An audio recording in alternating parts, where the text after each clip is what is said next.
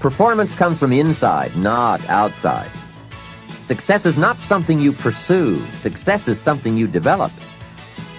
You can have more than you've got because you can become more than you are. Unless you change how you are, you'll always have what you've got. The major key to your better future is you.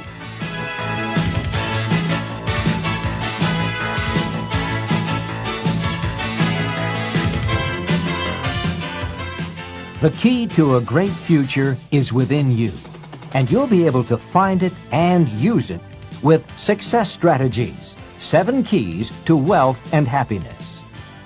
These keys will help you unlock the door to success that faces every one of us. All we have to do is use the right combination of skills and knowledge. In this exciting program, Jim Rohn will help you find the way to achieve your goals in every area of your life. You don't have to sacrifice family and friends to gain wealth and professional prestige. You just have to have the right plan. And Jim will help you map out your personal path to success, just as he's helped companies around the world reach their goals. You'll benefit from his wisdom and knowledge, gathered in a more than 25-year study of behaviors that affect performance. Jim Rohn has first-hand experience of what these behavioral factors can do. His is the story of a small-town boy made good, very good.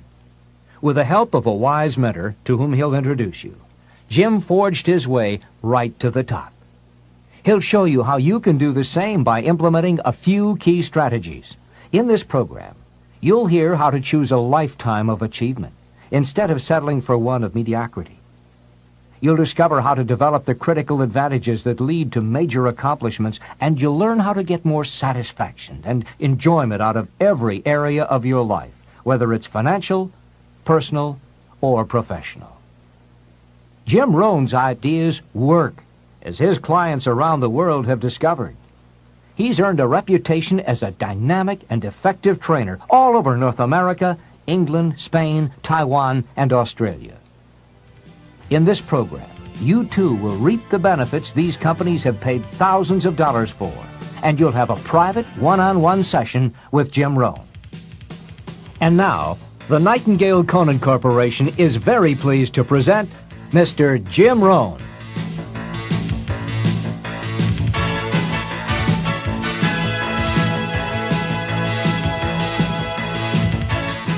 This is Jim Rohn.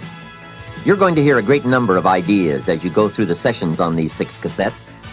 Ideas that help successful people accomplish more of their goals, achieve certain wealth, and experience greater joy and satisfaction in their lives. My hope is that you'll find a few of these ideas very useful to you right now. Unfortunately, I don't know you personally. I'm not familiar with your dreams or your problems. But fortunately for you, I don't need to be, because the ideas we'll be talking about on these cassettes are fundamentals to the art of winning. They will help you achieve your most inspiring dreams, guaranteed. They are, in fact, the 7 fundamentals for wealth and happiness. As we go through these cassettes, you'll see very clearly for yourself just how these ideas can start making a major difference in your life right away. Where did these fundamentals come from? I didn't make them up. I first discovered them when I was 25 years old, at a time in my life when I needed some new ideas to help change the direction of my life. I wasn't destitute at the time, but I certainly needed some help. I guess we could all use a little help at age 25. Let me take a minute to tell you how it happened. I had gotten off to a great start in life. I was raised in farm country in Idaho, a small community of about 5,000 people, not far from the Snake River in the southwest corner of the state, a great place to grow up. In fact, my parents still live in this small farm community. My father is 82 years old, my mother 75, and they are still healthy and doing very well, as active now as they have ever been. I'm very proud of them, and they have always been a great example for me. After graduating from high school, I went to 1 year of college, and then I decided I was smart enough, so I quit, which was one of my major mistakes. Among many major mistakes I made in those early days. But I was ambitious and willing to work hard, and figured I wouldn't have any trouble getting a job, which turned out to be accurate. So with a head full of dreams and ambitions, I started my first job.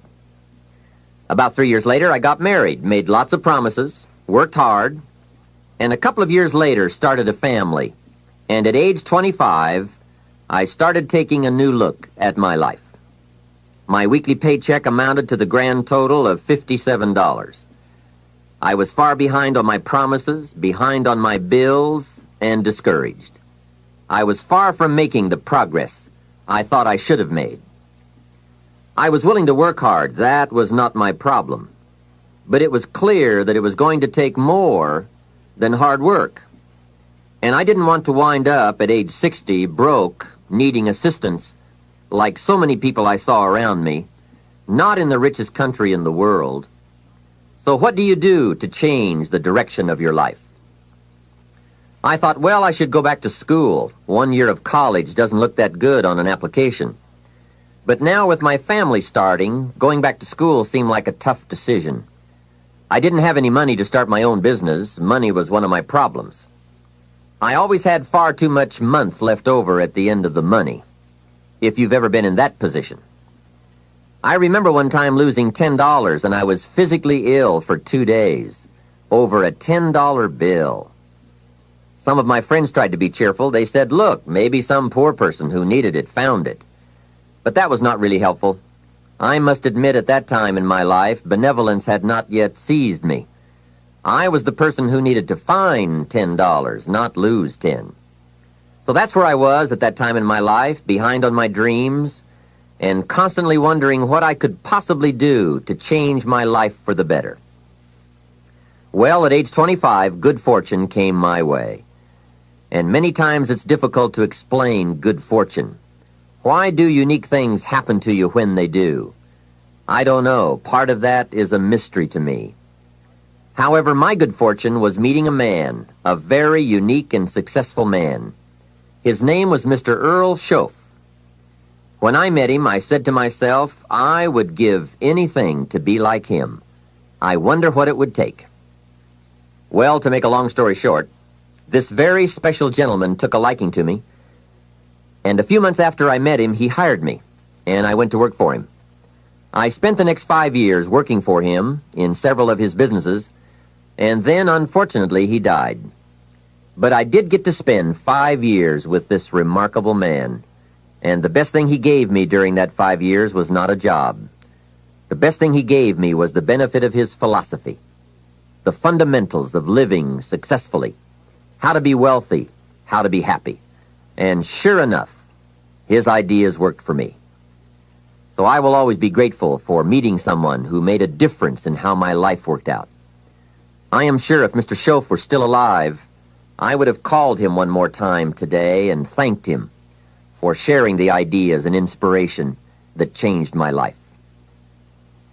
For many years, I shared this philosophy for wealth and happiness with my business partners and met with equally exciting results. I am primarily a businessman, not a professional public speaker. But I have been intrigued with the challenge of trying to put into words the ideas that can make a difference in how a person's life works out. And now I have the chance to share these ideas with you. I don't claim to have all the answers on how to do well, but I do have some answers that have worked extremely well for me and thousands of others. Take these ideas and edit them all you wish. You certainly don't have to buy everything any one person says. But give me a chance. If something sounds good, try it. If it doesn't make sense, discard it. Remember, don't be a follower, be a student. All the ideas we'll discuss in these cassette sessions will stem from a group of very important key concepts. I'd like to begin this session by briefly but clearly looking at each of them.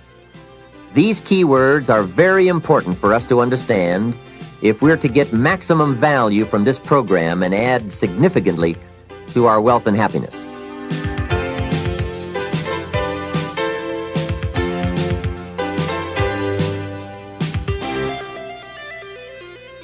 The first key word is fundamentals. What a most important word, fundamentals. This word calls attention to the primary issue in our quest for greater success. It is the key word in making our lives work well. Fundamentals. Those basics that build the foundation for accomplishment, productivity, success, and lifestyle. Fundamentals form the beginning, the basis, the reality from which everything else flows. And remember, there are no new fundamentals. Fundamentals are old, well established. Beware of someone who claims to have a new fundamental. That's like someone who claims to manufacture antiques. We would have to be suspicious, right? So fundamentals, basics, they are so very important to understand and consider and practice if you wish for the good life. And may I add here, make sure you don't go looking for the exotic answers to success. Success is a very basic process. It doesn't fall out of the sky. It doesn't have any mysteries, nor does it fall into the realm of the miraculous. Success is merely a natural result that comes from the consistent operation of the practical fundamentals. As someone wisely remarked, to be successful, you don't have to do extraordinary things. Just do ordinary things extraordinarily well. Mr. Schoaf, my teacher, gave me many great phrases I'll always remember. One of them was, there are always about a half dozen things that make 80% of the difference. What a key thought, a half dozen things. Whether we are working on our health, wealth, personal goals, or professional enterprise, the difference between our ultimate success or inevitable failure lies in the degree to which we are willing to seek out, study, and to go to work on those half dozen things. For a farmer to reap a plentiful harvest in the fall, for example, the major basics are fairly obvious. Soil, seed, water, sunshine, nourishment, and care. Each fundamental being equally in need of study and attention, for together they bring about the best chance for a successful harvest.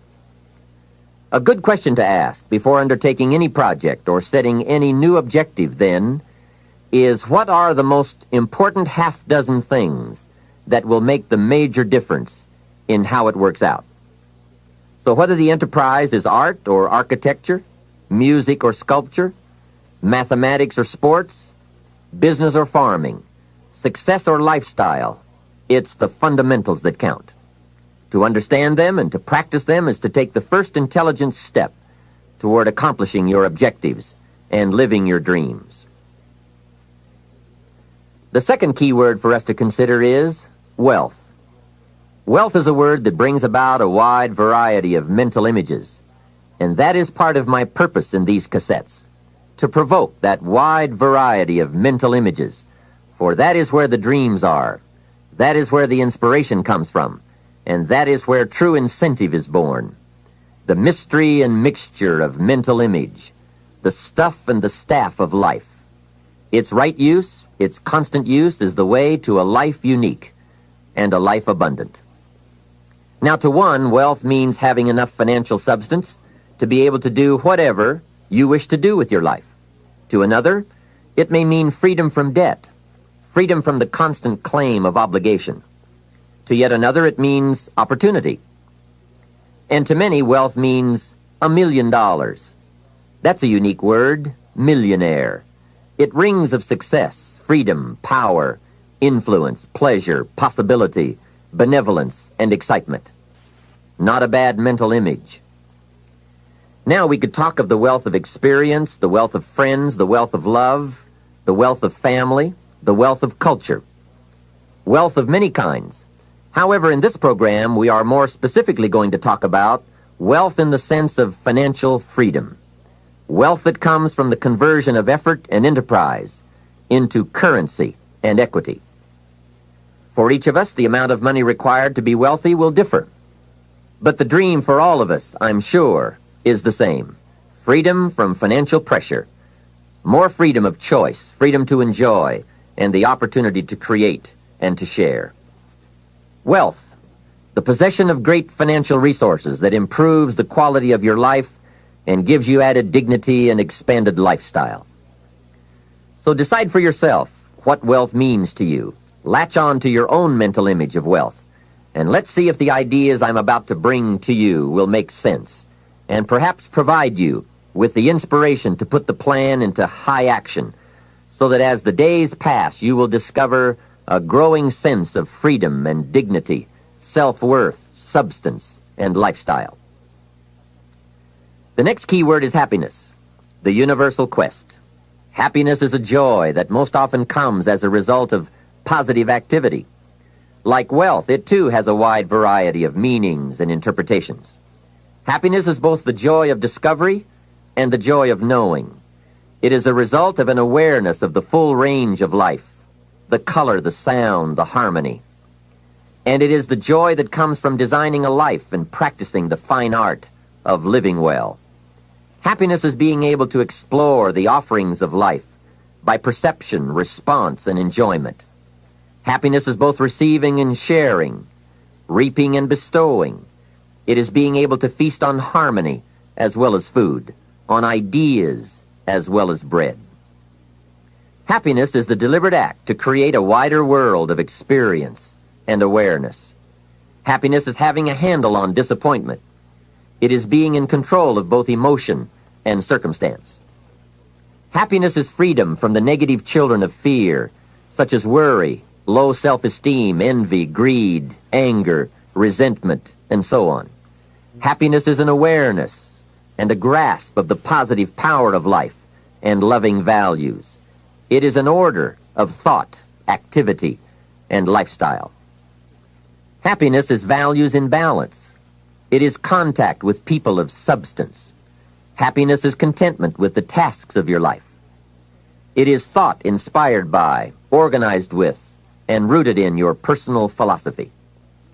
Happiness is a life well lived, in which a wide variety of experiences are deliberately captured to become an invaluable form of currency for you to spend and invest in your own better future. Happiness is activity with purpose. It's love in practice.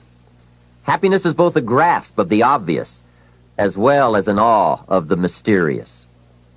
But for most people around us, happiness seems to be either something left behind or something yet to be discovered. Like all the good things in life, happiness is elusive by nature, but not impossible to capture. A major key for bringing joy into our lives lies in the next word we shall briefly examine: discipline. If there is a magic word that stands out above all the rest, this is the one: discipline. And in this program, you'll discover how positive this word is. Discipline is the bridge between thought and accomplishment, the bridge between inspiration and value achievement, the bridge between necessity and productivity. Remember, all good things are upstream. The passing of time takes us adrifting, and drifting only brings us the negative, the disastrous, the disappointment, and the failure. Failure is not a cataclysmic event. It is not generally the result of one major incident, but rather a long list of accumulated little failings.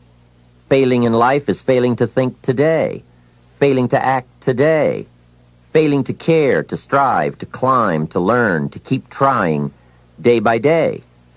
If your goal requires that you write 10 letters today and you write only 3, you are down 7 letters. If you want to make 5 calls and you only make 1, you are down 4 on calls. If your plan calls for saving $10 today and you save none, you're down $10 today. Now the danger is looking at an undisciplined day and concluding that no great harm has been done. It doesn't seem like such a bad day. But add up these days to make a year, and then add up those years to make a lifetime, and perhaps you can now see how repeating today's small failures can easily turn your life into a major disaster. Success, on the other hand, is just the same process in reverse. If you plan to make 10 calls and you end the day making 15, now you're up 5 calls. If you then get up a few on letters, move up the savings numbers, you can see what a massive difference it could make in a year, and what wealth and accomplishment awaits for a lifetime. Discipline is like a set of magic keys that unlocks all the doors of wealth, happiness, sophistication, culture, high self-esteem, pride, joy, accomplishment, satisfaction, and success. The first key to discipline is awareness of the need for and the value of discipline, and especially the discipline to make the changes. What will it take? What must I do? And what must I become to get all I want from my life? The second key is the willingness. More than that, the eagerness to maintain your new discipline deliberately, wisely, consistently. And the third key to discipline is the commitment to master the circumstances of your daily life, to see and harness the opportunities to make something of the sun and the rain, the good as well as what comes in the guise of misfortune.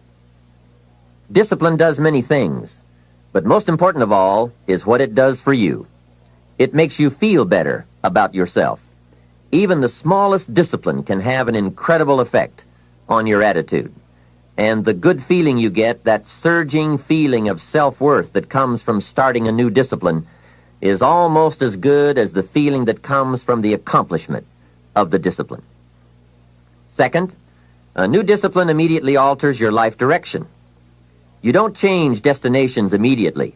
That is yet to come. But you can change direction immediately, and direction is very important. Third, discipline cooperates with nature. Everything strives. It is a common life function.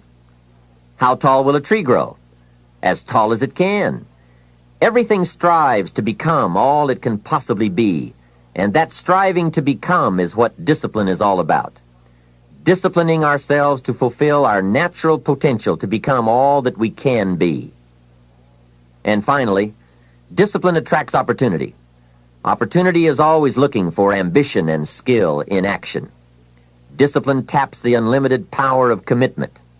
The human will in action, driven by inspiration, enticed by desire, tempered by reason, guided by intelligence, can bring you to that high and lofty place called the good life. Discipline, those unique steps of intelligent thought and activity that put a lid on temper and a faucet on courtesy, that develop positive and control negative, that encourage success and deter failure, that design lifestyle and control frustration, that enhance health and curb sickness, that promote happiness and manage sadness. Discipline, the start and the continuing process that brings all good things. And remember, anyone can start the process. It's not if I could, I would. It's if I would, I could. If I will, I can. So start the new process. You can begin a new habit no matter how small it is. Small isn't important. Whether or not you start and whether or not you continue are all that is important. And don't be deluded by an affirmation. Only affirm what you are truly prepared to do. Many of us delude ourselves with our words into believing that we're making changes and making progress, when in fact our daily activity is taking us in the exact opposite direction of our affirmations. Why would you walk in the opposite direction of your dreams? The man dreams of wealth and walks daily towards certain financial disaster. The man wishes for happiness and thinks the thoughts and commits the acts that take him to certain despair. So to have a prosperous life, start a prosperity plan. To become wealthy, start a wealth plan. Remember, you don't have to be wealthy to have a wealth plan. A person with no means can have a rich plan. If you are ill, start a health plan. If you don't have energy, start an energy plan. If you don't feel good, start a feel-good plan. If you're not smart, start a smart plan.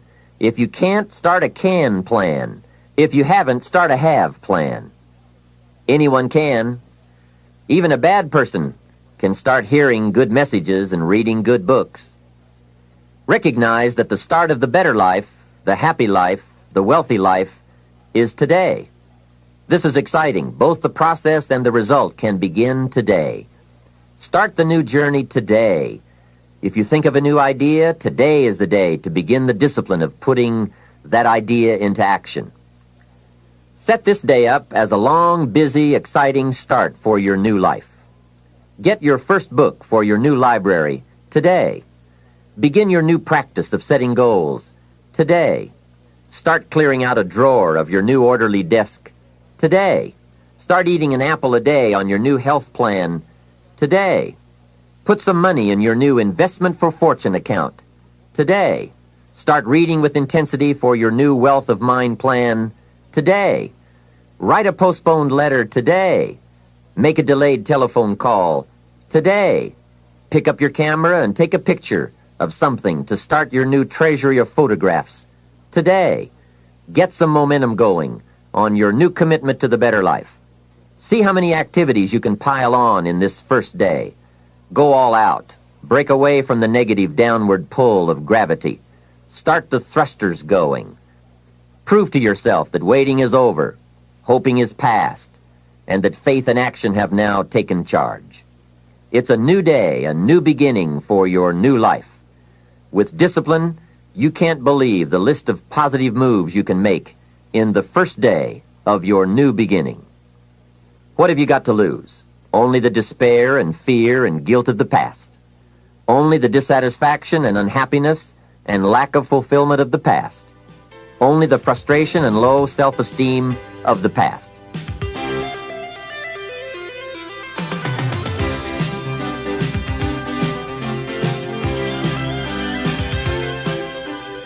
Take great pleasure in assisting in your own new birth, no matter how successful you may already be.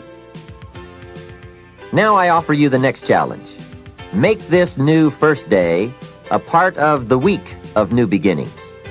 See how many things you can continue and start in this week of new beginnings.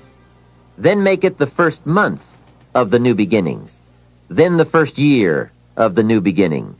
By the time that first year is finished, you will never again be claimed by the past. Past habits, past influences, past regrets, or past failures. You are ready to, as the Bible phrase says, fly with the eagles. And you will have begun your certain journey toward the last key concept we'll discuss on this cassette. Success. Success is both a journey and a destination, isn't it? It is both the steady, measured progress toward a goal and the achievement of a goal. Success is an accomplishment, whether it be great or small, and it's an understanding of the potential and power of an entire human life. Success is an awareness of value, and it's the cultivation of value through discipline. It can be tangible or intangible. Success is a process of turning away from something in order to turn toward something else. From no exercise to exercise, from candy to fruit, from not investing to investing. Success is responding to an invitation to change, to grow, to develop, to become, to move up to a better place with a better vantage point. But most of all, success is making your life what you want it to be, considering all the possibilities, considering all the examples. What do you want for your life? That is the big question. Remember, success is not a set of standards from our culture, but rather a collection of personal values, clearly defined and ultimately achieved. Success is your better life for you, the design you give it, the dreams you accomplish.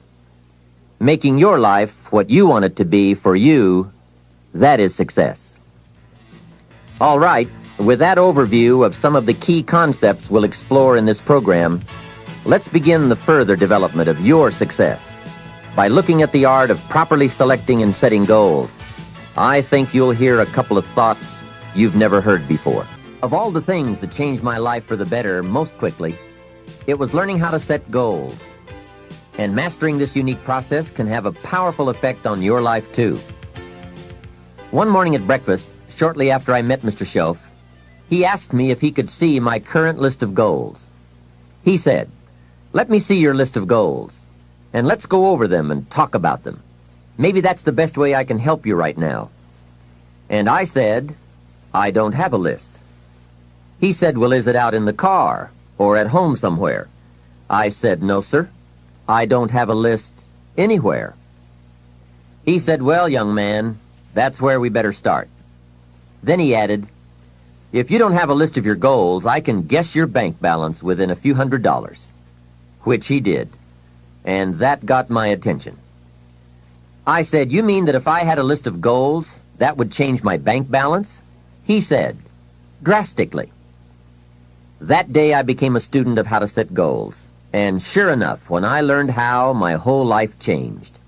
My income, my bank account, my personality, my lifestyle, my accomplishments. So I'd like to share with you the best I have learned and practiced on goal setting. First of all, I'd like to say that we are all affected by 5 factors. The first is environment. The second is events. The third is knowledge. The fourth is results. And the fifth, and often overlooked factor that affects our lives is our view of the future. Our dreams. I won't get into all of these influences here, but let me concentrate on the fifth one, dreams. Of all these 5 influences, make sure your dreams are the greatest influence on your daily decisions and activities. Put another way, make sure that the greatest pull on you is the pull of the future. For your dreams to greatly influence you, for the future to pull you, your future must be well planned. There are 2 ways to face the future. One is with apprehension, the other with anticipation. Guess how many people face the future with apprehension? Why? They don't have it well designed.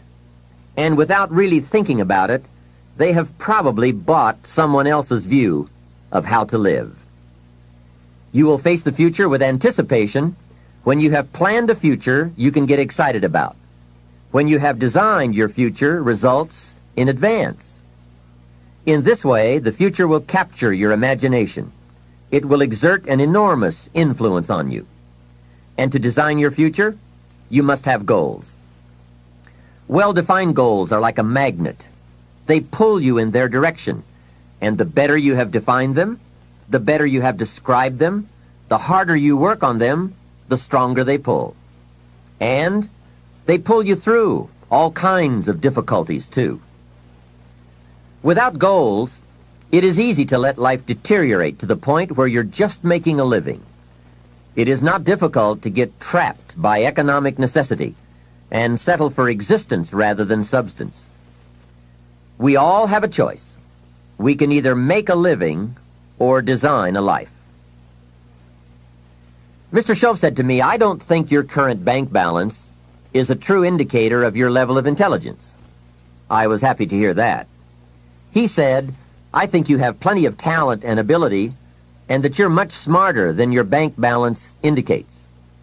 And that turned out to be true. I was much smarter. My question to him was, then why isn't my bank balance bigger? And he said, you don't have enough reasons for accomplishing great things. If you had enough reasons, you could do incredible things. You have enough intelligence, but not enough reasons. That's the key. If you had enough reasons. In my years of study, I've also discovered this. Reasons come first, and answers come second. Life has a strange way of hiding all the answers and disclosing them only to people who have been inspired to look for them, who have reasons to look for them. Put another way, when you know what you want, and you want it badly enough, you will find ways to get it. The answers, the methods, the solutions will become evident to you. Hey, what if you had to be rich? Are there any books and tapes on the subject? The answer is yes. There are plenty of good ones. But if you don't have to be rich, you probably won't read the books or listen to the tapes. What drives us to find the answers is necessity. So work on your reasons first, answers second. Now, what are some of the reasons for doing well? It varies from person to person. I'm sure that if you did a little soul searching, you could come up with a fairly strong list of reasons why you want to accomplish great things. There are personal reasons, sometimes uniquely personal reasons. Some people do well for the recognition. Some do well because of the way it makes them feel. They love the feeling of being a winner. That's one of the best reasons. I have some millionaire friends who keep working 10 to 12 hours a day, making more millions. And it's not because they need the money. It's because of the joy, pleasure, and satisfaction that come to them from being constant winners. To them, money is not their main drive. It's not the money. It's the journey. Once in a while, someone says to me, if I had $1 million, I'd never work another day in my life. Hey, that's probably why the good Lord sees to it that he doesn't get his million. Because he'd just quit. Family is another reason, or motivator for doing well. Some people do extremely well because of other people. And that's a powerful reason. Sometimes we will do things for someone else that we would not do for ourselves. We are made that way. I met a man who once said to me, Mr. Rohn, to do everything I want to do around the world with my family, I need at least $250,000 a year. I thought, incredible. Could a man's family affect him that much? And the answer is, of course. How fortunate are the people who find themselves greatly affected by someone else. It's powerful. Benevolence, the desire to share, can be a powerful reason for wanting to achieve. Some people do extremely well gathering up resources, so they can then be benefactors. When Andrew Carnegie, the great steel magnate, died, his desk was opened, and in one of the desk drawers was found a slip of paper. On that slip of paper, Mr. Carnegie had written his goal for his life, and he wrote it when he was in his 20s. On that slip of paper he had written, I'm going to spend the first half of my life accumulating money. I'm going to spend the last half of my life giving it all away. That's terrific. He was so inspired by that goal that during the first half of his life he accumulated $450 million. And during the last half of his life, he gave it all away. How powerful.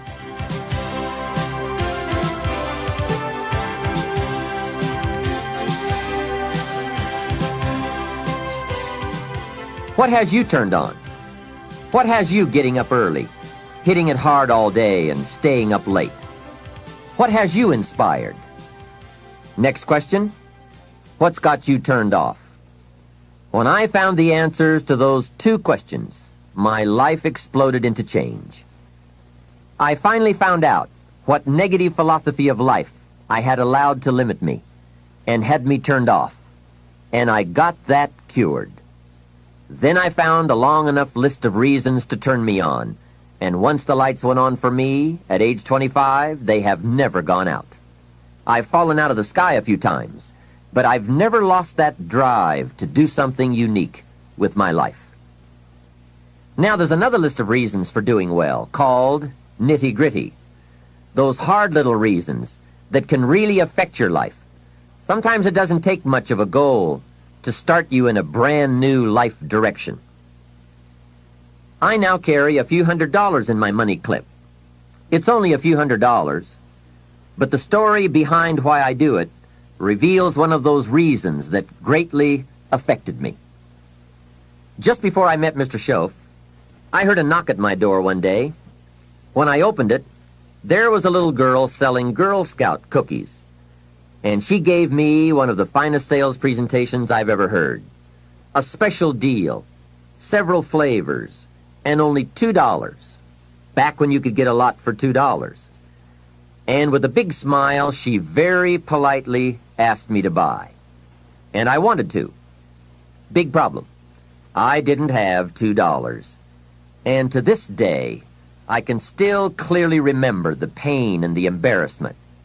I was a father, I had been to college, I was working, and I didn't have $2. Now, since I didn't want to tell her that, I did what I thought was next best. I lied to her. I said, hey, I've already bought lots of Girl Scout cookies. I've still got plenty stacked in the house. Now, that wasn't true, but it seemed to get me off the hook for the moment. She said, that's wonderful, sir. Thank you very much. And she went away. After she had left, I closed the door, and that was the day I said, I don't want to live like this anymore. I've had it with being broke, and I've had it with lying. I've had it with being embarrassed over not having any money in my pocket. I promised myself that day that this would never happen again. I picked a day and an amount, and I said, I'll never carry less. It was one of those reasons that still affects my life after all these years. So I now carry a few $100s in my money clip. I do that for two reasons, I guess. One reason is the way it makes me feel. That special feeling of having plenty. Mr. Shove said to me, the first $500 you earn, put into your pocket, not in the bank. It feels much better in your pocket than it does in the bank. I've found that's true. But I also carry plenty in case I bump into another Girl Scout who's selling cookies. I'm ready. I remember walking out of the bank one day in Northern California where I lived at the time, and there were two little girls selling candy right outside the bank for some girls' organization. The first little girl walked up to me and said, Mister, would you like to buy some candy? I said, I probably would. What kind is it? She said, it's almond roca. I said, that's my favorite. She said, wonderful. I asked, how much is it? She said, it's only $2. I thought, it couldn't be. Still $2 after all these years? I couldn't help remembering the Girl Scout and the cookies. I said, how many boxes of that candy have you got? She said, I've got 5. And the other little girl standing there, she was selling candy too. I asked, how many boxes do you have? She said, I've got 4. I said, that's 9. I'll take them all. They said, really? I said, yes. I've got some friends, so I'll pass them around. They got so excited, put all this candy together. I reached into my pocket and gave them $18. Now, when I've got the candy and they've got the money, that first little girl looks up and says, Mister, you are really something. How about that? Can you imagine only spending $18 and having someone look at you in the face and say, you are really something? Now you know why I carry heavy. I'm not going to miss those chances anymore. It was a small goal, just a few $100s, but it had a big effect on my life. I have a dear friend, Robert Depew. Bobby used to be a school teacher in Lindsay, California, the olive capital. After he taught school for several years, he became a little weary of teaching and decided to get into sales. One day, without telling anyone, he quit his teaching job and jumped into sales. When he did, his brother poked fun at him. His brother said, you're going to go right down the drain. You had a good teaching job. Now you're going to lose everything you have. You must be out of your mind. He put him down something fierce. Bobby said the way my brother acted made me so angry, I decided to get rich. Today, Robert happens to be one of my millionaire friends. The attainment of wealth is not just a matter of intelligence. Mostly, it's a matter of inspiration. So if you have strong enough inspiration, a strong enough reason, large or small, it can have an incredible influence on the direction of your life.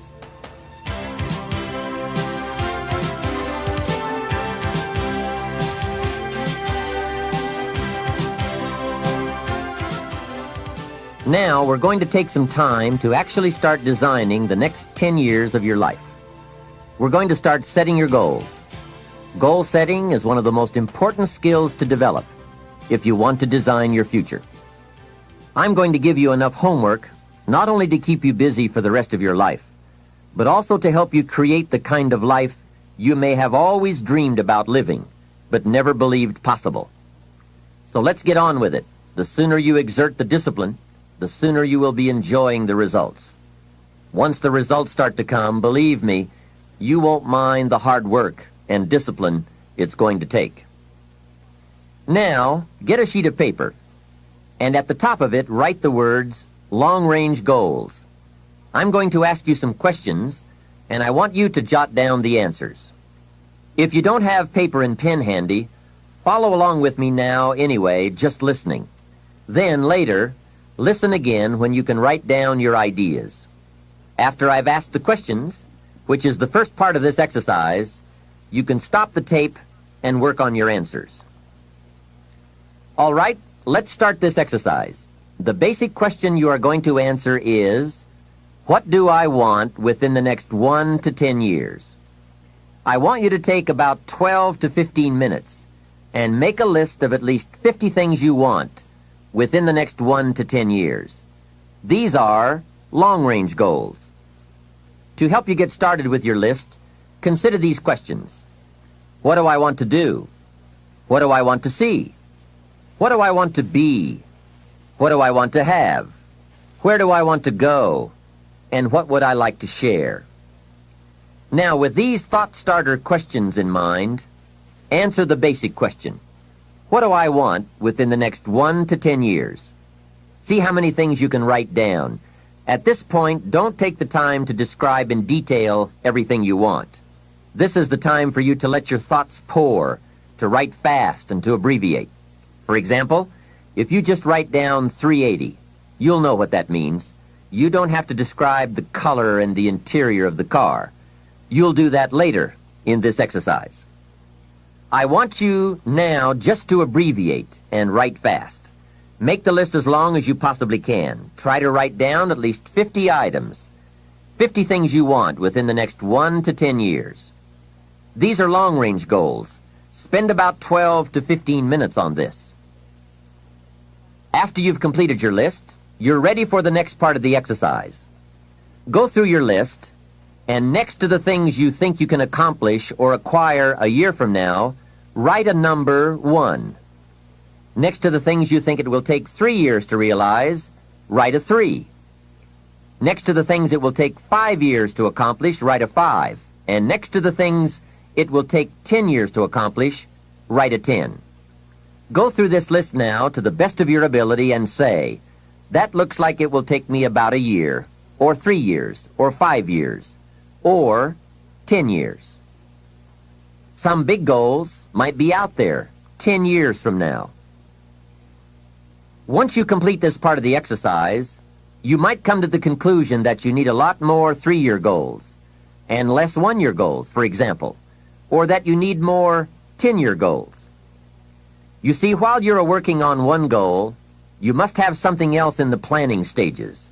If you don't, what happened to some of the early Apollo astronauts could happen to you. After they came back from the moon, some of those astronauts experienced deep psychological and emotional problems. And the reason for that? Why, after you've been to the moon, now where do you go? That seemed to be the end, the finish.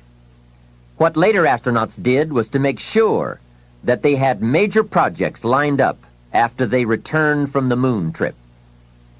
The way you enjoy life best is to wrap up one goal and start right on the next one.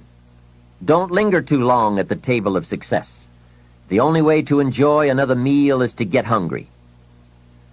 Another thing to check for on your list is that you have included goals for each of these 3 important categories.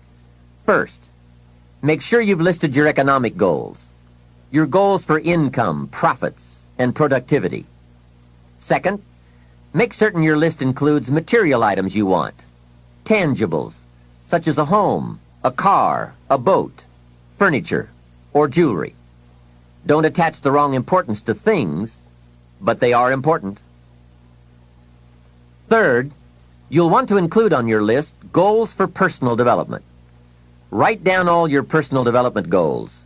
Your goals to be more physically fit, to lose weight, to be more decisive, to be a more effective leader, to be a better communicator, to learn another language. Of course, there are other types of goals to consider: family goals, social goals, lifestyle goals. This is pretty heavy homework, but remember, whether or not you do your homework shows up in the marketplace as well as in the classroom.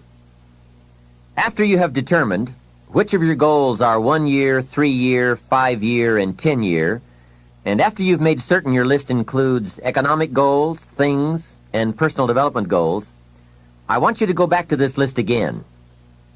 Now pick out the 4 most important 1-year goals, the 4 most important 3-year goals, the 4 most important 5-year goals, and the 4 most important 10-year goals. Those 16 goals will give you plenty of work for now.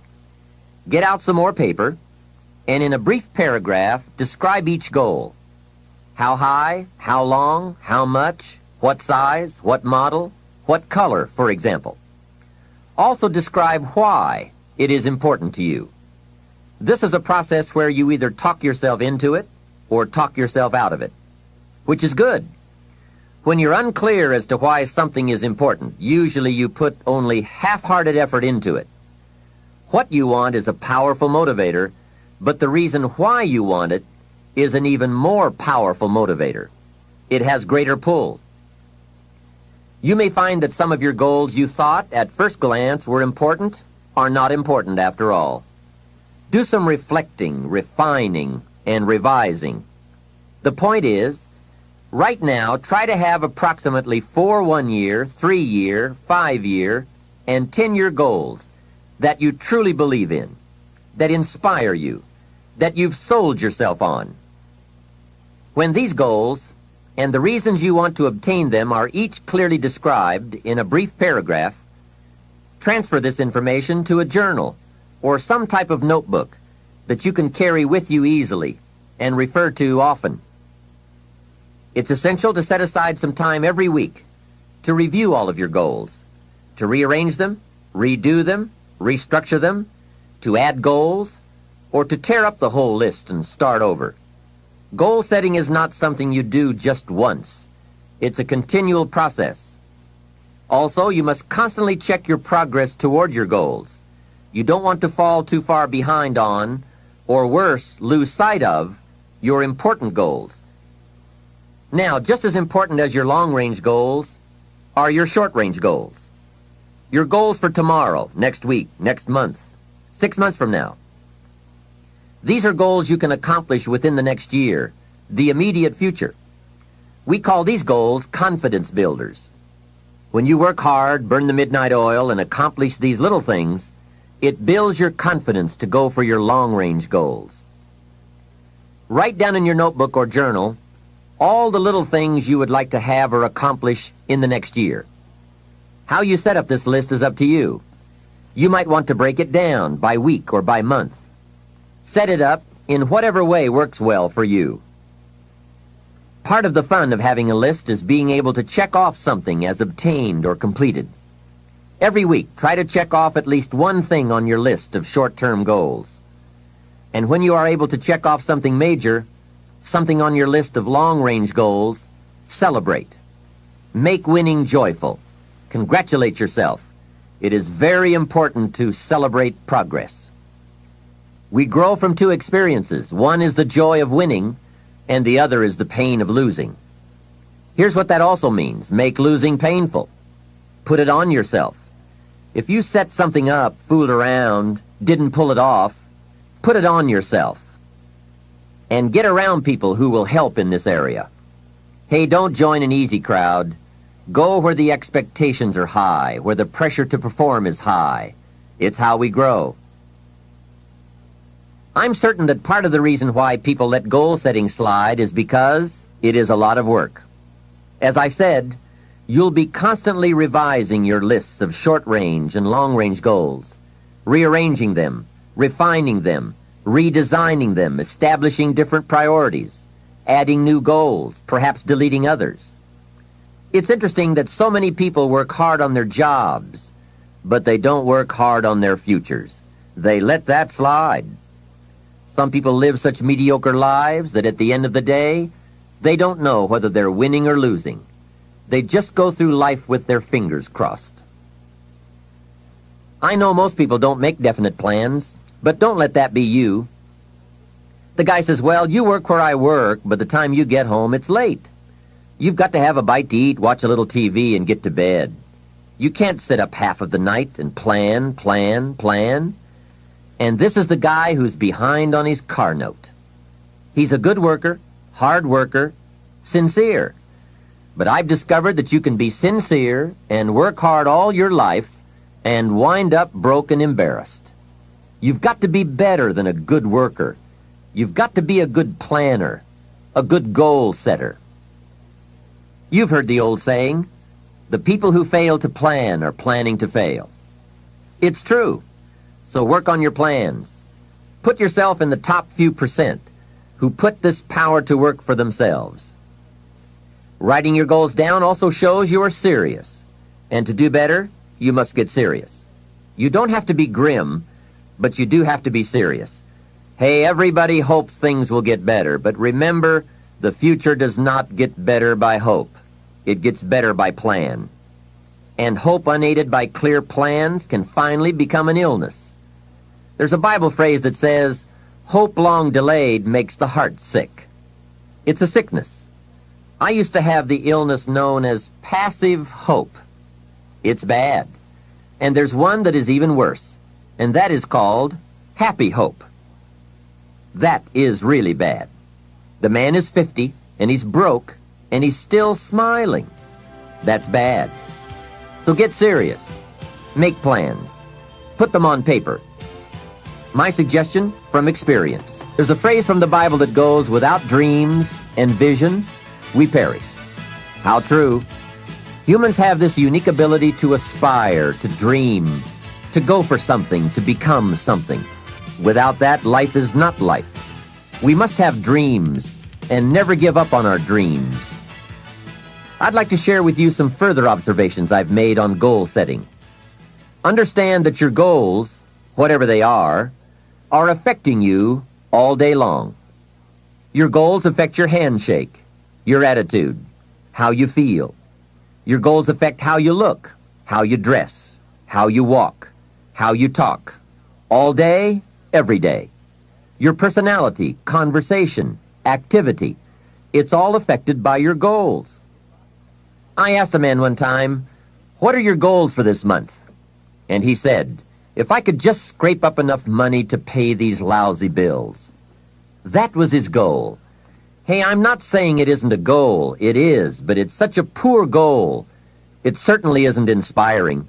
You don't jump out of bed on Monday morning and say, oh boy, another chance to go out and scrape up the money to pay these lousy bills. The point is that goals should be fun. They should be big, challenging, rewarding. They should allow you to grow. Remember, too, that the major purpose of having a goal is not just to acquire the goal. The major reason for setting goals is to compel yourself to become the person it takes to achieve them. In other words, attaining the goal is of secondary importance. What's far more important is what you become in the pursuit of it. The greatest value in becoming a millionaire, for example, is not the $1 million. The greatest value is the skills, the knowledge, the discipline, and the leadership qualities you acquired in becoming a millionaire. It's the experience you acquired in planning, development, strategy. It's other qualities you acquired, such as courage, commitment, and willpower, to attract $1 million. You could lose everything you attained, but you could not lose the skills, knowledge, and experience you have obtained. Even better than having is being. Here's a most important question to spend some time answering. What kind of person will I have to become to get all I want? Write down a few thoughts on that. Write down some skills you'll have to develop, for example, and some of the things you're going to have to learn. Just spend a little time writing a few sentences on this. What kind of person will I have to become to get all I want? The answer to this will give you some personal development goals. Remember that income does not far exceed personal development. All of us have to do this kind of self-examination. I have to look at my own life and say, well, here's what I want, but am I willing to become what it takes to get what I want? If I'm too lazy, if I don't want to learn, read, study, and grow to become that kind of person, then I cannot attract what I want. Now, either I have to change my wants, or I have to change myself. Here are a few more key points I'd like to share with you on goals and designing your future. First, if you don't right now feel as if you're equipped to get all you want, just remember, ability will grow to match your strong dreams. That's why the goal-setting process we've discussed is so important. The more you work on this, the more ideas you will get on how you can change, how you can grow. I am nowhere near the person I was when I met Mr. Schoaf 25 years ago. I'm not that person anymore. I've changed. There's nothing you can do about the past, but you can do a great deal about your future. You don't have to be the same person you were yesterday. You can make changes in your life, absolutely startling changes, in a fairly short period of time. You can make changes you can't even conceive of now, if you give yourself a chance. Your abilities will grow. You have untapped talents and potential that you haven't even reached for yet.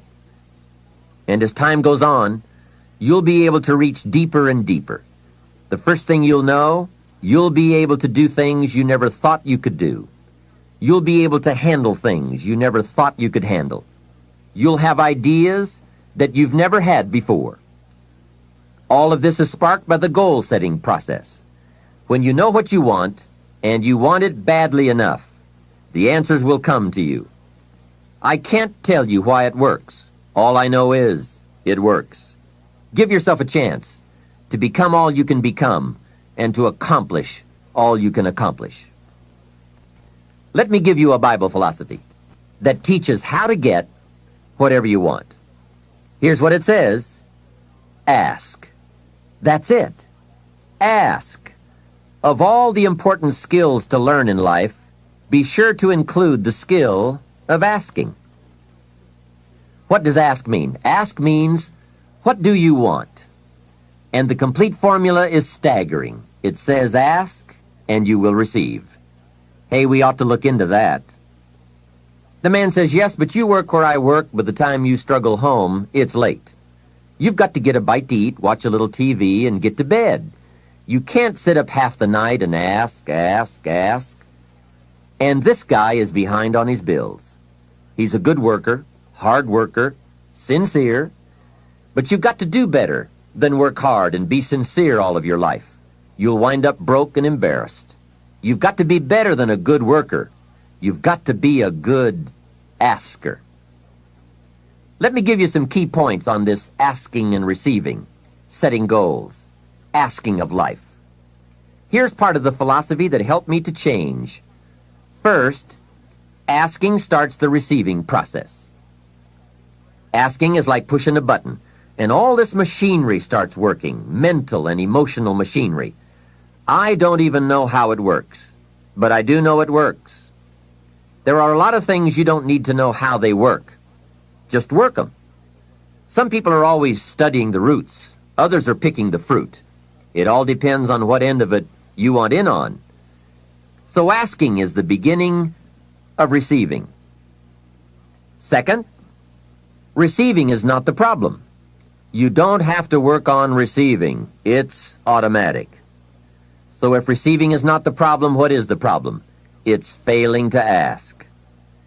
The man says, I see it now. I got up every day this year and hit it hard, but nowhere in my house is there a list of what I want from my life. Can you see?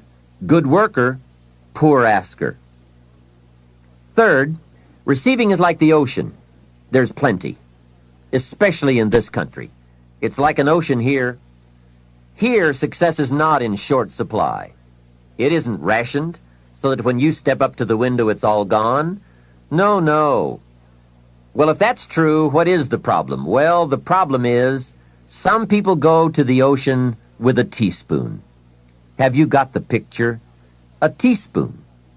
What I suggest you do in view of the size of the ocean is trade your teaspoon for at least a bucket, and you will look better at the ocean with a bucket. Kids won't make fun of you. Now, here's something else to remember about asking. There are two ways to ask. One is ask with intelligence. It didn't say ask intelligently, but I'm sure it meant that. Don't mumble. You won't get anything by mumbling. Be clear, be specific. Intelligent asking means how high, how long, how much, when, what size, what model, what color. Describe what you want. Define it. Remember, well-defined goals are like magnets. The better you define them, the stronger they pull. And Give your goals purpose. Answer both questions. What do I want? That's the object. And the second question, what for? That's purpose. Purpose is stronger than object. What you want is powerful and it will pull, but what you want it for is more powerful. Here's the second way to ask. Ask with faith.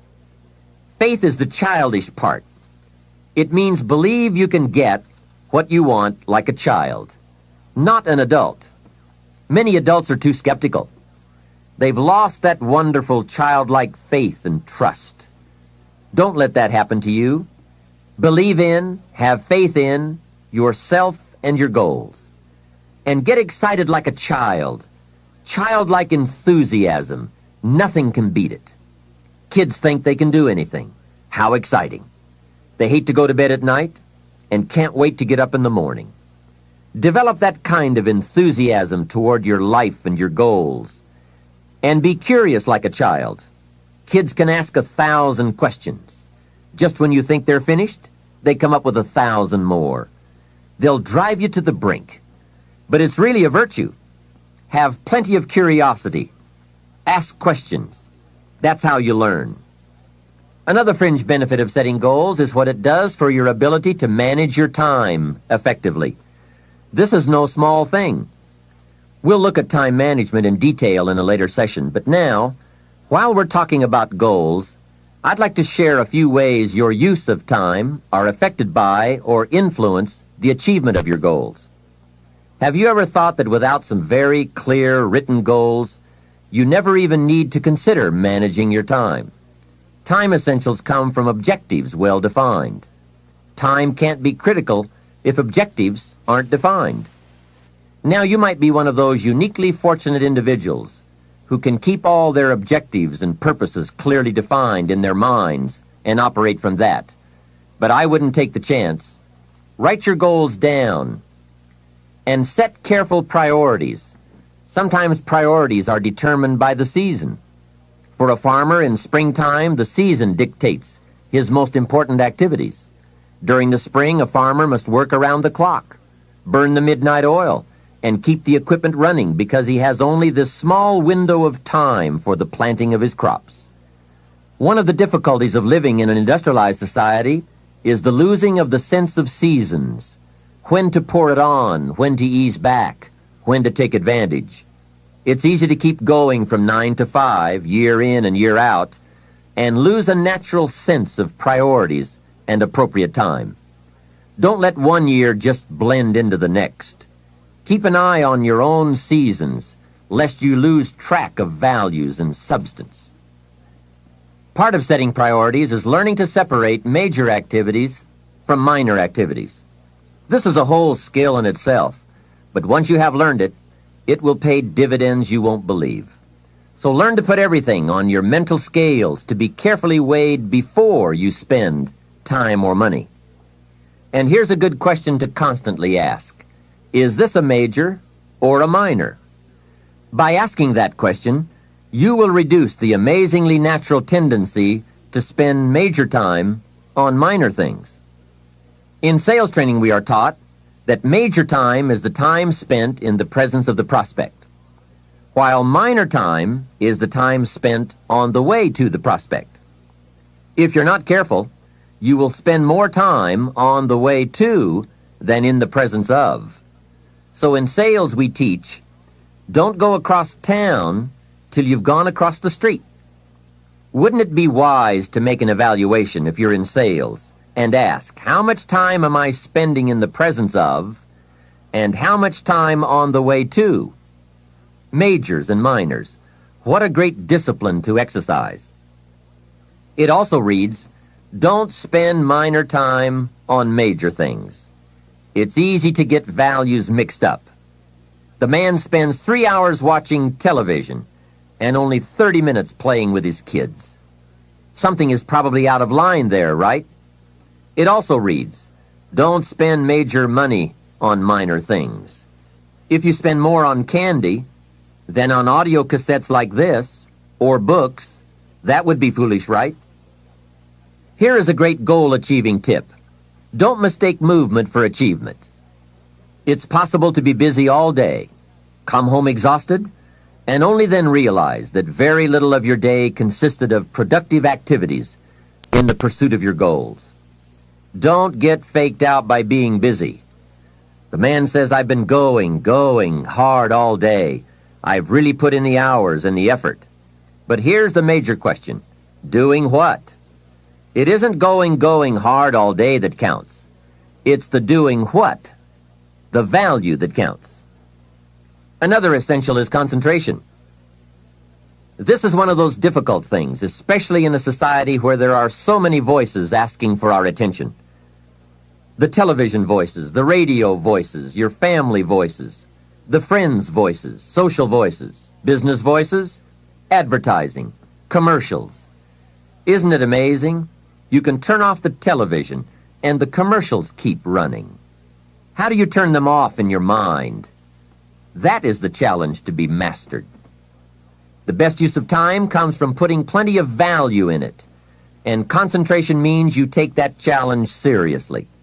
It's called careful investment for maximum results. Concentration. The big sports stars will tell you the cost of not concentrating. Just a little slip of concentration, and they put one by your feet. And there goes first place, and maybe the big money. So writing a letter, concentrate. Making a call, having a conversation. Trying to solve a problem, concentrate. You won't believe the effect this will have on your life. Now, there is a time to let your mind wander, but it's a time you designate specifically for that purpose. At that appointed time, you can go off for that walk on the beach, or that drive to the mountains, away from business. Let the breezes blow and your mind soar. Do some dreaming. That's healthy. But do it at that pre-planned time. At all other tasks, concentrate. Another aspect of managing goals and time is constant review. There's just no way to keep on target with your priorities without this. Whether it's business goals, personal goals, family goals, or investment goals, they must all be reviewed to see if you are on track, which is all the more reason for writing them down. Careful goal setting could be the time management answer you've been looking for.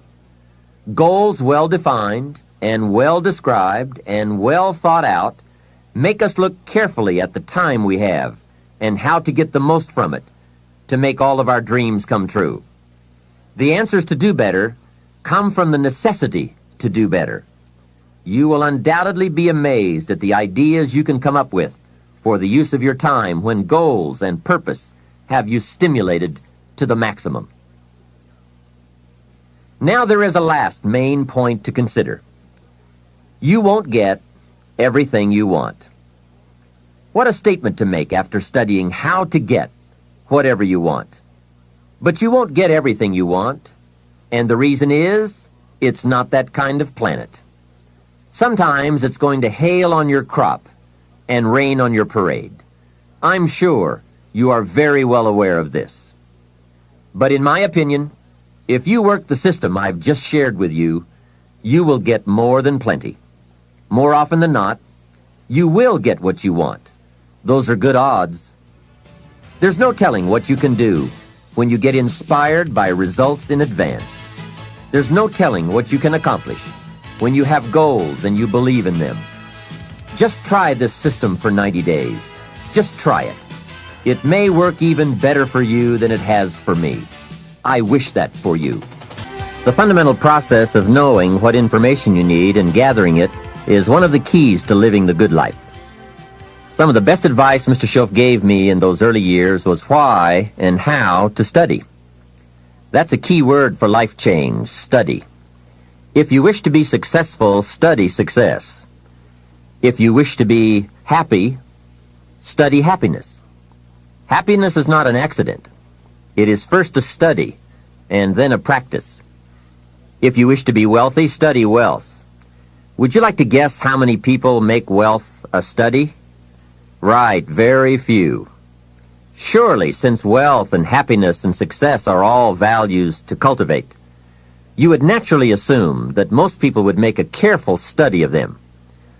Why they do not is yet another example of those aspects of life that fall into the category of mysteries of the mind. Remember, major keys to your better future are going to be ideas and information. If we have any lack, it is not because we lack money or opportunity or resources. It is because we lack ideas that have taken form from information. Many years ago, I learned that some of the best advice ever given comes from the Bible.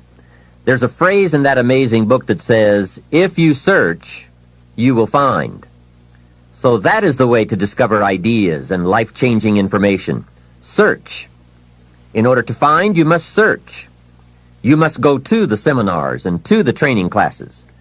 You must listen to the cassette programs that can give you breakthrough ideas.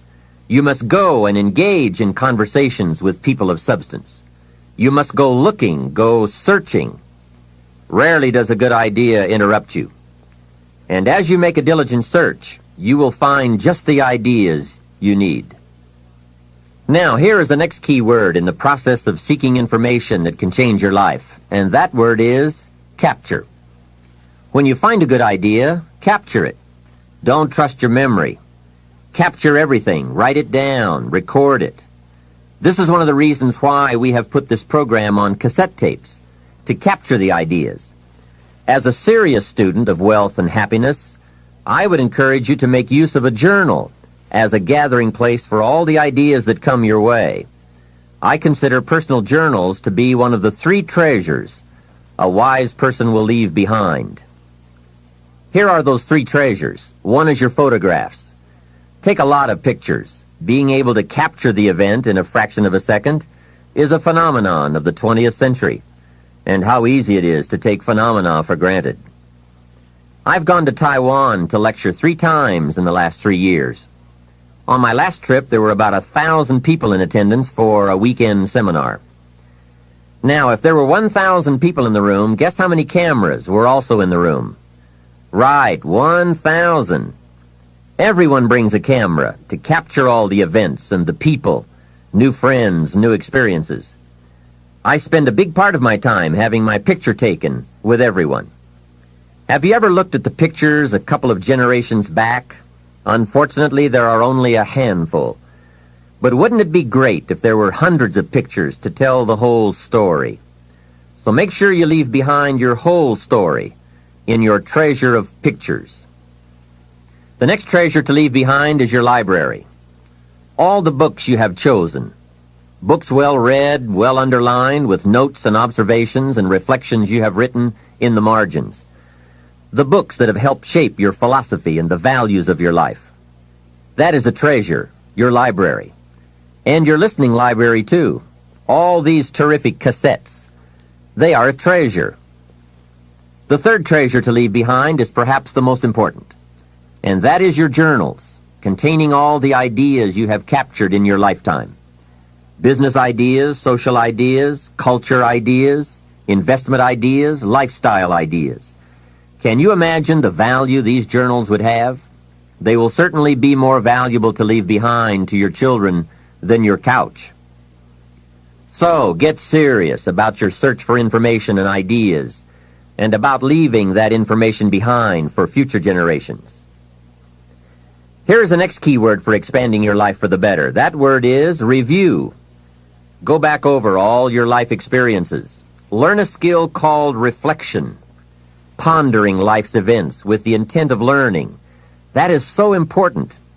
I call it running the tapes again. The events of your life are some of the best sources of information. Don't merely go through your days, get from your days. Be aware of what's going on around you so that you will drive the grooves in the record of that day deep into your consciousness. Here are some good times to reflect. First, at the end of the day, take a few minutes and go back over your day. Where you went and what you did and what you said, what worked and what didn't.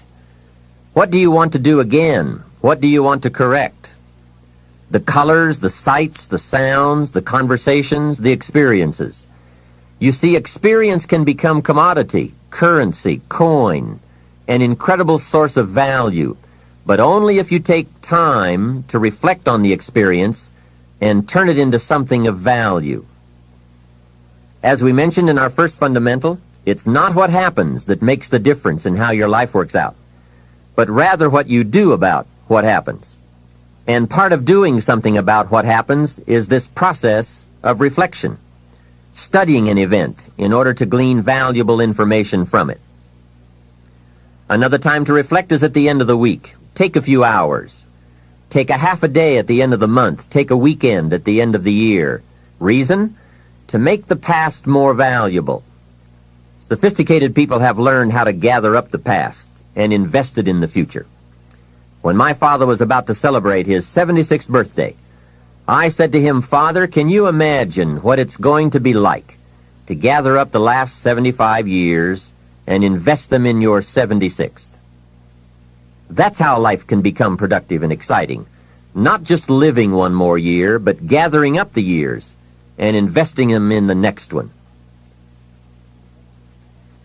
By reflecting, you can gather up all the conversations you have ever had and invest all that you have learned and all that you have felt in the next conversation. Gather all your experiences and invest all that you have learned and felt in your next experience. And the more value, the more substance, the more information, the more wisdom you can gather from all of your yesterdays, the more exciting your future becomes. Probably all of us already know all that we need to know in order to make our lives turn out the way we want, except for one thing: how to gather what we've learned in order to invest it in what we want to become. So start a new discipline that can lead to wealth and happiness. Find out how things work. Never let it be said you didn't find out. Now let me give you a qualifying phrase. You may not be able to do all you find out, but make sure you find out all you can do.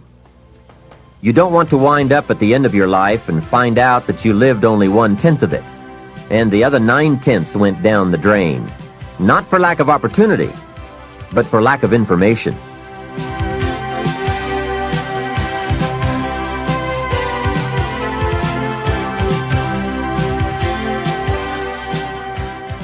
Let me share with you two of the best sources of information available.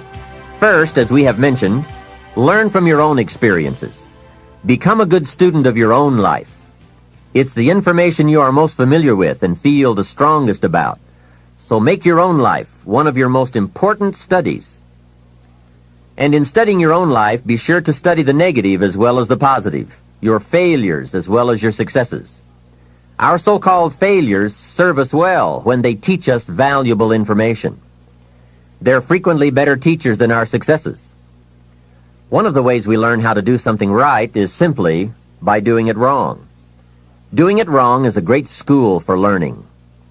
Now I would suggest that you not take too long. If you've done it wrong for 10 years, I wouldn't suggest another 10. But what a close at hand and emotionally impactful way to learn from your own experiences. When I met Mr. Schoaf, I had been working 6 years. I started when I was 19, and when I met him, I was 25. He said to me, "Mr. Rohn, you have been working now for 6 years. How are you doing?" I said, "Not very well." He said, "Then I suggest you not do that anymore. 6 years is long enough to operate the wrong plan." Next he asked, "How much money have you saved in the last 6 years?" I said, "Not any." He said, "Who sold you on that plan 6 years ago?" What a fantastic question. Where did I get my present plan that wasn't working well? Hey, everyone has bought someone's plan. The question is, whose? Whose plan have you bought? Now, those initial confrontations as you come to grips with your own past experiences may be a little painful at first, especially if you have made as many errors as I did. But think of the progress you can make when you have finally confronted those errors by becoming a better student of your own life. Now, the next way to learn is from other people's experiences. And remember, you can learn from other people whether they have done it right or wrong. You can learn from negative as well as positive. The Bible is such a great book because it is a collection of human stories on both sides of the ledger. One list of human stories is called examples. Do what these people did. And the other list of human stories is called warnings. Don't do what these clods did. What a wealth of information. What to do and what not to do. I think it also means, however, that if your story ever gets in somebody's book, make sure they use it as an example, not a warning. There are 3 ways to learn from other people. The first is to listen to the cassettes and read the books by and about people who've accomplished great things. All the successful people I know and work with around the world are good readers. They just read. They are so curious that they are driven to read because they just have to know. It is one of the things they all have in common. Here's a good phrase: all leaders are readers. And they use cassette programs too, especially while they're in the car or during other times when they can't read. Cassettes can help all of us easily pick up new ideas and new skills. Did you know there are cassettes and books on how to be stronger, more decisive, a better speaker, a more effective leader, have a better effect on other people, become more loving, develop personality, get rich, develop influence, become sophisticated, and people don't use them? How would you explain that? Did you know that hundreds of successful people have written their stories in books and told how they did it on cassettes like this, and people don't want to listen?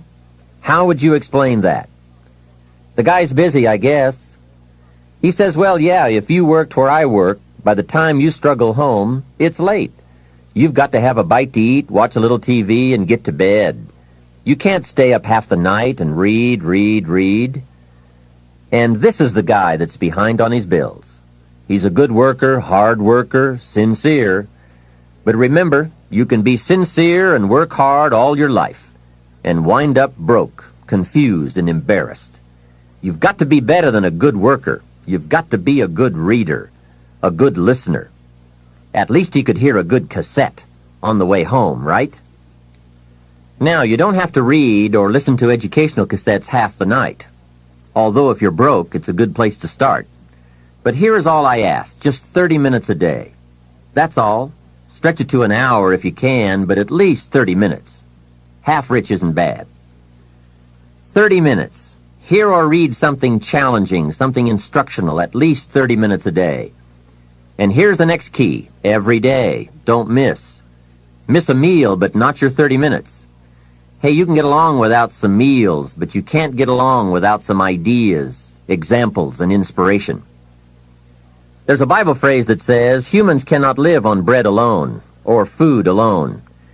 It says the next most important thing to bread is words. Words nourish the mind. Words nourish the soul. Humans have to have food and words to be healthy and prosperous. Make sure you have a good diet of words every day.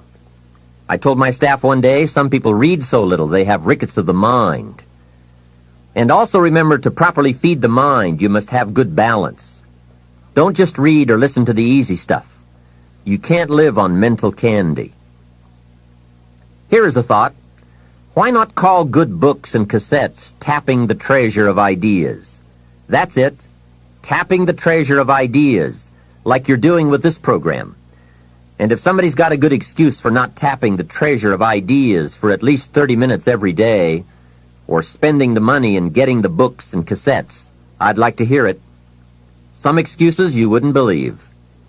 I say, John, I've got this gold mine. I've got so much gold, I don't know what to do with it all. Come on over and dig. John says, I don't have a shovel. I say, well, John, get you one. He says, do you know what they want for shovels? Hey, invest the money. Get the cassettes and books. The best money you can spend is money invested in your self-education. Don't shortchange yourself when it comes to investing in your own better future. Mr. Schoaf got me started on my library when I first met him. He said to me, become self-educated. Standard education will get you standard results. Check those numbers and see if that's what you want. And if it isn't, if you want something better than standard, you must become self-educated. So I went to work on my library, and I now have one of the best. Schoaf recommended a couple of books in particular to get me started. Now, I had a Bible, that's 66 books, So that was a pretty good start, and my parents saw to it that I had a good study of the Bible. But the first book Mr. Schoaf told me to get was the book Think and Grow Rich by Napoleon Hill. If you don't already have it, it's a great one to add to your library. Earl Nightingale has put it on cassette. The title should intrigue you, Think and Grow Rich. I read it several dozen times. Schoaf said repetition is the mother of skill. And if you could have seen my bank account at the time, you would have known I needed lots of that kind of repetition. Some of the ideas in that book made major changes in my life. As I look back now, the book was worth thousands, and I bought it for pennies. I learned a very valuable lesson. There can be a great deal of difference between cost and value. Before I met Mr. Schoaf, I used to ask, how much does it cost? After I met him, however, I soon learned to ask, how much is it worth? I started basing my life on worth instead of cost, and everything changed. So that was one book he recommended, Think and Grow Rich. The next book he recommended I get was a book on nutrition. Schoaf said, study nutrition. Vitality plays an important part in doing well. Some people don't do well because they don't feel well. It's not that they're not intelligent. It's that they're ill. They don't have the fire and the vitality to do well. So he really got on me about nutrition. Now, some of those health books are a bit weird, but you can separate out the weird stuff. There are cassettes on nutrition, too. Remember, don't be a follower. Be a student. Someone says, I read this book. Should I follow? And the answer is no. Read at least 2 books and make up your own mind. Don't be a follower. Be a student. So take care of yourself. There's a Bible phrase that says, many times the spirit is willing, but the body's weak. So you have to work on both. You wake up in the morning and the mind says, let's go get 'em. And the body says, I can't even get out of bed. So work on your health. A person's library of books and cassettes reveals his or her most dominant desires. It's interesting to walk into someone's house and browse through the library. What does your library say about you? So read all the books. Now here's good news. You don't have to read them all at once. Try this, 2 books a week. In 10 years is 1,000 books. If you read 1,000 books in the next 10 years, do you think they would greatly influence all the dimensions of your life? The answer is, of course.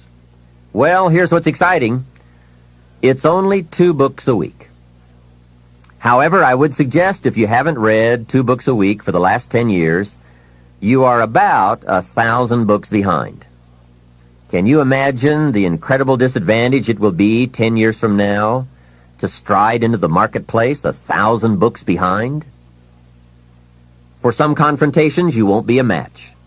And for some opportunities, your knowledge will be too lacking. For some values, your philosophy will be too shallow. Missing skills, missing knowledge, missing insights, missing values, missing lifestyle.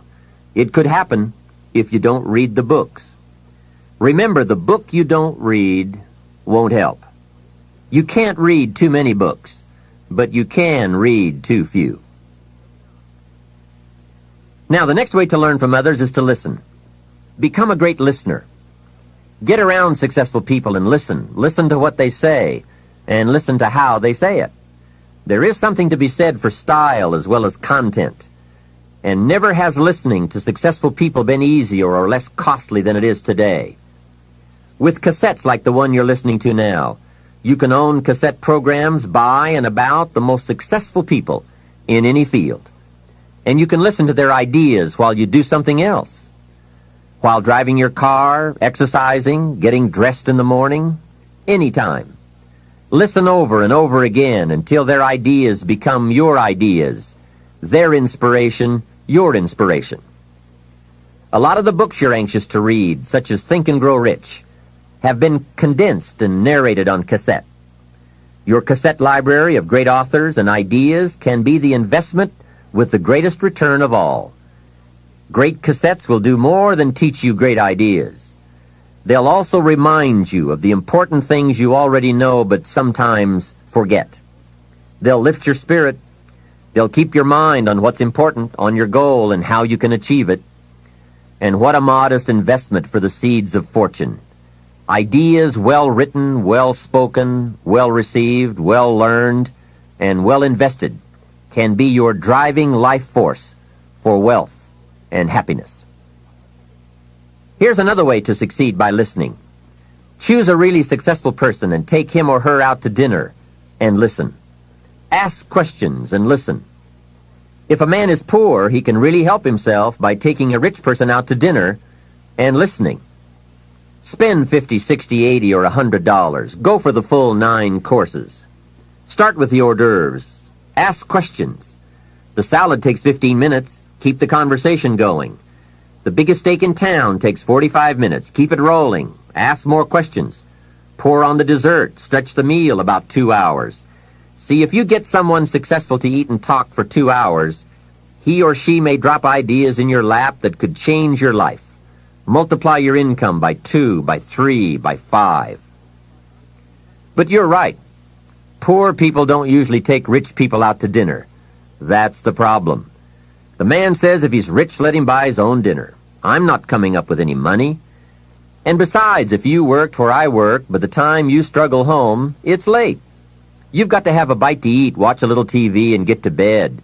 You can't spend all that time trying to find a rich man to feed. And this man's behind on his installment payments. Behind. He's a good worker, hard worker, sincere.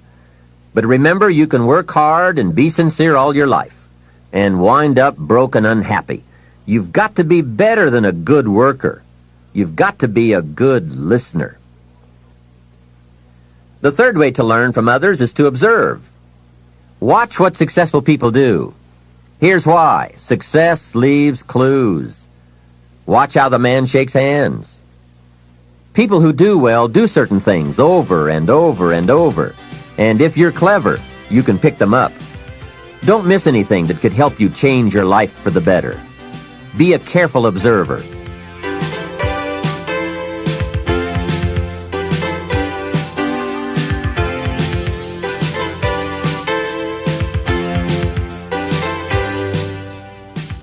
We have covered a lot of ideas in this part, but what a major fundamental to wealth and happiness. The consistent, disciplined, purposeful, constant search for knowledge. It's where the life-changing ideas are. Pursue it with high expectations. Spend the money and time and the effort. They're all investments, time, effort, and money. But the payoff is so great, it's hard to compare the cost to the reward. First is the money, and it does take some money. I have a great suggestion for the cassettes and the books and the lectures, the seminars, and the videos you need for a constant flow of ideas and inspiration. Set up an educational fund. Take a portion of your income each month and set it aside to invest in all the means of the search for knowledge.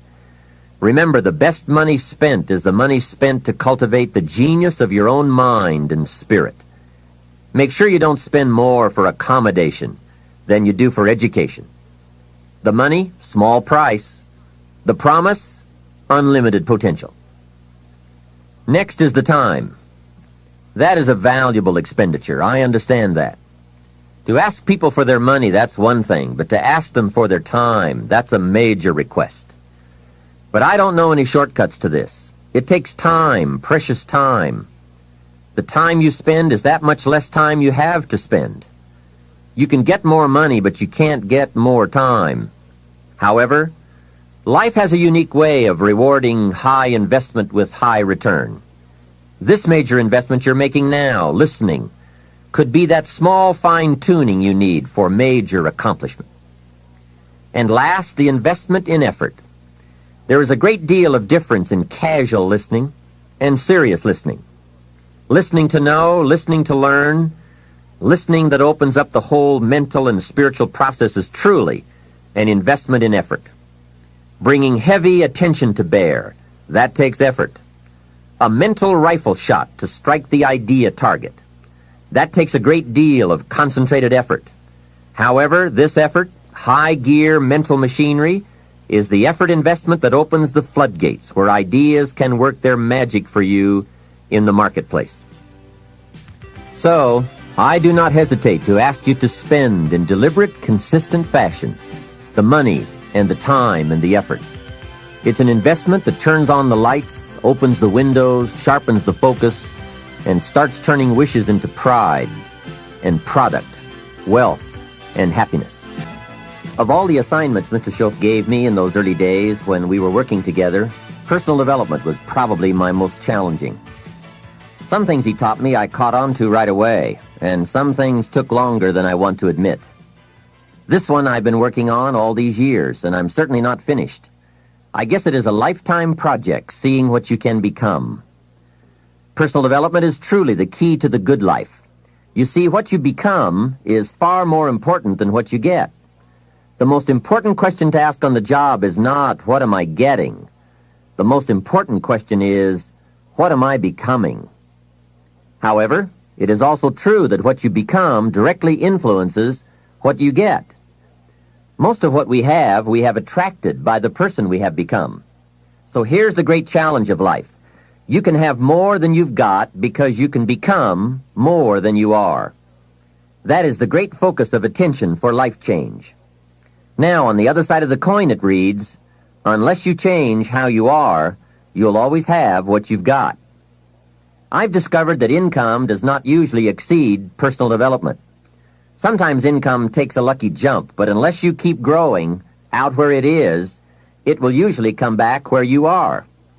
If someone hands you $1 million, best you become a millionaire quickly, so you can keep the money. Life has strange ways. A very rich man once said, if you took all the money in the world and divided it equally among everybody, it would soon all be back in the same pockets. I guess it is hard to keep what you haven't attracted by your own personal development. Personal development, how important. Remember, the major key to your better future is you. That's a sentence with a lot of value. I suggest you put it up somewhere for a while where you can see it every day, just to remind you as you put your day together. I call it the silent seminar. The major key to your better future is you. For a share of my life, I didn't understand the importance of that phrase. Among a lot of things I didn't understand back in those early days. Back then, some things used to puzzle me. I used to wonder why two people could work for the same company and one make twice as much money. Why would one person be paid $2,000 a month and the other person $4,000 if it was the same company, same product, same service, same training, same weather, same traffic? Maybe they were the same age and went to the same school. Wouldn't that be a puzzle? Why would one person do twice as well? Speaking economically, I know there are many ways to do well, but in this narrow area called compensation, what is the difference? What is the difference between $2,000 and $4,000 a month? And I don't mean $2,000. I could figure that out. Well, back then I tried to figure it out best I could. I thought time makes some of the difference. Some people do better because they have more time. I used to say, Harold ought to do well. He's got a lot of time. If I had all of Harold's time, I could do well. Now, that's got to be dumb, right? You can't get someone else's time. A man once said to me, if I had some extra time, I could make some extra money. I said, then you have to forget it. There isn't any more time. Where would you find any? Hey, when the clock strikes 12 midnight, that's about it. It's over. There isn't any more time. If you insist on finding more than 24 hours a day, they will come and take you away. So if we can't get more time, what could we get that would make the difference in economic results? And the answer is value. Value makes the difference. You can't get more time, but you can become more valuable. So value makes a major difference in how much money you earn. Now, here's a primary lesson in economics. We get paid for value. Bringing value to the marketplace is how we get paid. Whether you work on a job or whether you bring goods and services, we get paid for the value.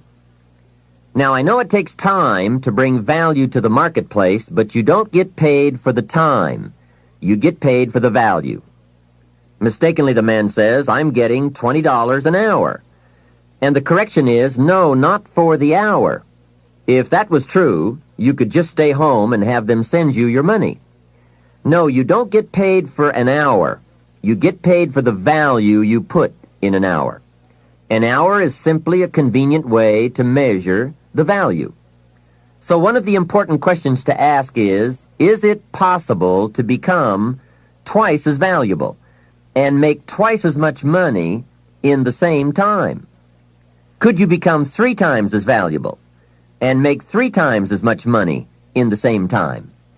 And the answer is, of course. Yes, you can become more valuable if, and it's always if, right? Life is known as the big if. Harry Truman once said, life is iffy. How true. And here's the big if we are going to consider. It's possible to earn 2 or 3 or more times as much money in the same amount of time if you go to work primarily on yourself. And that's what we're considering in this session, learning to work primarily on ourselves. Mr. Schoaf put it to me this way when I first met him. He said, Mr. Rohn, if you wish to be wealthy and happy, learn this lesson well. He said, learn to work harder on yourself than you do on your job. When he said that, I suddenly understood why I was broke. I was a hard worker on my job. If anyone would have asked me at age 25, Mr. Rohn, are you a hard worker? I would have said, yes, I'm a hard worker. Check my record. And that was true. I was a hard worker. But see, that was my problem. I was working hard on my job, but I wasn't working hard on myself. And that was the main reason for my lack of progress. See, it's easy to get faked out. The man says, I've got 10 years of experience. I don't know why I'm not doing better. What he doesn't understand is that he probably has 1 year of experience repeated 10 times. He grew pretty well that first year, and then he just did that first year 9 more times. He didn't keep growing.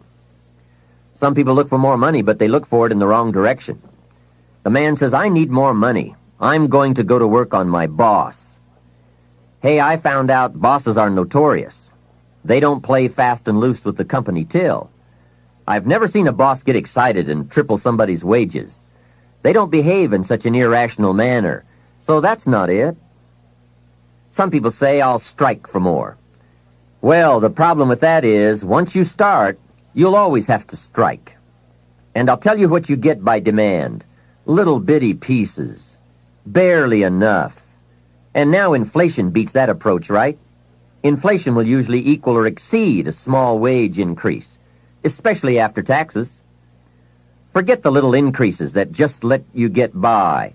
Hey, you can get by with a crust of bread and a pair of shoes. But in this program, we are talking big success, not just getting by. The guy in sales says, I know what I'll do. I'll get me some of those sales books that teach the tricky sales.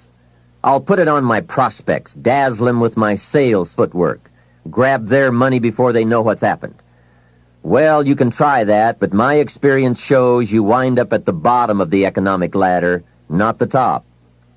See, it's not what you get by tricks that counts. It's not what you get by demand. It's what you get by performance that counts. And I found this out. Performance comes from inside, not outside. For the first part of my life, I was looking for the answers outside before I finally discovered they were inside. Success is not something you pursue. Success is something you develop.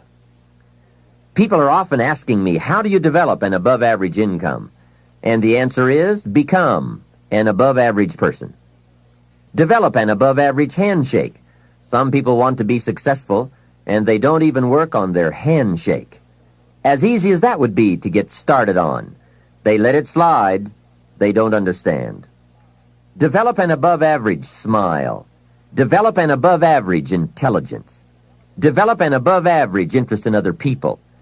Develop an above-average intensity to win. See, that will change everything. Probably one of the most frustrating experiences in life is looking for an above-average job with above-average pay without becoming an above-average person. It's called frustration. Mr. Schoaf one day gave me one of the most important statements of our entire association. I was giving him a rundown on how things hadn't worked out for me, and he said, "Mr. Rohn, I have an answer for you if you will listen carefully." And listen carefully I did that day and for the next 5 years. If someone is wealthy and happy, you've got to listen. He said, "Jim, I've only known you for a short time, but it is my honest opinion, for things to change for you, you've got to change." That was not quite the answer I was looking for, but that's the one he gave me. And now I bring it to you after pondering it all these years. For things to change for you, you've got to change, no matter what successes you've already achieved. Otherwise, it isn't going to change for you. Before I met Mr. Schoaf, I used to say, "I sure hope things will change." That seemed to be my only hope. If it wasn't going to change, I was in serious trouble. Then I found out it wasn't going to change, and I was in serious trouble. Hey, remember, it isn't going to change. Not long ago, I did a seminar for a group of oil company executives during their convention in Honolulu. Sitting around this conference table, one of them asked, "Mr. Rohn, you know some important people around the world. What do you think the next 10 years are going to be like?" I said, "Gentlemen, I do know the right people. I can tell you." So they all listened very carefully. I said, "Gentlemen, based on the people I know, and from the best of my own experience, I've concluded that in the coming 10 years, it's going to be about like it's always been." Aren't you glad you're listening? I don't share that with just everybody. Now, I said that to make a point, but I also said it because it's accurate. It's going to be about like it's always been. The tide comes in, and then what? It goes out. For 6,500 years that we know of, called recorded history, and probably long before that. So it's not likely to change. It gets light, and then what? It turns dark for 6,000 years. We are not to be startled by that now. If the sun goes down and the man says, "What's happened? What's happened?" Surely he just got here, I guess. Hey, it always goes down about this time of day. In rotation, the next season after fall is winter. And pray tell, how often does winter follow fall? Every time, without fail, for 6,000 years that we know of. Now, some winters are long and some are short. Some are difficult and some are easy. But they always come right after fall. It isn't going to change. Sometimes you can figure it out, sometimes there's no way to figure it out. Sometimes it goes well, sometimes it gets in a knot. Sometimes it sails along, sometimes it gets in reverse. See, that's not going to change. The last 6,000 years reads like this: opportunity mixed with difficulty. That's how it reads. It isn't going to change. The man says, "Well, then how will my life change?" And the answer is, when you change. Whether I'm talking to high school kids or business executives, my message is always the same. The only way it gets better for you is when you get better. Better is not something you wish. Better is something you become.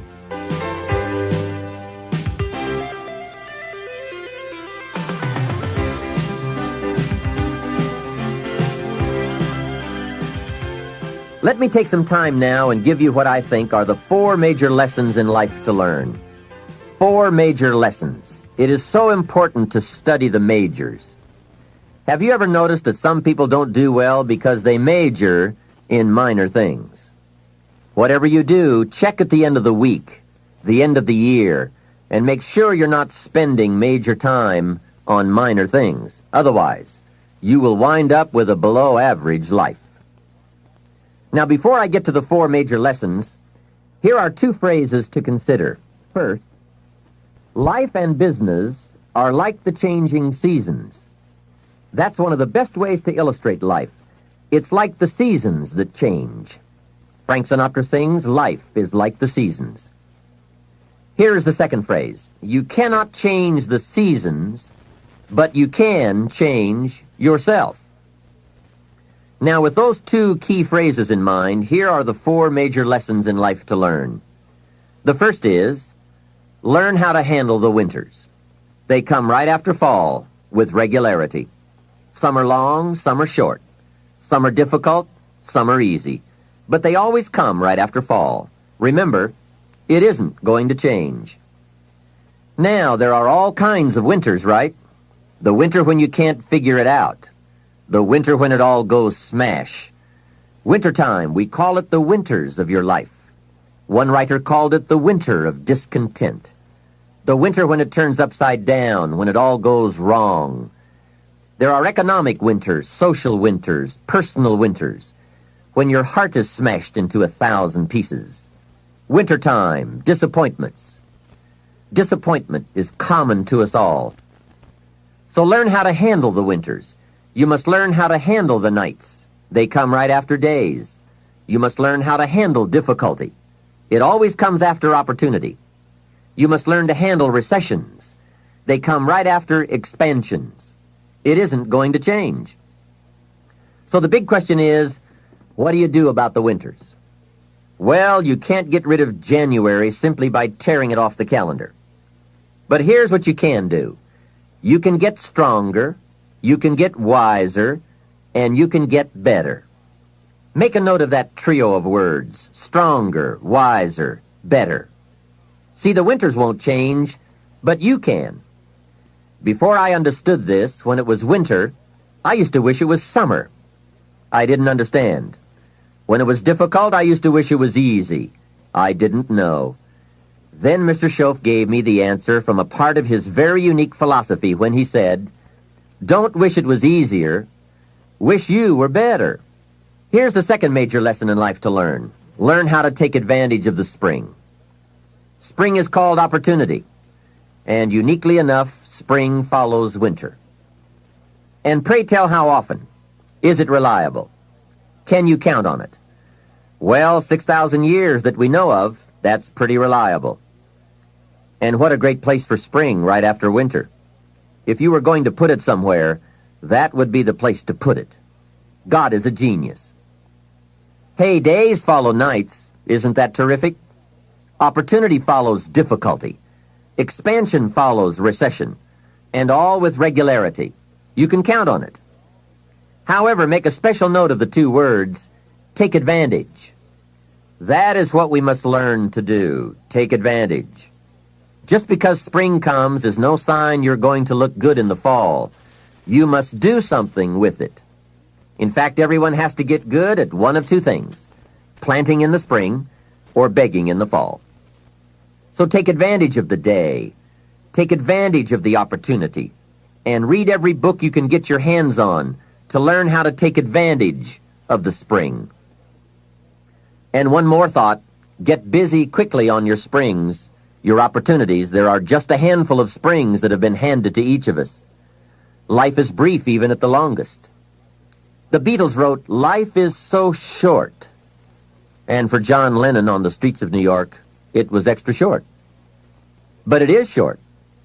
Elton John sings, "She lived her life like a candle in the wind." Life is fragile. Life is brief. Whatever you're going to do with your life, get at it. Don't just let the seasons pass.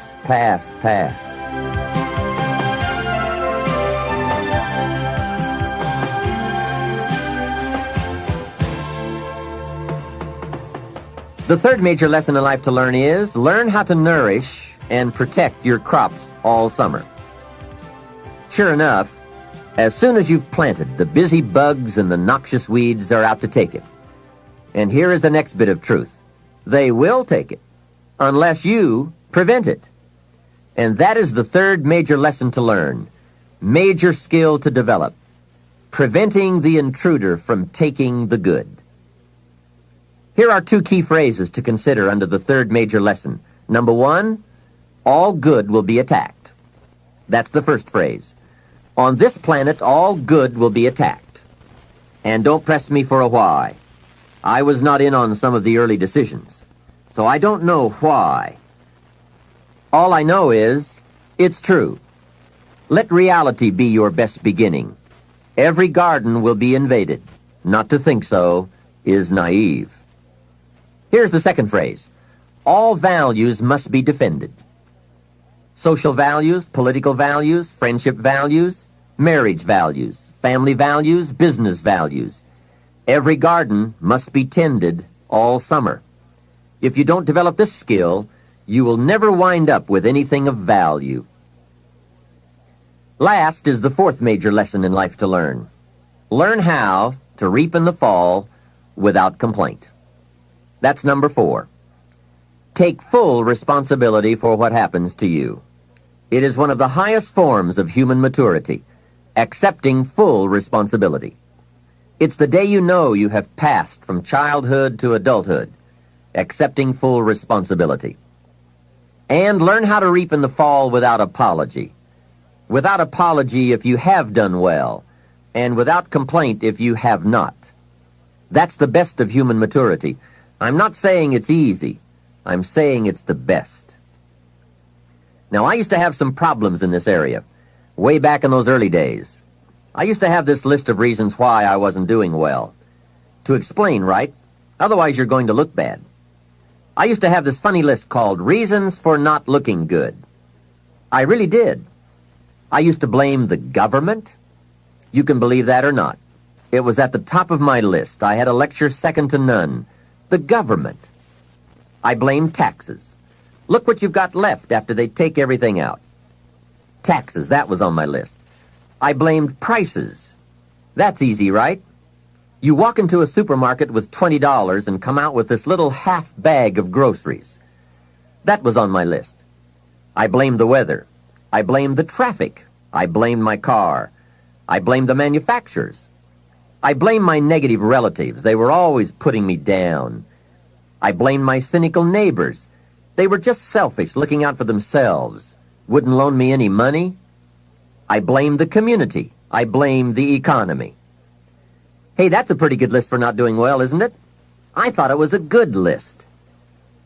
I will never forget this one day. Mr. Schoaf was very kind, but he was also very blunt, which was helpful for me.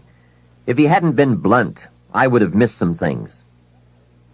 On this particular day, with a kind of question mark look on his face, he said, "Jim, just out of curiosity, tell me how come you haven't done well up until now?" Excellent question, right? Well, so I wouldn't look too bad, I decided to go through my list. How I ever had the nerve to do that, I don't know, but I did. I went through the whole list. The government, taxes, prices, everything. He was very patient, and let me go through it all. When I finished, he looked over my list very carefully and said, "Mr. Rohn, big problem with your list. You aren't on it." How brilliant. And how true. When I went to work for him a few months later, I learned very quickly to tear up my list of reasons for not looking good and threw it away. And then I got a fresh piece of paper, and I put one word on it. Me. There's a Black Heritage spiritual that says, "It's not my mother nor my father, nor my brother nor my sister, but it's me, O Lord, standing in the need of prayer." See, I used to blame everything outside for my lack of progress, until I found the problem was inside. For a big share of my life, I kept looking for the answers to do well outside, and I found out the answers were inside. Success is not something you pursue. Success is something you become. You see, it's not what happens that determines the quality or the quantity of your life. It's not what happens. And the reason is because what happens to about everybody. The sun went down on all of us last night. A common event. And I found out the same things can happen to two different people, but one gets rich and the other stays poor. Why is that? It's because it's not what happens, but rather it's what you do about it. That is an important phrase for your written and mental notes. It's not what happens. It's what you do that makes the difference in how your life works out. What happens is about the same for everybody. It's what people do that makes the difference. Anything can happen, right? I've heard all of the stories. Hey, I've been one of the stories. We could all tell stories for days on end. Anything can happen. Have you heard of Murphy's Laws? Surely you have. Murph had these laws. One of the laws was, if anything can go wrong, it will. That's one of Murphy's laws. Anything can happen. I've fallen out of the sky so many times, once to the tune of a couple of million. Devastating. Took me a while to get over that one. Now, it wasn't all that much, but it was all I had. That's much, right? When it's all you've got.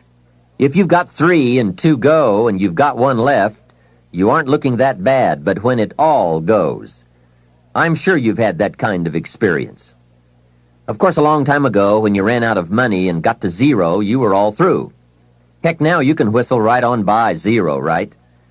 They will bury you these days. But those are happenings. Everyone's got the same happenings. The big question is, what are you going to do about it? Someone says, yes, but you don't understand the disappointments I've had. Come on. Everyone has disappointments. Disappointments are not special gifts reserved for the poor. Everybody has them. The question is, what are you going to do about it? While we're talking about personal development and letting go of limitations, here are what I consider to be the biggest self-imposed limitations any man or woman has ever had to deal with. First, procrastination. Procrastination is particularly life-threatening because when we put something off, it doesn't seem, at the moment, to be all that important. At the end of the day, if you have let a few things slide, it doesn't seem like such a bad day. However, enough of those days piled up will make a disastrous year, and eventually, a disastrous life.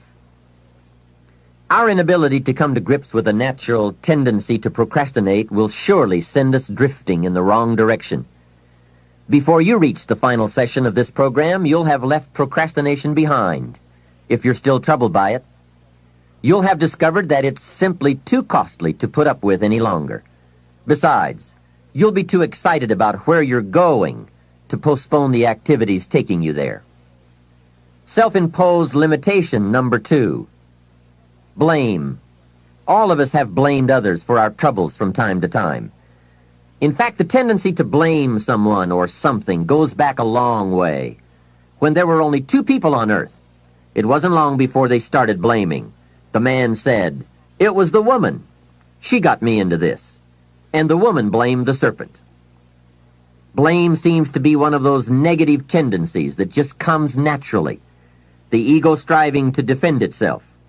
Remember the list I came up with to explain why I wasn't doing well?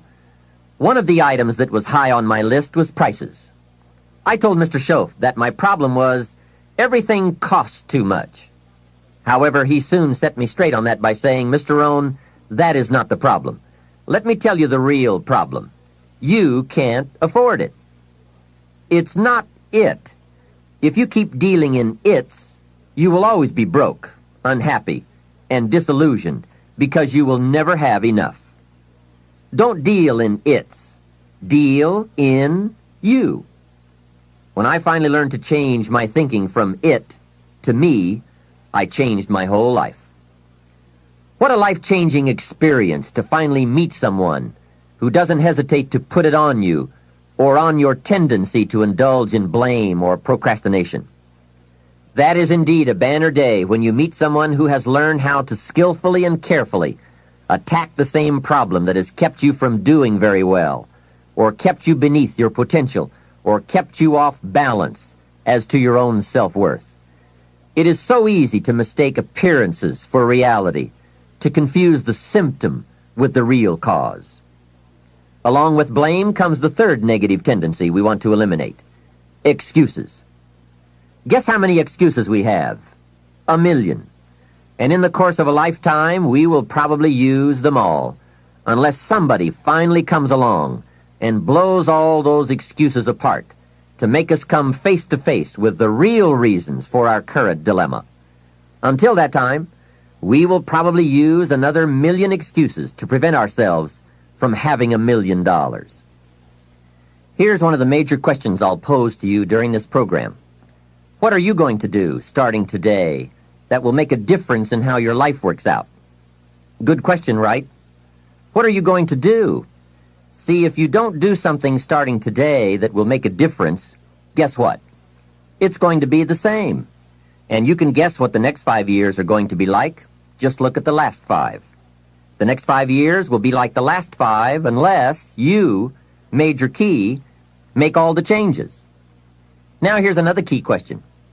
What can you do starting today that will make a difference? That's a good question. What can you do? What can you do with economic chaos?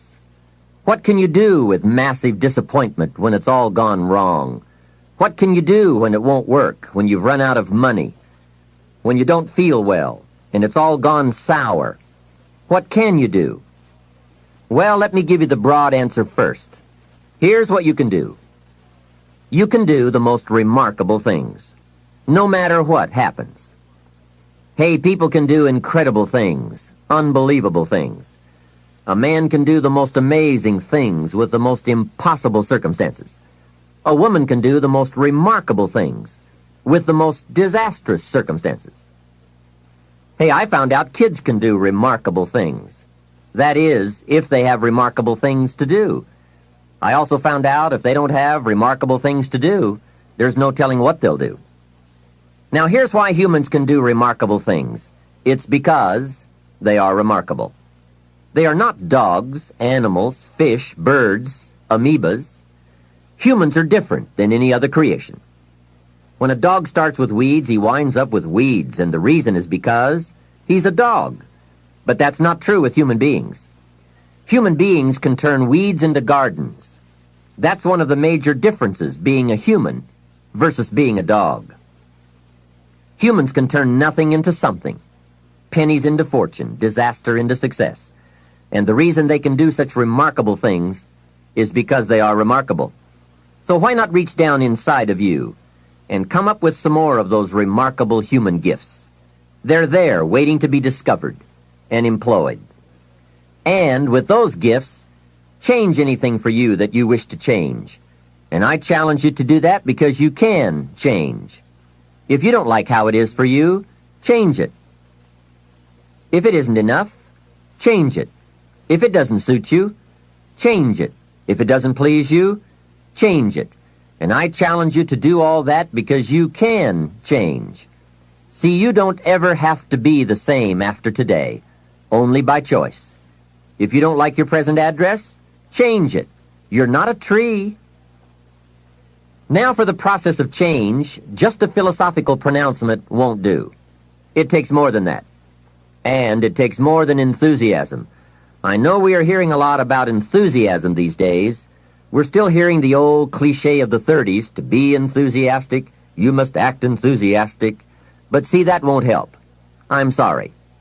Hey, after you have leaped about, there are some things you've got to do, or it isn't going to change for you. You can get all excited about lifting 200 pounds until you get to the gym. Then you need a new excitement. And the new excitement is discipline. Discipline, the major step to human progress. If there is one thing to get excited about, this is it. Get excited about your ability to make yourself do the necessary things to get a desired result. That's true excitement, not just optimistic panic. True excitement. Hey, what could you do starting today that would make a big difference in your life? Answer, no telling. What will some people do starting today? That's what's disappointing. It's not what we can do that's in question. What we can do is fantastic. What we can do is unbelievable. What we can do. It's what we settle for that's disappointing. Remember, the major question to ask on the job is not, what are you getting? The major question to ask is, what are you becoming? What we become is what leads to all the good things. And the habits we form, habits of mind, attitude, and behavior, are a dominant part of what we are becoming. Now, I understand as well as anyone that forming new habits doesn't come easy. But new habits will come when we change. It is usually not in one cataclysmic explosion, but rather by changing small pieces and parts at a time. I think that's how most of us change. We just keep nudging ourselves in the right direction, forming one or two new habits at a time, little by little, until finally we've made the turn. And this is where the good life comes from, those personal changes. There's nothing you can do with the seasons, but there's everything you can do with yourself. Don't wish for the winters to change. Wish for your own attitudes, strength, and capabilities to change in order to handle the winters. Really making personal changes calls for 10% inspiration and 90% perspiration. Wishing we could change is a beginning, but now wish must be translated into activity, and inspiration and affirmation must lead to discipline. We can affirm that we are going to change, but we must now form new habits and develop new disciplines for the affirmation to come true. Make sure your activities are not going in the opposite direction of your affirmation. Make sure your daily thoughts and activities take you in the direction of your affirmation.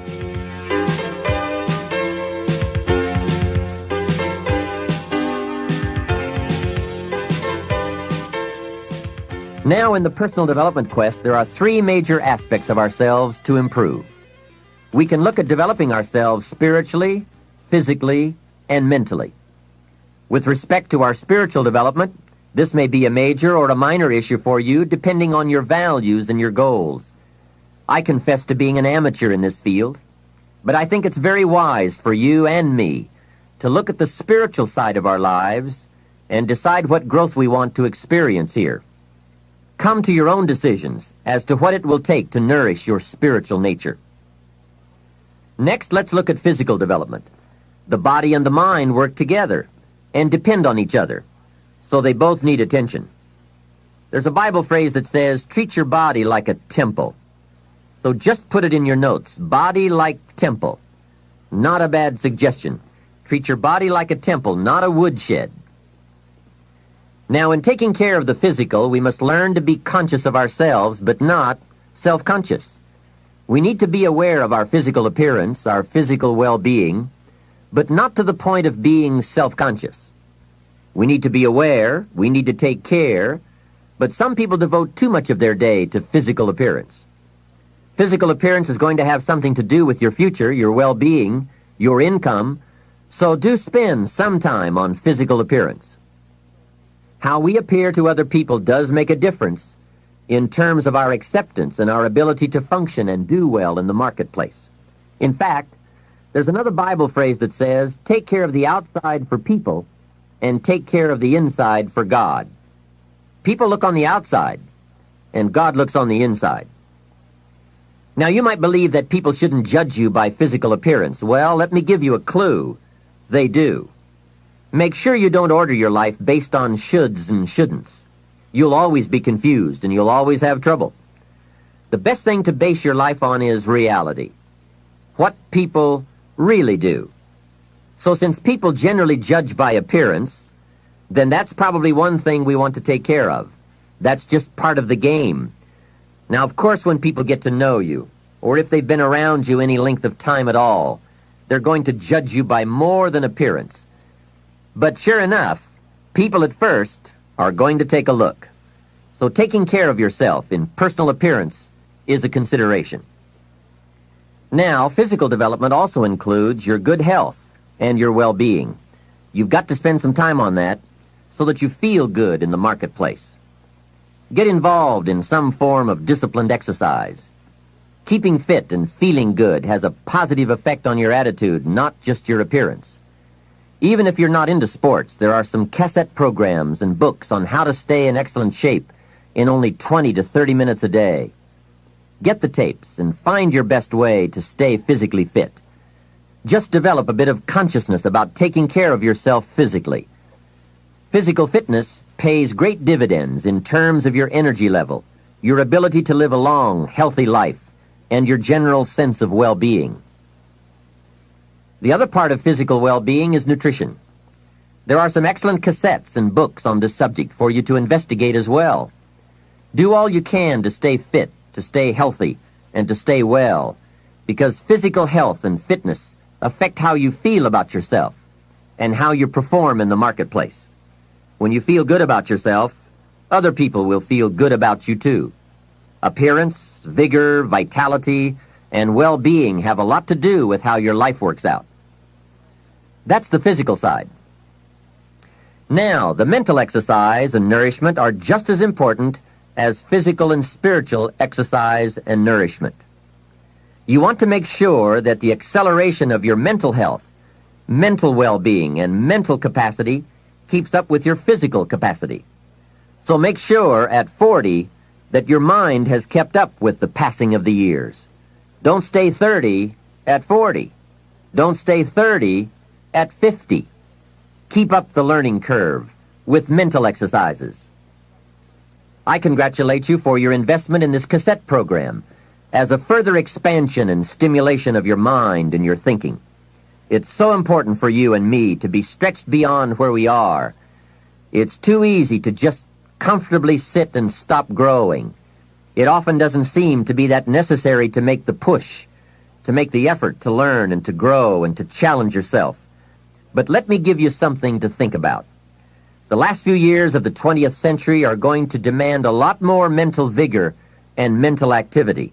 The competition and complications of life are going to truly challenge the full capacity of our mentality. So, stretch your mind. It's easy when you finally find yourself in a good job to stop pursuing mental development. Have you heard about the accelerated learning curve? From birth up until the time we are about 18, our learning curve is dramatic, and our capacity to learn during this period is just staggering. We learn a tremendous amount very fast. We learn our language, our culture, our history, science, mathematics, everything. But guess when this learning curve starts to taper off? When we get our first job, usually. Now sometimes, for some people it will continue, but sure enough, here's where it usually levels off.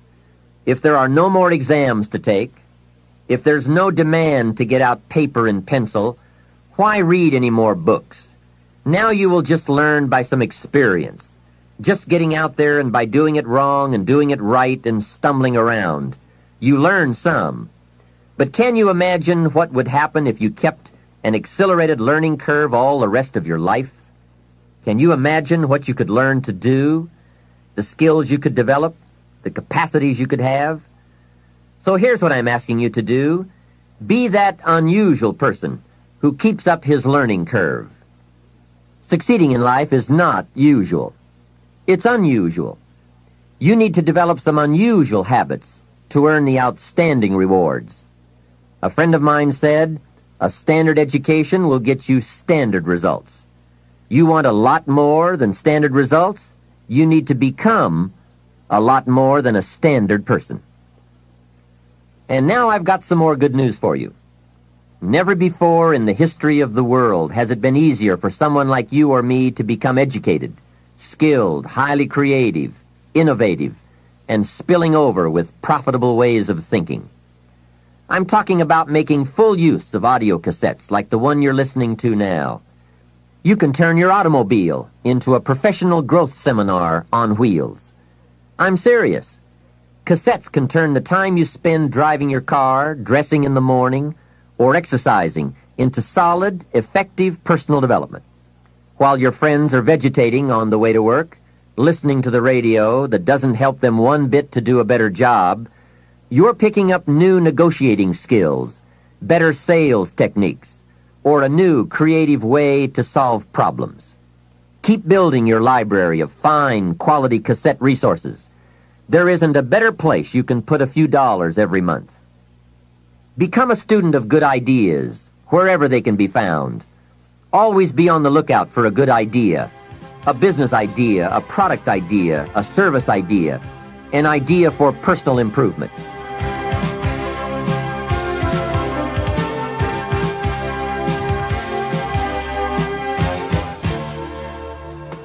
Now, since forming these new habits of personal growth will require some discipline in the beginning, let me give you a key to discipline.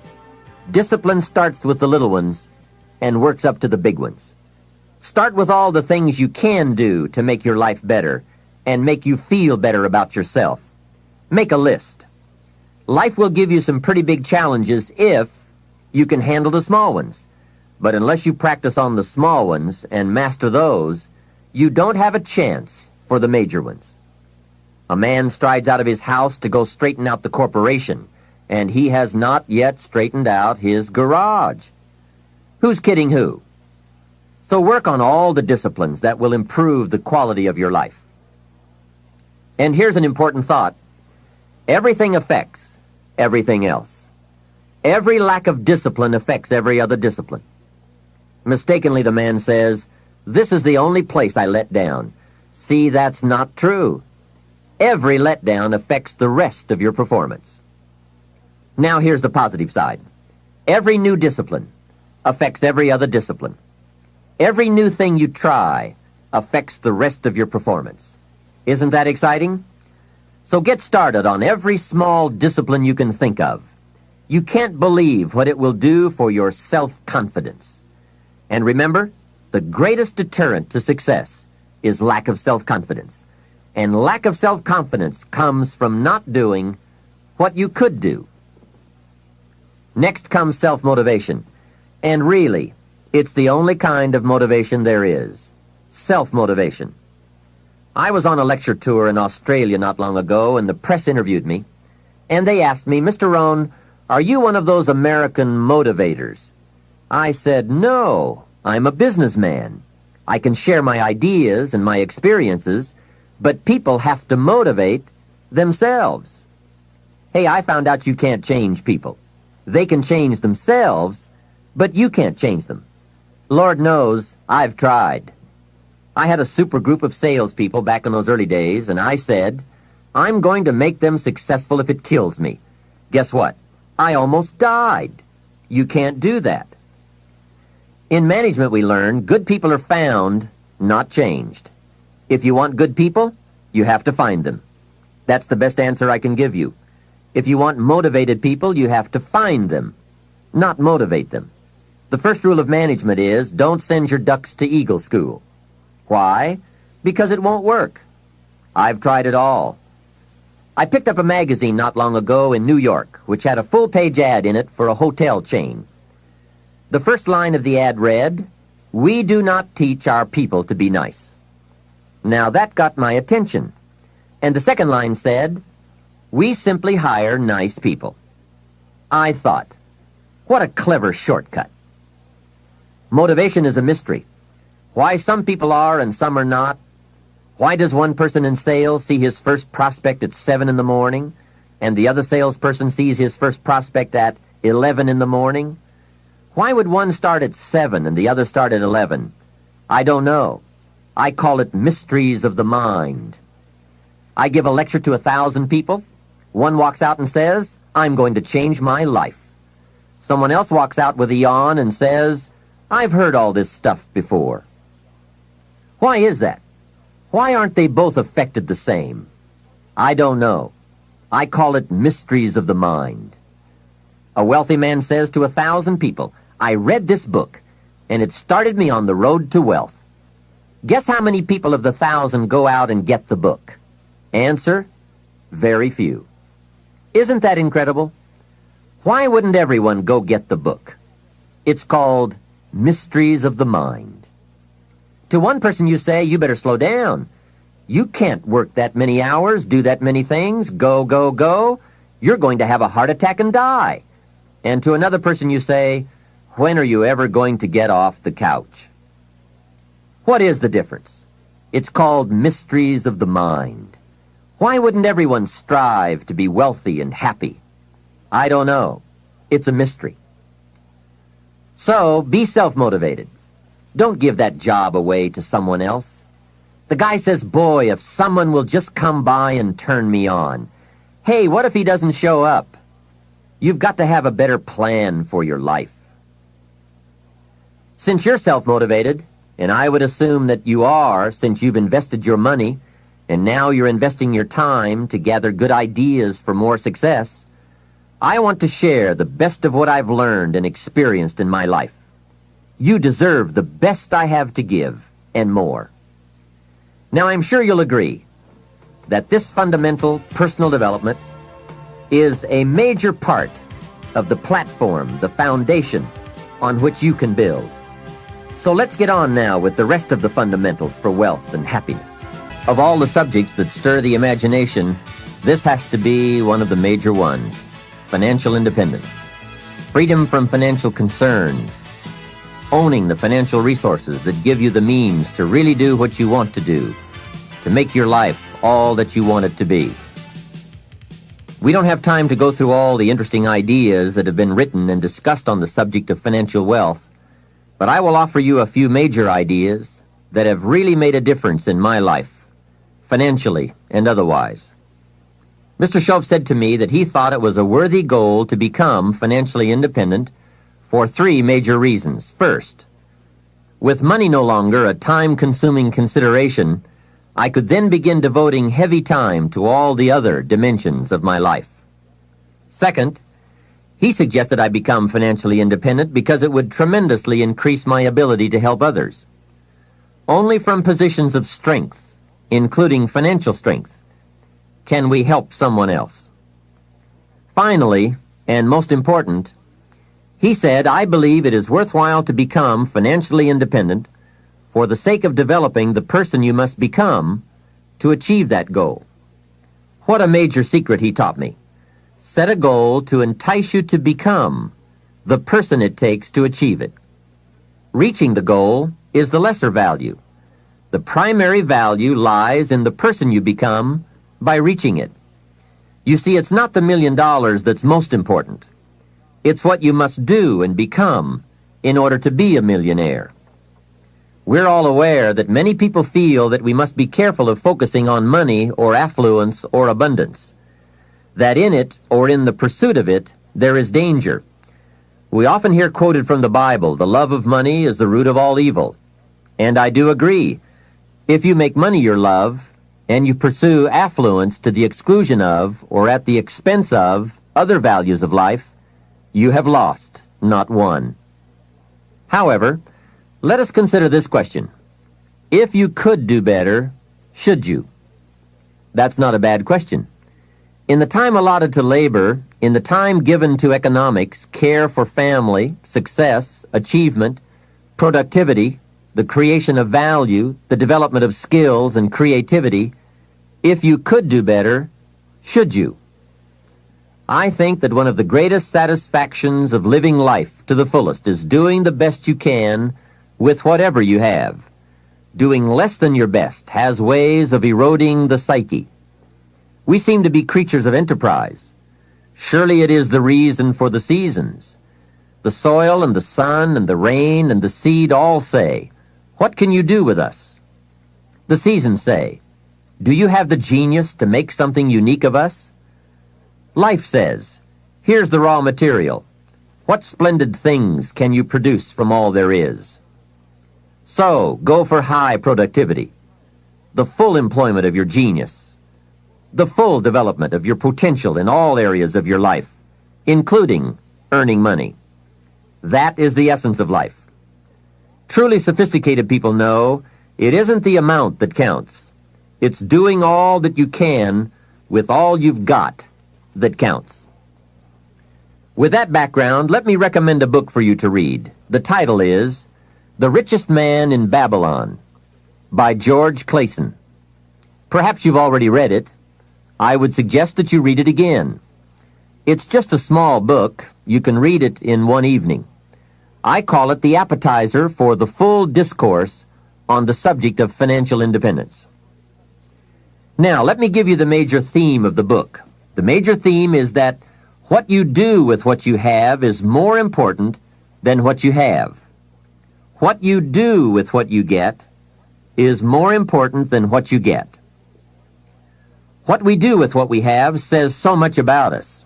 It reveals our philosophy of life, our attitude, what we know, and what we think, and the makeup of our character.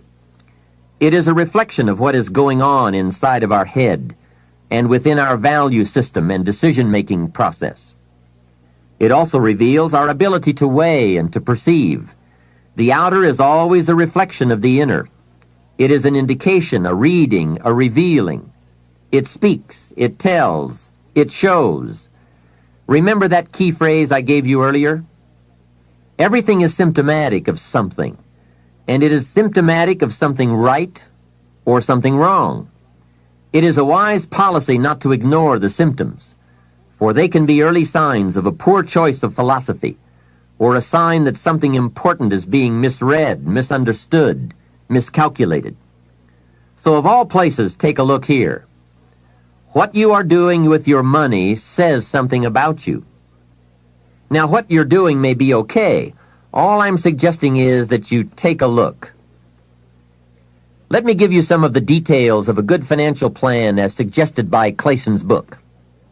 First, a very broad but important statement. Learn to live on 70% of your net income. Net meaning the money you have left after paying your taxes. And before we go any further, let us consider that most important part of our personal, social, and economic life. We must all in our lifetime, whether we are young or old, understand the necessity and the practice of paying taxes. We have to teach our children as soon as they have any money at all from any source that if they spend it for anything, they immediately become what we call a consumer.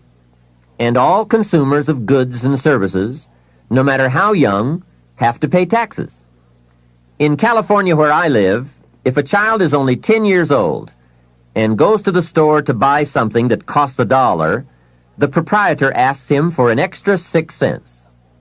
The child may look at the price tag and say to the proprietor, "But it says $1. What's the 6 cents for?" And what a great time to teach the necessity for everybody to pay taxes, even at age 10. So a full explanation is due. If you're going to take 6 cents off a kid, you've got to tell him where it goes. After all, it is his 6 cents. He could well ask the proprietor, "Do you keep it?" The proprietor, of course, would explain that it's for taxes, that he doesn't get to keep it, that he merely collects it. The next obvious questions are, who gets it? And what is it used for? And with these very intelligent questions come some very important answers. To the child we explain, since we all have decided to live together, we call ourselves a society. And for that society to function, there are some things we cannot individually do for ourselves. We cannot each build a piece of the street. The machinery would be too expensive, and it would take too long to learn how to use it and then to do it. So we have a government, and government is people we have put to work doing those things for us as a community that we cannot do for ourselves. The streets, the sidewalks, the police, all of this must be paid for. So we have agreed to take some of the money when all of us buy something and give it to the government so that it can do things for us. This is such an important subject. Kids have to learn it. We all have to learn it. We then move up to federal taxes and all that those tax dollars are meant to do. Here's a pretty good way to explain federal taxes. I call paying taxes the care and feeding of the goose that lays the golden eggs. It is so very important to feed the goose, not abuse the goose, not tear off a wing of the goose, but to feed and care for it. You might say, "Well, yes, but the goose eats too much." Hey, that's probably true. But remember, just about every appetite eats too much. Don't we all eat too much? Let not one appetite accuse another. If you step on the scales and you're 10 pounds heavy, you've got to say, "Yes, me and the government are about 10 pounds heavy. Looks like we both eat too much." Remember, every appetite must be disciplined. Yours, mine, and the government's. We could all use a diet. Mr. Schoaf did give me a very great service when he taught me how to be a happy taxpayer. Now, I must admit it took a while, but I did finally become a happy taxpayer. Part of it was understanding what tax dollars were for, and that it is right for everyone to pay his fair share. I finally decided I didn't mind picking up my share of the tab for the radar. It's so necessary for our safety as a country to keep the international bullies away. Some people say, "Why bother with all that expensive equipment? After all, they won't come over here." Obviously, they haven't read their history books. Someone else says, "I'm not picking up any part of the radar." Well, then I would suggest you go where they don't have any radar. If you are going to enjoy the benefits, then you have to pay your share. Jesus, the master teacher, gave some very clear advice one day when he said, pay Caesar first. Caesar meaning the government and taxes. Hey, that's pretty clear. Pay Caesar first. And for some unique reason, he didn't see fit to criticize Caesar. He just said, pay. I don't think we need a prophet to explain that one to us. Now, don't pay more than you should. Take advantage of the advantages and the incentives. But then when you get to the bottom line, whatever that is, pay it. And pay with happiness, knowing that you are feeding the goose that lays the golden eggs. The golden eggs of freedom, safety, protection, justice, free enterprise. A society that works, provides a market and unprecedented opportunity. Freedom of speech, freedom of religion, education for our children. This is the most powerful nation on earth, and it provides us with the greatest chance to create a unique life. Some goose, some eggs. And remember, everyone should pay. Dignity demands that we all contribute no matter how small the amount. Everyone should pay. Even the federal tax bill, in my opinion. If only $1 a year, that's okay. Just so you can say with dignity, I pay my fair share. A classic example. An ancient Bible story says Jesus and his disciples were watching people come by and contribute to the treasury. Some came by and gave large amounts. Some gave average amounts. And some gave modest amounts. The story then continues. A little lady came along and put 2 pennies in the treasury. Jesus said to his disciples, look at that. The lady and the 2 pennies. They said, 2 pennies? You give us this example out of all who made a contribution? 2 pennies? He said, you don't understand. She gave more than anyone else. They said, 2 pennies? More than anyone else? Some have given fortunes. He said, you don't understand. Her 2 pennies represented, I'm sure, more of what she had than the large amounts represented of what their givers had. So she gave the most. How remarkable. But let's continue the story. Sometimes what is not said or reported is also a valuable part of the story. Consider what Jesus did not do. He did not take the 2 pennies out of the treasury and run after the little lady and say, here, little lady, we have observed that you are so poor and so pitiful, we're going to give you back your 2 pennies. We just can't let you pay. What an incredible insult that would have been. She would surely have said, aren't my 2 pennies good enough? They represent a great portion of what I have. Will you take away my dignity? No, that scene did not occur. And what a meaningful lesson. We learn from what did not happen as well. Let me give you the eloquence of silence, the eloquence of what was not reported but certainly must have been true. And it reads, Jesus left her 2 pennies in the treasury. What an important silent statement. It's of the highest philosophy. It best explains our earthly experience. Life is conditional. Value is on the other side of price. And of first importance is the act, not the amount. Everyone must pay, even if it is only 2 pennies. Now, after taxes, and I said all that to get to this, learn to live on 70%. The reason it's 70 is because you're going to be doing some very special things with the 30%. So what's left, 70%, is yours to spend. Now let's talk about the all-important subject of how you allocate the 30%. I remember one day saying to Mr. Schoaf, if I had more money, I would have a better plan. He said to me, Mr. Rohn, I would suggest that if you had a better plan, you would have more money. So it's not the amount that counts, it's the plan that counts. It's not what you allocate, it's how you allocate it. Here's the first part of the allocation process.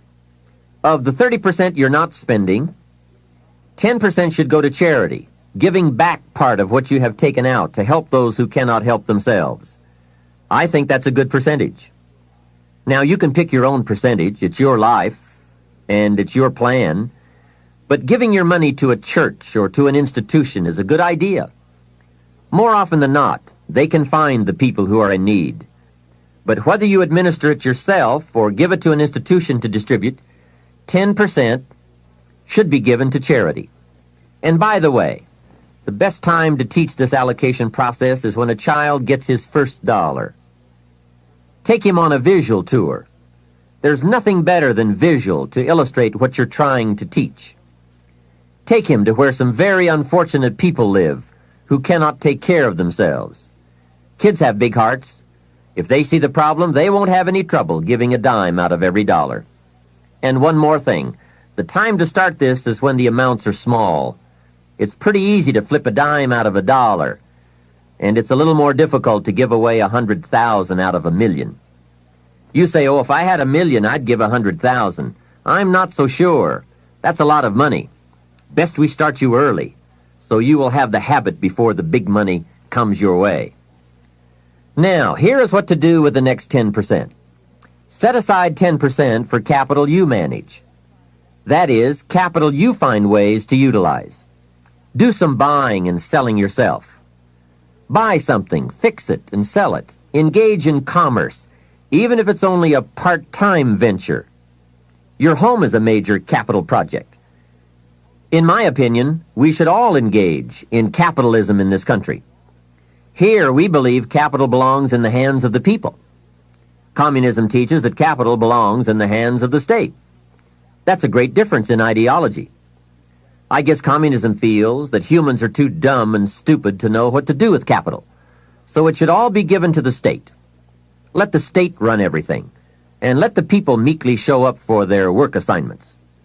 In our country, we believe the genius to know what to do with capital resides in the populace, the people, the genius to come up with ideas for goods and services brought to the marketplace. It has built a dynamic enterprise known as capitalism and has created opportunities in abundance. And again, remember this thought. The best time to teach capitalism is when a child is old enough to be stimulated by ideas for goods and services.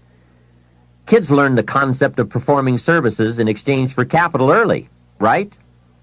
They mow the lawn, help in the house, earn an allowance. But take it a step beyond that, as soon as possible.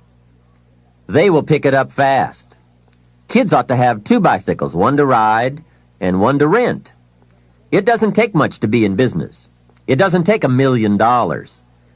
And the same business principles apply whether it is a bicycle business or General Motors. Show kids how to buy a bottle of soap for $2 and sell it for $3. Right in the neighborhood. It's called capitalism in action. Profits, products, and services brought to the marketplace. It is most exciting once you understand the mechanics and the dynamics. It's the stuff of which fortunes are made. And teach kids the advantage of being kids. Some people will buy from you just because you're little. So you must get on with it. You won't be little forever. So Johnny goes a few doors down from your home in the neighborhood and knocks on a door. Mrs. Jones answers, and Johnny says, Mrs. Jones, I have this bottle of soap. It is the best there is. My mother uses it, and lots of people I know wouldn't use anything else. You should really have some. It only costs $3, and I'm your neighbor, so I can take care of you. And besides, I'm little. There, isn't that simple? Commerce in action. Capitalism at its foundation. You see, the only danger in capitalism is if capital gets in the hands of too few people. As long as it is in the hands of the many, it is a dynamic force for profitable and exciting enterprise. Back to our story. Mrs. Jones says, Johnny, I appreciate your coming by, and I think your product is unique, but really, to be honest with you, I have plenty of soap. Johnny says, let me come in and check. Hey, kids know how to overcome objections. They have been mastering that skill all their lives. Johnny knows how to get in the door. Mrs. Jones says, "You've got me. I'll be a customer." Now, when he comes home, you must get ready to teach all the other principles of enterprise and successful living. The two should go together. First, Johnny says, "I've got $3 to spend," and you point out the obvious. If you spend all $3, you will be out of business. He says, "I can see that." Then you explain, you must set aside $2 to invest in another bottle of soap. You can't spend your capital. Capital must be carefully preserved. What would you think of a farmer who ate his seed corn? Dumb farmer, right? So capital must be defended. It is your only chance for another harvest. Now here's another thought for your notes. Make sure you turn part of your income into capital. I would suggest 10%. And use that 10% yourself to give your own skill a chance to do something remarkable in the marketplace. No telling what genius lies, unused, waiting for the spark of opportunity. It is part of the path of fortune. Use this thought. Why not work full-time on your job and part-time on your fortune? You can, you know. It's up to you. And you can't believe the feelings every day when you can honestly say, "I'm working to become wealthy. I'm not just working to pay my bills." It makes a different kind of day. You will find it hard to go to bed at night and exciting to get out of bed in the morning. Remember, it's the same day, the same opportunity, the same you, but it is a greatly different life working to become wealthy or working to get by. Now here is the next principle to teach. Johnny says, "Okay, I'll set aside $2 so I can stay in business and continue to make $1 profit. But I get to spend the $1, right?" Now comes a most important opportunity. You must explain that if he spends that whole dollar, he will wind up broke and unhappy. And then take him on another visual tour to some part of town where he can get a good look at people who spend all they make and are broke and unhappy, and say, "Do you want to live like this?" He will say, "No." Then you say, "All right then, you can't spend the whole dollar." He says, "Well then, tell me what to do with it." And with that open door comes the obvious opportunity to teach all the principles of wealth and happiness and lifestyle. One of the major factors that affects your life, all your life, is what you do with your money. So here's what you do. First, pay your taxes, right? And for kids, that is easy.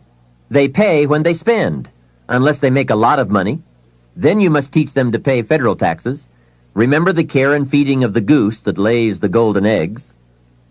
Next comes the 10 cents for charity, which we have already covered. Johnny says, "Oh yes, here is a dime for those who cannot help themselves." Now I can spend the rest. Answer, no, no. You will wind up broke and unhappy. He says, "Okay, what now?" And now comes another major life lesson. The next 10 cents out of every dollar of wages or profit is for the increase of capital you manage. Set aside 10 cents out of every dollar profit so that someday you can buy 2 bottles of soap instead of 1. I'm sure Johnny will catch on to that one right away. He says, "Of course. If you buy 2 bottles instead of 1, you save yourself a trip." How clever. And the next point you teach is that some companies will sell you 2 bottles cheaper than if you buy just 1 bottle at a time. They sell you 1 bottle for $2 and 2 bottles for $3.80. Johnny says, "Wow, then when I sell it, I can make even more money." How clever. It's true, everybody benefits from the increase of capital.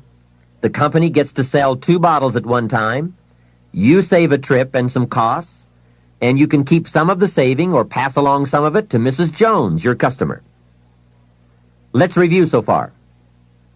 First, pay taxes. Next, 10 cents for charity, and 10 cents for capital you manage, and for the increase of that capital out of every dollar of wages or profits. Now, Here's the third 10 cents from every dollar, and that is capital you provide. Take 10 cents out of every dollar and put it in a financial institution. And now we have come to a major benefit for all of us if you bring this 10% of your earnings to the marketplace. You see, some projects in our society need more capital than one person can provide. So we have a system whereby all of us can loan or invest our money in capital provided, so that large businesses can be built to provide more jobs and products and service and help create an even more dynamic society. So 10 cents out of every dollar should go into a savings account. I really prefer to call it an investment account because, and kids will love this, they pay you for the use of your money. You can get back the money you loaned, and you will have more profit from what you are paid for the use of your money. And be sure that you teach this, that if kids start this program from whatever they earn on a job or in engaging in enterprise or both while they are in their teens, by the time they are 40, they will be wealthy enough to be able to do what they want to do the rest of their lives, instead of all their lives doing what they have to do. Now, from your teenage years, it could take a much shorter period of time to become financially independent, depending on what ideas and opportunities you take advantage of. Mrs. Fields developed a new chocolate chip cookie and became a millionaire before she was 30. Mrs. Fields chocolate chip cookies. What an example of capital in the hands of the people, not in the hands of the state. A 10-year-old takes $1, searches around the community and finds a broken, abandoned wagon, pays $1 for it, brings it home, cleans it up, sands off the rust, paints it till it's shiny and new, straightens out the wheel, and sells the like-new wagon for $11. You ask, does a 10-year-old deserve $10 profit? And the answer is, of course. Society now has a mended wagon.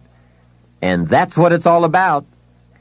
Find something and leave it better than you found it. Create a value. Build an equity.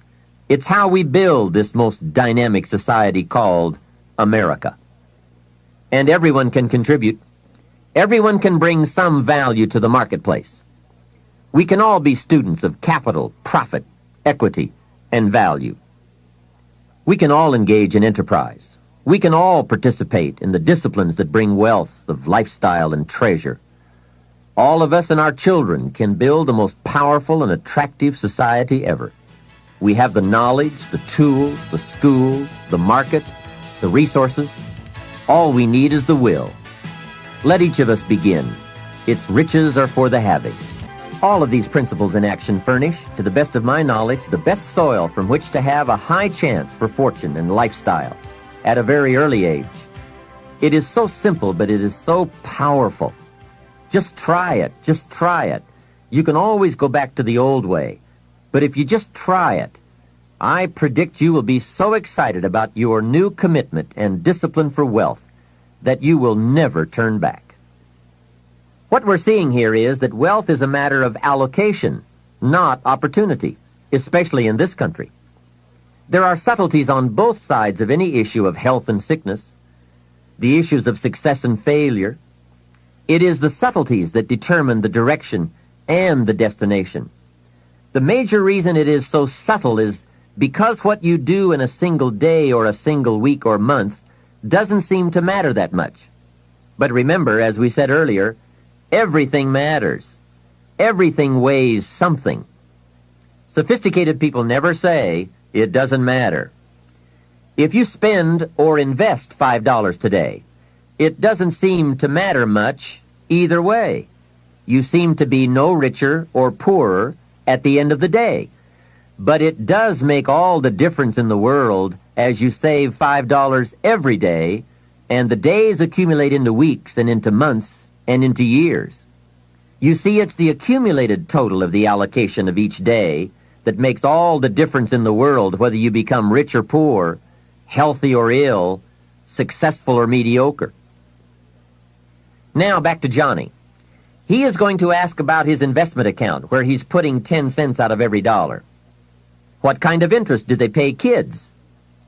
So you give him the blockbuster, same as adults. That will be almost unbelievable. At last he can be treated like an adult, getting that adult interest when you're only a kid.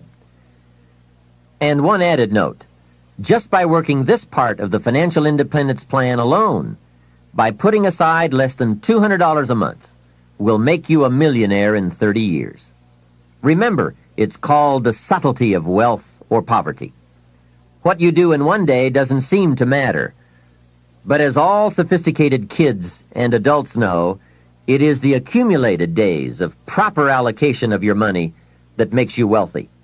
It is using the ideas we're discussing, coupled with the passing of a little time, that creates fortunes. Now, the passing of time is automatic, but using the ideas is a matter of your own discipline. Whether you want to or not, or whether you care or not, bottom line, it's all up to you. Let me give you the definition of rich and poor. It is brief, but I'm sure you will get the message. Here it is. Poor people spend their money and save what's left. And you guessed it already. Rich people save their money and spend what's left. Remember, it's the same money, just a different philosophy.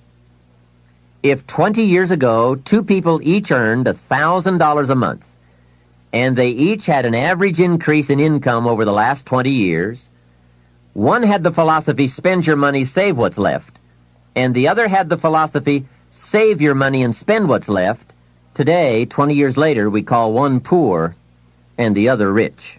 The difference was in philosophy. But I can't stress too much the subtlety of it all. At the end of a day or a week or a month, it doesn't seem to matter. A rich plan or a poor plan to an unsophisticated person. But to make wise decisions, we must all weigh a larger measure of the result. We don't just weigh a week. We weigh 5 years of weeks, 10 years of weeks, and let the weight of that measure determine the change in our weekly activity and commitment. Wise decisions for wealth and lifestyle come from the wise measure of results.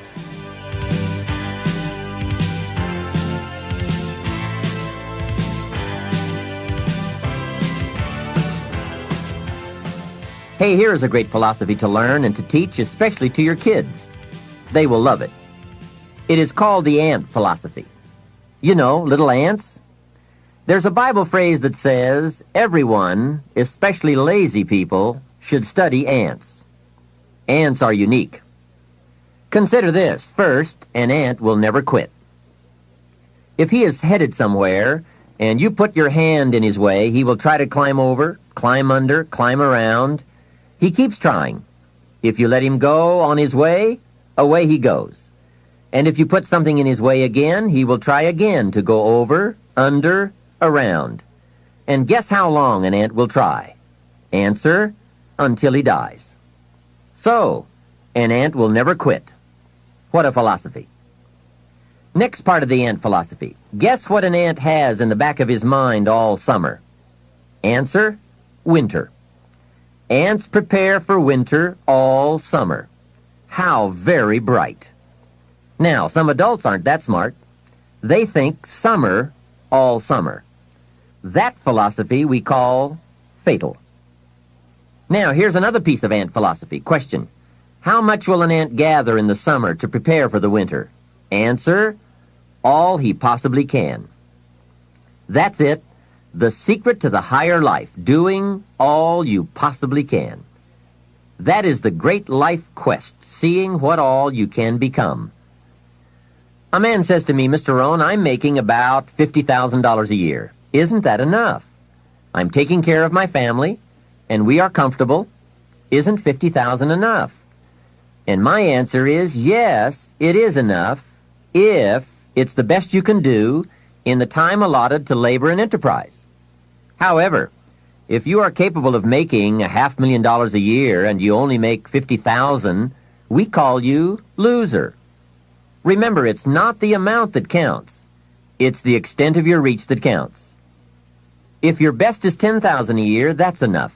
If your best is $1 million a year, that's enough. It's not the amount. It's your best we count. How tall will a tree grow? Answer, as tall as it can. Did you ever hear of a tree growing half as high as it could? No.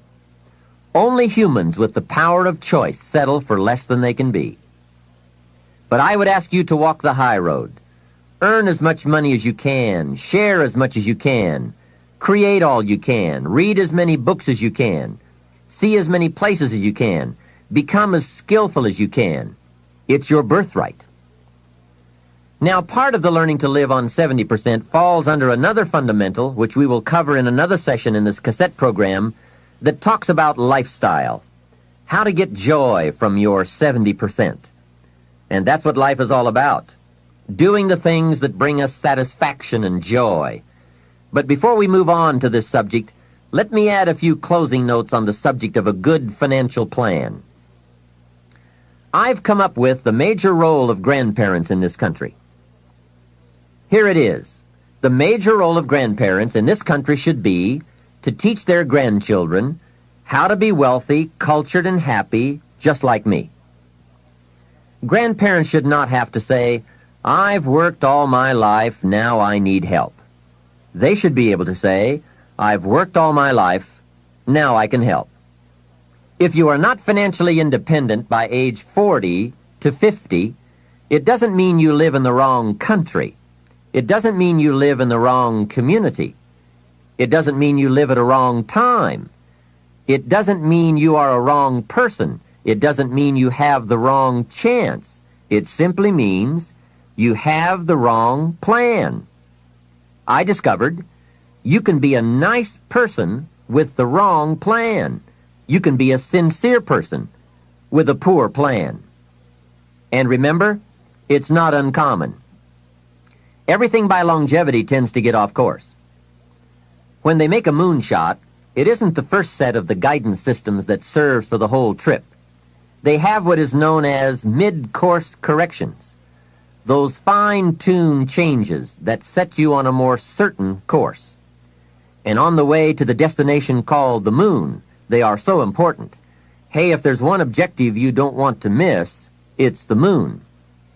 Now, if you will make wealth and financial freedom that important a necessity, you will have the highest chance to arrive. Next, if you have not done so in a while, or if you have never done so, put together a financial statement. When I first met Mr. Schoaf and we talked about financial independence, he asked me if I had a current financial statement. I said, "What is a financial statement?" So I got my primary education in taking a picture of where I was financially. Mr. Schoaf explained that it is very important to know exactly where you are, without kidding yourself, so that you can then come up with a good plan for going from where you are to where you want to be. It turned out to be fairly easy to put one together. You merely list the value of your assets on one side of a piece of paper, and the total of what you owe, called your liabilities, on the other side of the paper. Then by subtracting one from the other, you come up with what we call your current net worth. Now, it doesn't tell you what you are worth as a person, but rather what you are worth in money. I said to Mr. Schoaf, "My financial statement isn't going to look that good." He said, "It is not important how good it looks. What is important is that you do it." So I put that first financial statement together. I had plenty of liabilities, money I owed my parents, budget finance, my car, and all kinds of other debts. Now on the asset side, I really had to scrape the bottom of the barrel. I even put my shoes on the asset side. They were worth something. Wow, how embarrassing after 6 years of working. But it must be done. You don't have to put the results on a public bulletin board, because it's not important that the community knows how you are doing. It's not important that I know how you're doing, but it's desperately important that you know how you're doing.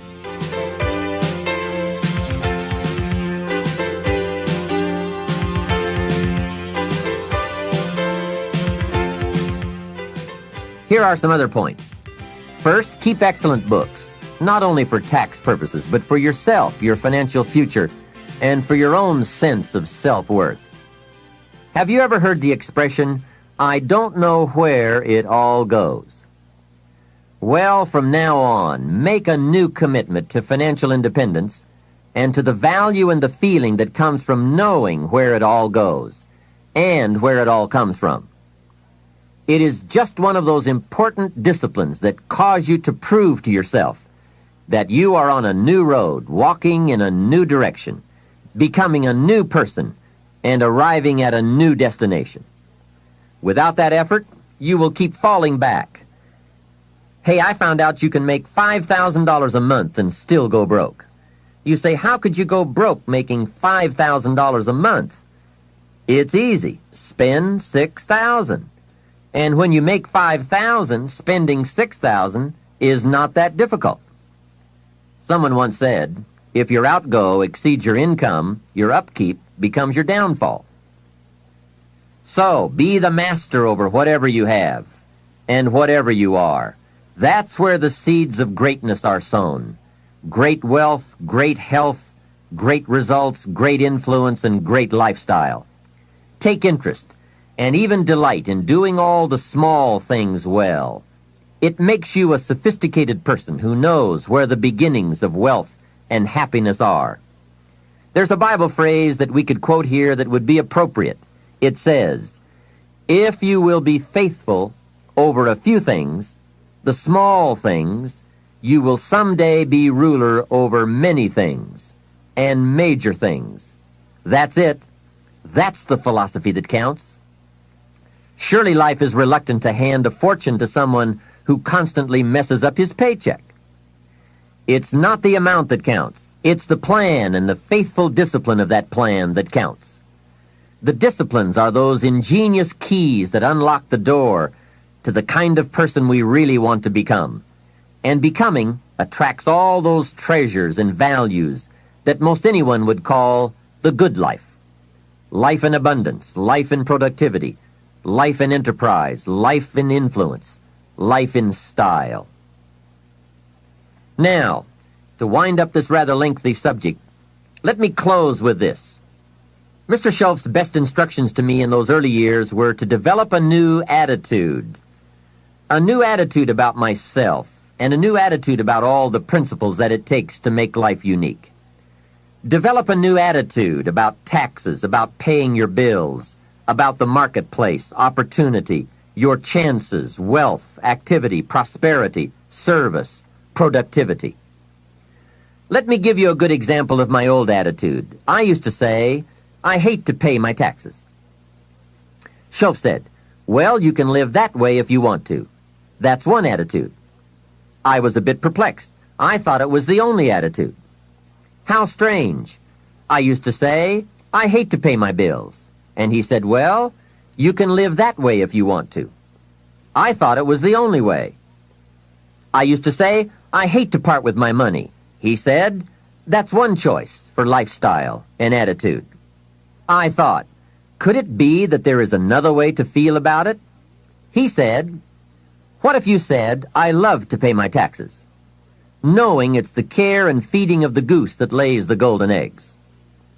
What if you said, I love to pay my bills, reduce my liabilities, and increase my assets? What if you said, I love to part with my money, put it into circulation, help build this dynamic society? Wouldn't that be a better way to live if you loved to instead of hated to? What an incredible way to look at it. I bought the idea and started the practice. I will admit that it took me a while to actually say truthfully, I love to. But when I did, I found a completely unique new way to live. To love to instead of hate to.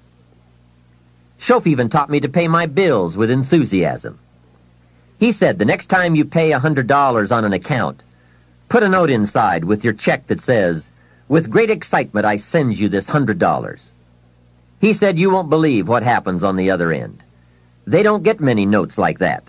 But best of all, you won't believe what happens on your end. The new feeling of being in control and having a philosophy of life that brings joy instead of frustration. This whole new attitude will create for you a whole new world.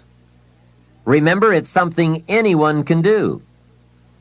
Mr. Shof got me to open my first savings account. He said, "Do you have a savings account?" I said, "I don't have enough money." And he reminded me, it's not the amount that counts, it's the plan. The important thing is to begin. Wealth is a plan, not an amount. He asked me if I had $10. I said, "Well, yes." He said, "Then open up your savings account and do it with your new attitude and enthusiasm." Well, that took some doing. I went to the bank in the town where I lived and walked in to open my account. I went to the window and told the lady I wanted to open up a savings account. She said, "Great. What is your name?" I said, "Mr. Rohn." She said, "Fine, Mr. Rohn, just fill out these papers." I filled them out, handed them back to her, and she said, "That's all in order. Now, how are we going to get this account started?" I said, "Put 10 in." She said, "10 what?" I said, $10. Now, can you imagine the scene? I'm a grown man, 25 years old. I have a family, I'm working, and opening up my first savings account with $10. I said, "Hey, this may not seem like much, but I have a great plan. In fact, before long, I'll probably have the largest savings account in this bank." She said, "Well, if you say so." It was a bit embarrassing, I must admit, but Shoaff said, "Get excited about where you're going, and excited about the fact that you are one of the few who have a wealth plan in place and working."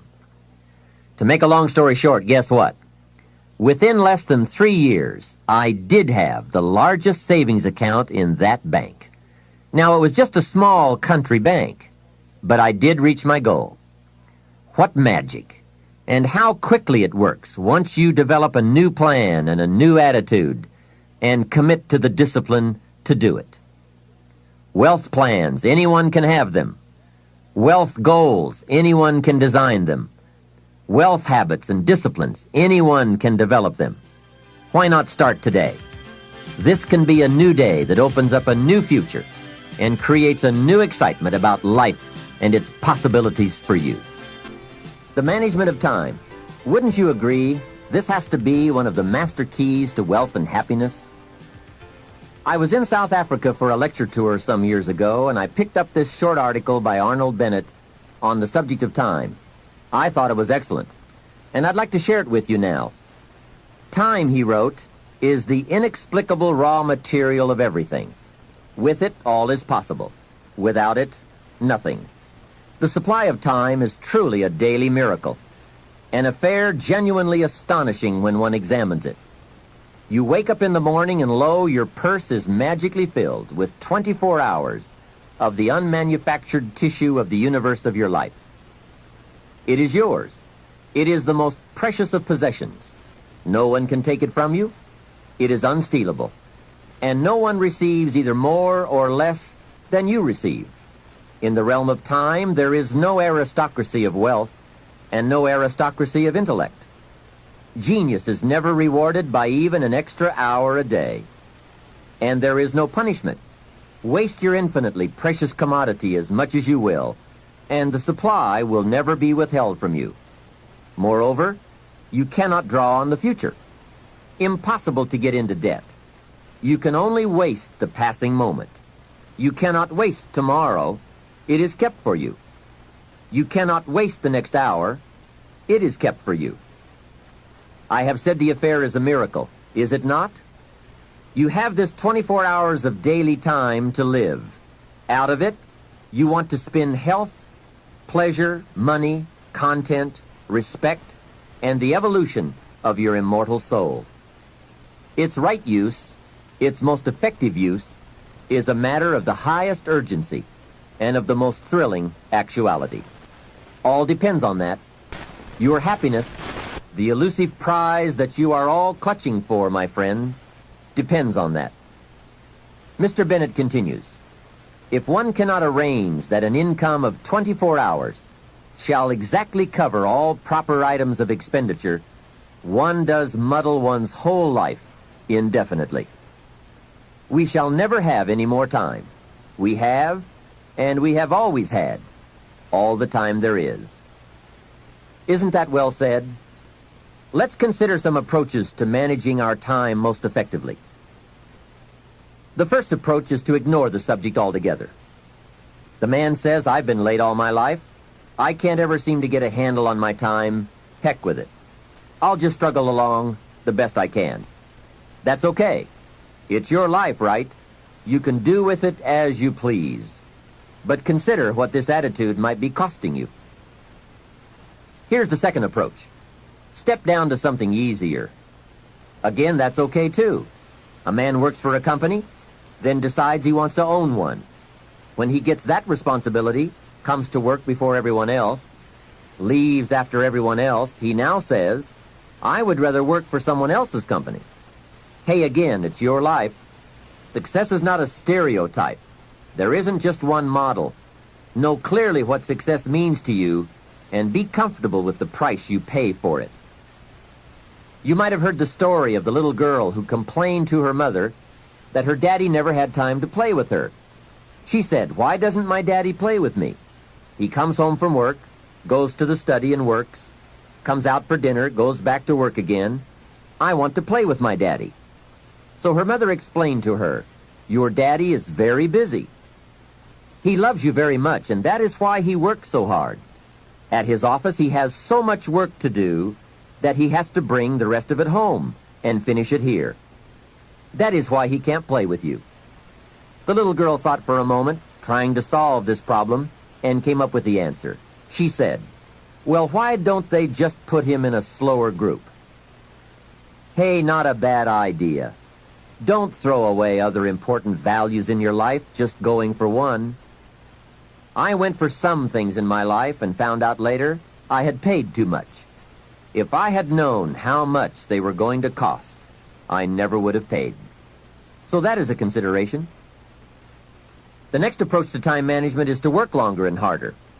And we all know the dangers there, right?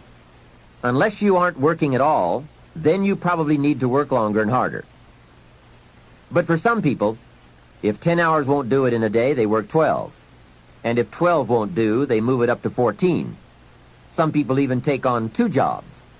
And there are some very real dangers here, not least of which is health problems that result from not being able to handle the stress. So you've got to be careful with this approach. The last approach I think is the best, and that is to get more out of you. In the time you have assigned to labor, make the hours more valuable. The key is not to work harder, but to work smarter. If you're putting in about 8 or 10 hours a day, 6 days a week, that's about it. You can't work much harder. But remember, it's not the hours you put in that counts. It's what you put in the hours. Get more from you to make the investment of time more valuable. And no telling how valuable you can become. We don't lack the capacity. We only lack the ideas and the will and the discipline to carry them out. In considering the subject of time management, remember that a big part of the key for changing is to take it in small steps. Most of us don't make revolutionary changes. We change a few degrees at a time. When you get some life momentum rolling, it's not that easy to make all the changes all at once. Hey, you can't whip a U-turn with the Queen Elizabeth II. When that big ship gets moving, they say it takes 7 miles just to get it stopped. So when it's really moving, you just have to nudge it a little, and finally you get it turned. That's a lot like our lives. A few nudges at a time. But if you're consistent, you can't believe the progress you can make in a fairly short period of time.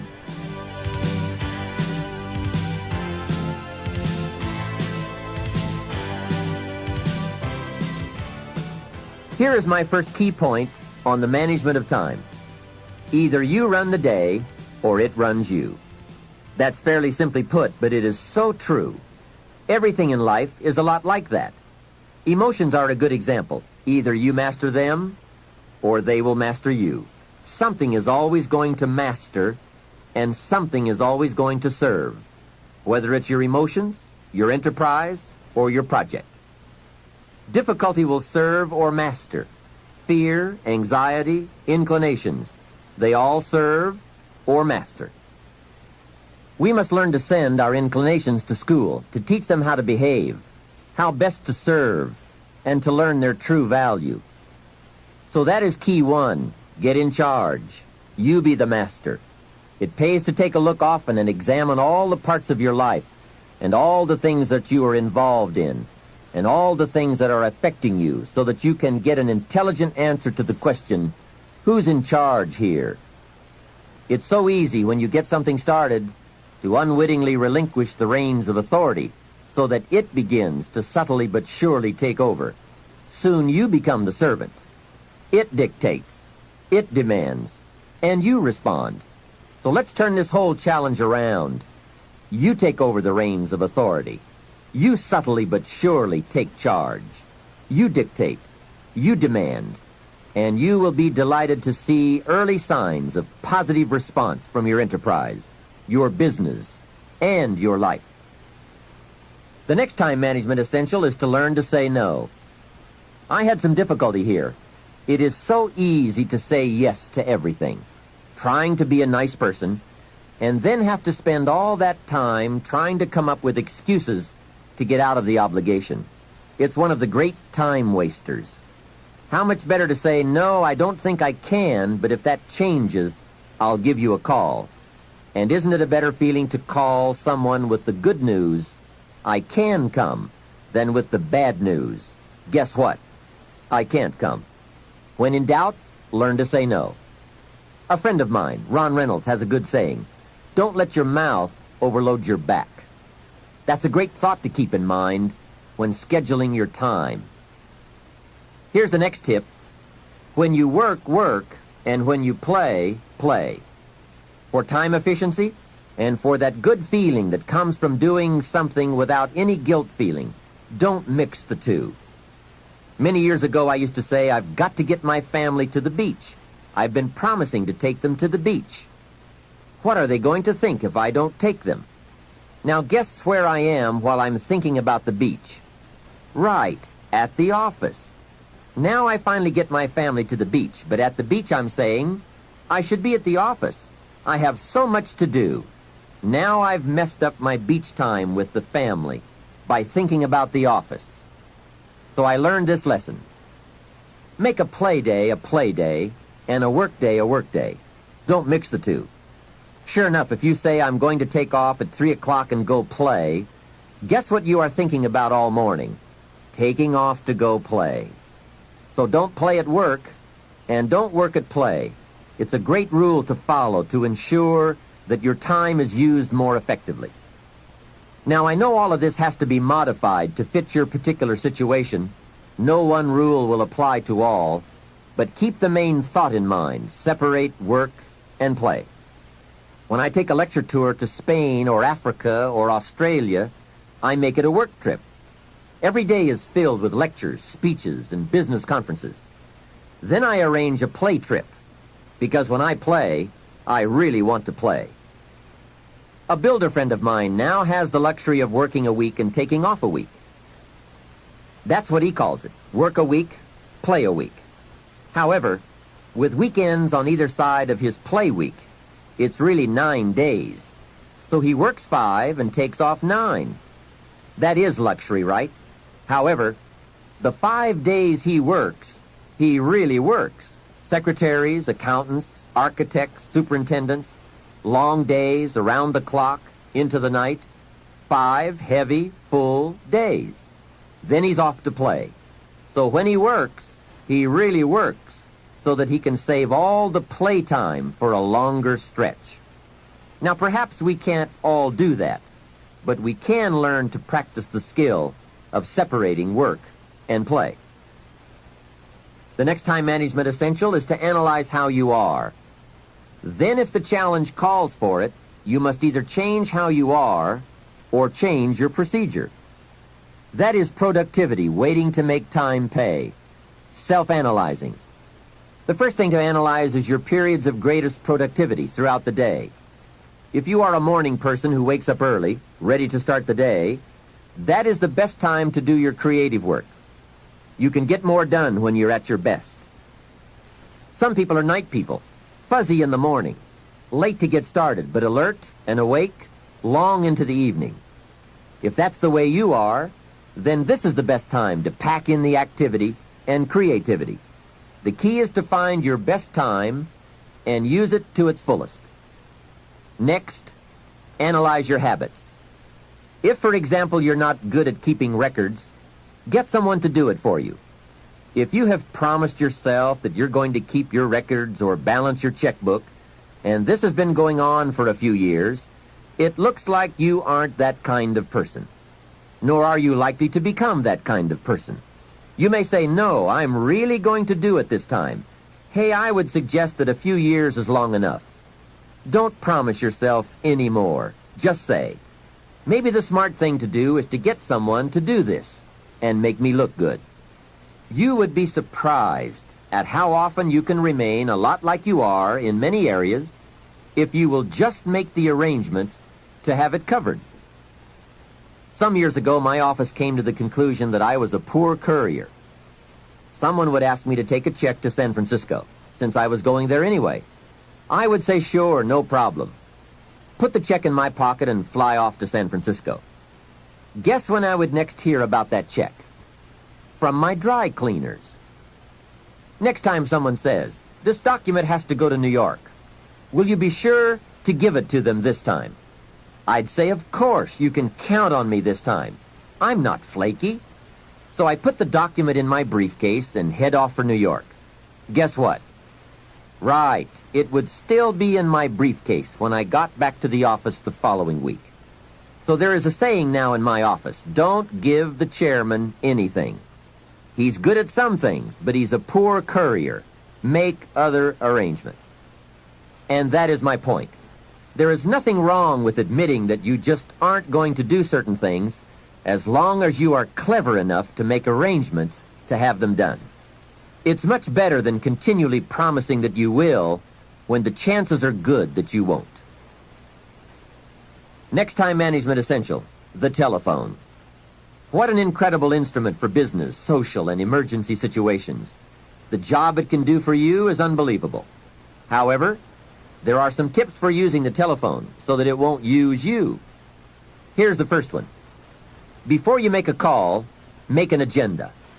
An agenda is simply a list of the items you want to talk about, especially if it's a business call. It is one of the better habits to develop. Did you ever make a call and toward the end of the conversation say, let's see, there was something else I was going to talk to you about. I just can't think of it right now, but if I think of it later, I'll call you back. A great time waster. And for a business call, not very sophisticated on your part. Making an agenda before you make a call serves to keep your conversation on course, so that you cover the essentials without missing any of them. Also, it helps to keep the conversation on track and control the tendency to wander into non-essential chit-chat. It is also a money saver. The extra minutes saved by keeping to an agenda and a few pleasantries is major. I know. My business telephone bill just in California got up to $13,000 a month. And this was one of the problems. Doing business internationally, we have learned the incredible savings of both time and money by taking the time to write down an agenda before we begin to dial. And here's another benefit. If you have made an agenda, when it comes time to recall that conversation you had, you've now got the details in writing. When you say, John, how are you doing on those 4 things we talked about the other day? And John says, what 4 things? We didn't talk about that. You now have a written record to show that you did. Remember, people can talk you out of what's in your head, but it's hard to talk you out of what's in your book. Next, if you can afford the luxury, have your calls screened. Then when you pick up the messages, you can decide who to call and when to call, and have the time to formulate the important information before you make the call. Now, this is a luxury, I will admit. It may be that you just have to answer the phone when the call comes in, but at least file this idea away for the future, when you might be able to use it. And one more, the telephone at home. Here you have to exercise great care to not let the telephone intrude. During social time with family or friends, my suggestion is that you shut the phone off. They have all those neat devices now, so you can. Put on the recorder to take messages or just pull the plug. Family is a high priority. Take care that valuable family time is not subject to frequent intrusions. If you set up this rule, you will not only have uninterrupted time with your family and friends, but also they will give you high marks for caring about them enough to make them a priority. Every situation calls for an evaluation of values. You've just got to weigh everything and make the necessary adjustments if you want to get full time and full value out of your life.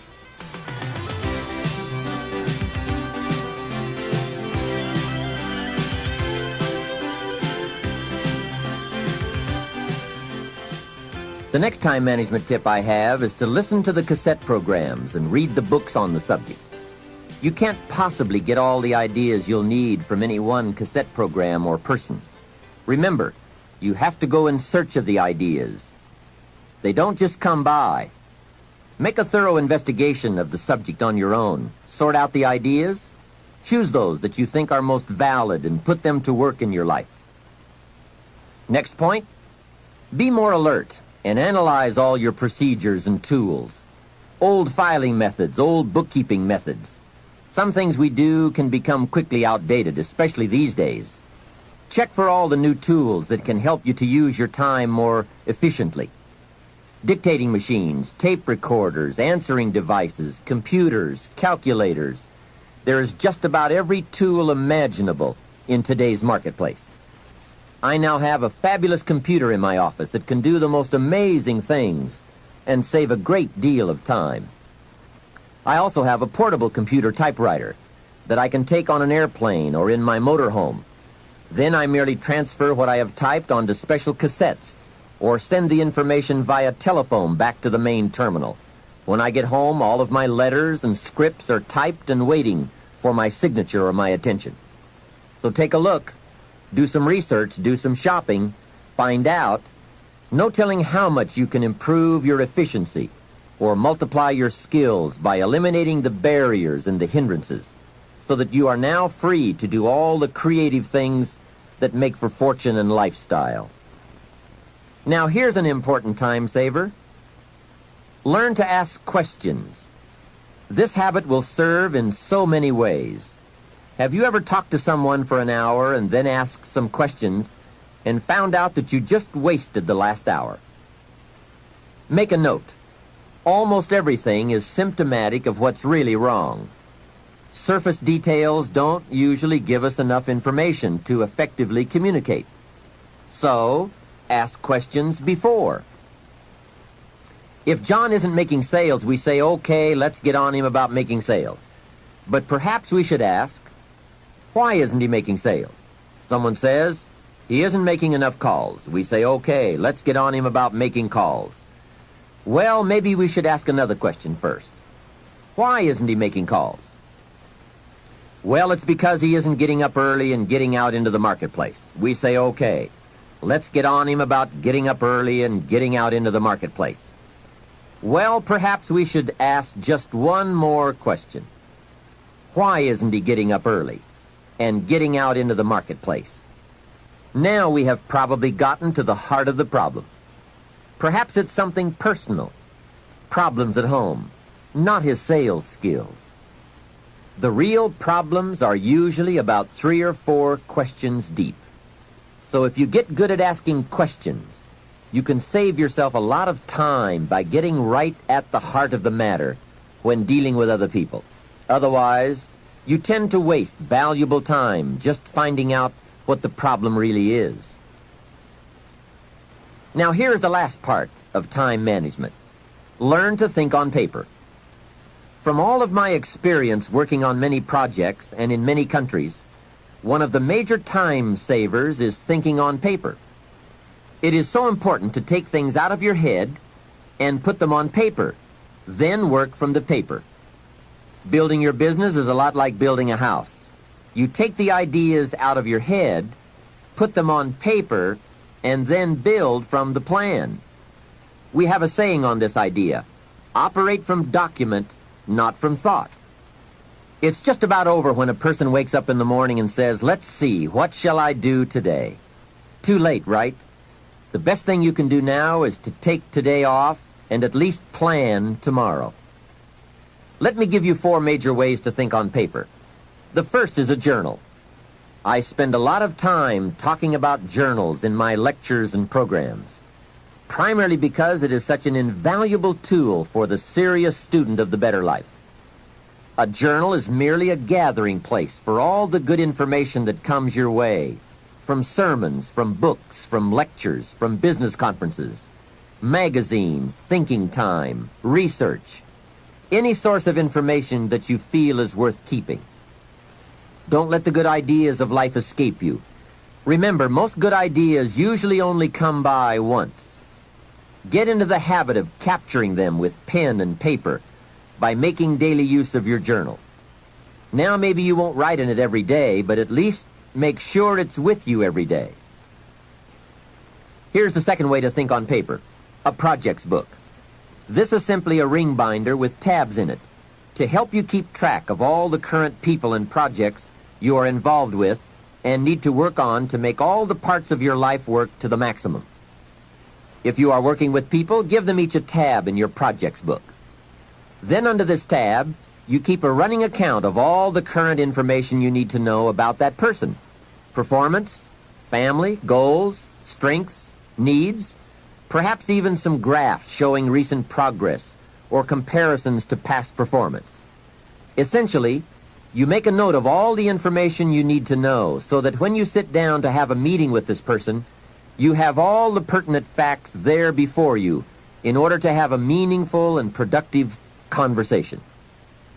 Without this habit, it's so easy to take up time talking with someone and get so very little accomplished because most of the meeting ends up by being devoted to bringing you up to date on the facts you could have already had in your projects book. Now, depending on your particular business or enterprise, you might want to have a tab for each office or each department or each ongoing project. On a more personal level, you might want to have a tab for each family member or for your personal projects, investments, finances, game plans, and so forth. It's just an effective way to keep all the key pieces of information readily available so you won't have to be continuously hunting through files and drawers for the data. It is the best way I know of to study your business and life projects. A projects book is a guideline for this study. We simply don't study files. They are for storing information. The projects book is for the daily or weekly summary accounting of all the pieces, like a financial statement of your business at the end of the month. In fact, that is one of the sections in your projects book. And another secret, with a guideline to study, it keeps you on good mental track. If you try to study your business and your life in your head, you will for sure miss something, miscalculate, or let your mind go undisciplined in those high thought areas where the ideas and plans and inspiration for fortune lie. It's the organized, better disciplined thought that produces abundance. Everyone is thinking, but mostly about how to get by. I'm asking you to develop these tools and disciplines to think about how to become wealthy and happy, powerful and influential, sophisticated and unique. The next way to think on paper is to keep a day timer, a daily log of your list of things to do and your appointments and schedules. This is where I also keep the agenda for my telephone calls. It becomes a clear and useful record. If you have a business and need to keep track of expenses for income tax purposes, your day timer should also accommodate this need. A day timer is also a good place to record telephone numbers and other key information that you need on a daily basis. Basically, it's a way of keeping a record of your daily activities. Your day timer can also be used as a gathering place for all the details or highlights from your day which need to be logged into your journal or projects book at a later time. It's just an efficient means of keeping track of your days and scheduling your projects and appointments. I strongly recommend that you develop the day timer habit. It only takes a few minutes a day to keep your records up to date, and the time and information you save by using one is massive. Now here's the fourth way to think on paper, the all-important game plan. A game plan can make all the difference in the world in how your months and years work out for you in terms of both accomplishment and satisfaction. Whether you do business at home, down the street, within the community, or around the world, game plans are essential for maximizing productivity. Here's a phrase worth remembering, and that is, don't start the day until you have it finished. That idea is worth the money. A plan before you start. A day is a major piece of the whole strategy of your wealth plan, your success plan. I know it is laborious, but it's labor and effort that pays in cash and accomplishment. And remember, value is on the other side of effort, not hope. Now, if you want to make a lot more progress and income, here's the key. Don't start the week until you have it finished. Of course, it is more challenging to finish a week than to finish a day, but the pay and the results are so exciting, you won't mind the challenge.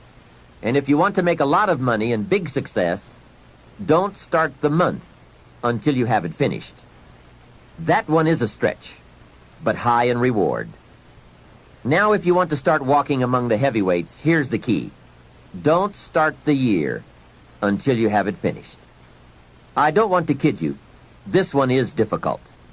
It's reserved for those few who do and become the superstars in accomplishment, enterprise, wealth, influence, and lifestyle. It's a high road of sophisticated disciplines, but I'm positive you will like the view and the taste and the company. A game plan is merely a spreadsheet for your activities. It can be a game plan for a day, a week, a month, a year, several months, or several years. And a game plan can be for a single project or for a variety of concurrent projects. Here's how it works. On a sheet of graph paper, you make vertical columns for the weeks or months that this plan is to cover. Then, on the left side of the paper, you make a heading called Activities. Under this heading, you list all of the activities to be performed within that time frame. Let's say that part of your business requires providing ongoing training programs for your employees. Under the column marked Activities, you merely list the various training programs you wish to conduct for the next 12 months. Then under the vertical columns for each month, you block off particular periods of time for these training classes. Game plans can be used to help you plan almost any aspect of your business or enterprise.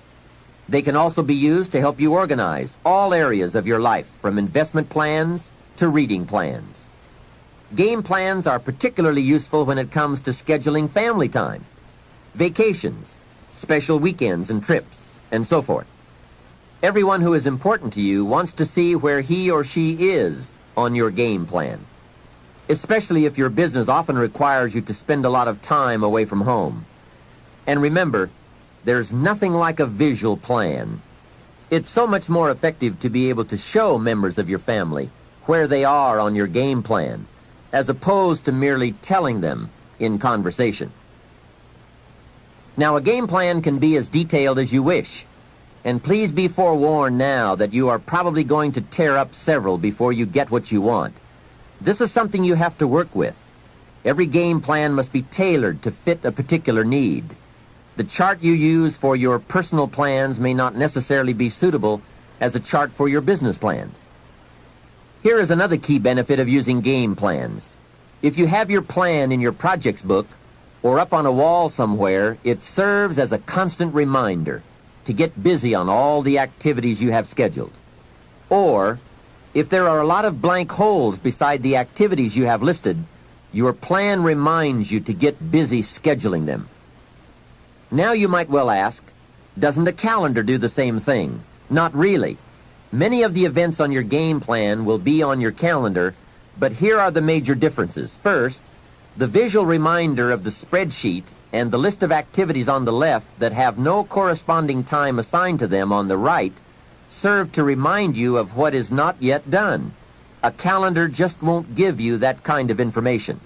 And second, it is so important to take a look at 3 months, 6 months, 1 year at a time for highly effective planning.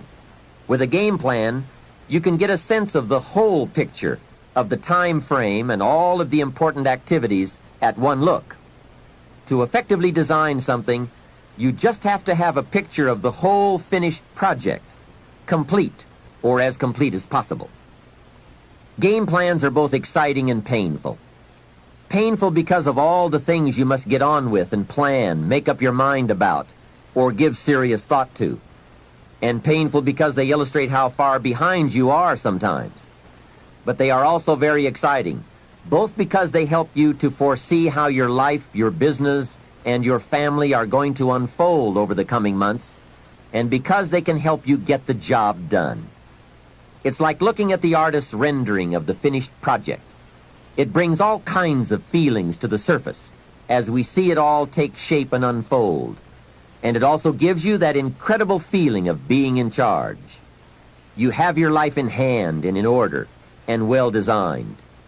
Remember how valuable a day is. It is part of your whole life enterprise. A day is like a piece of the mosaic of your life.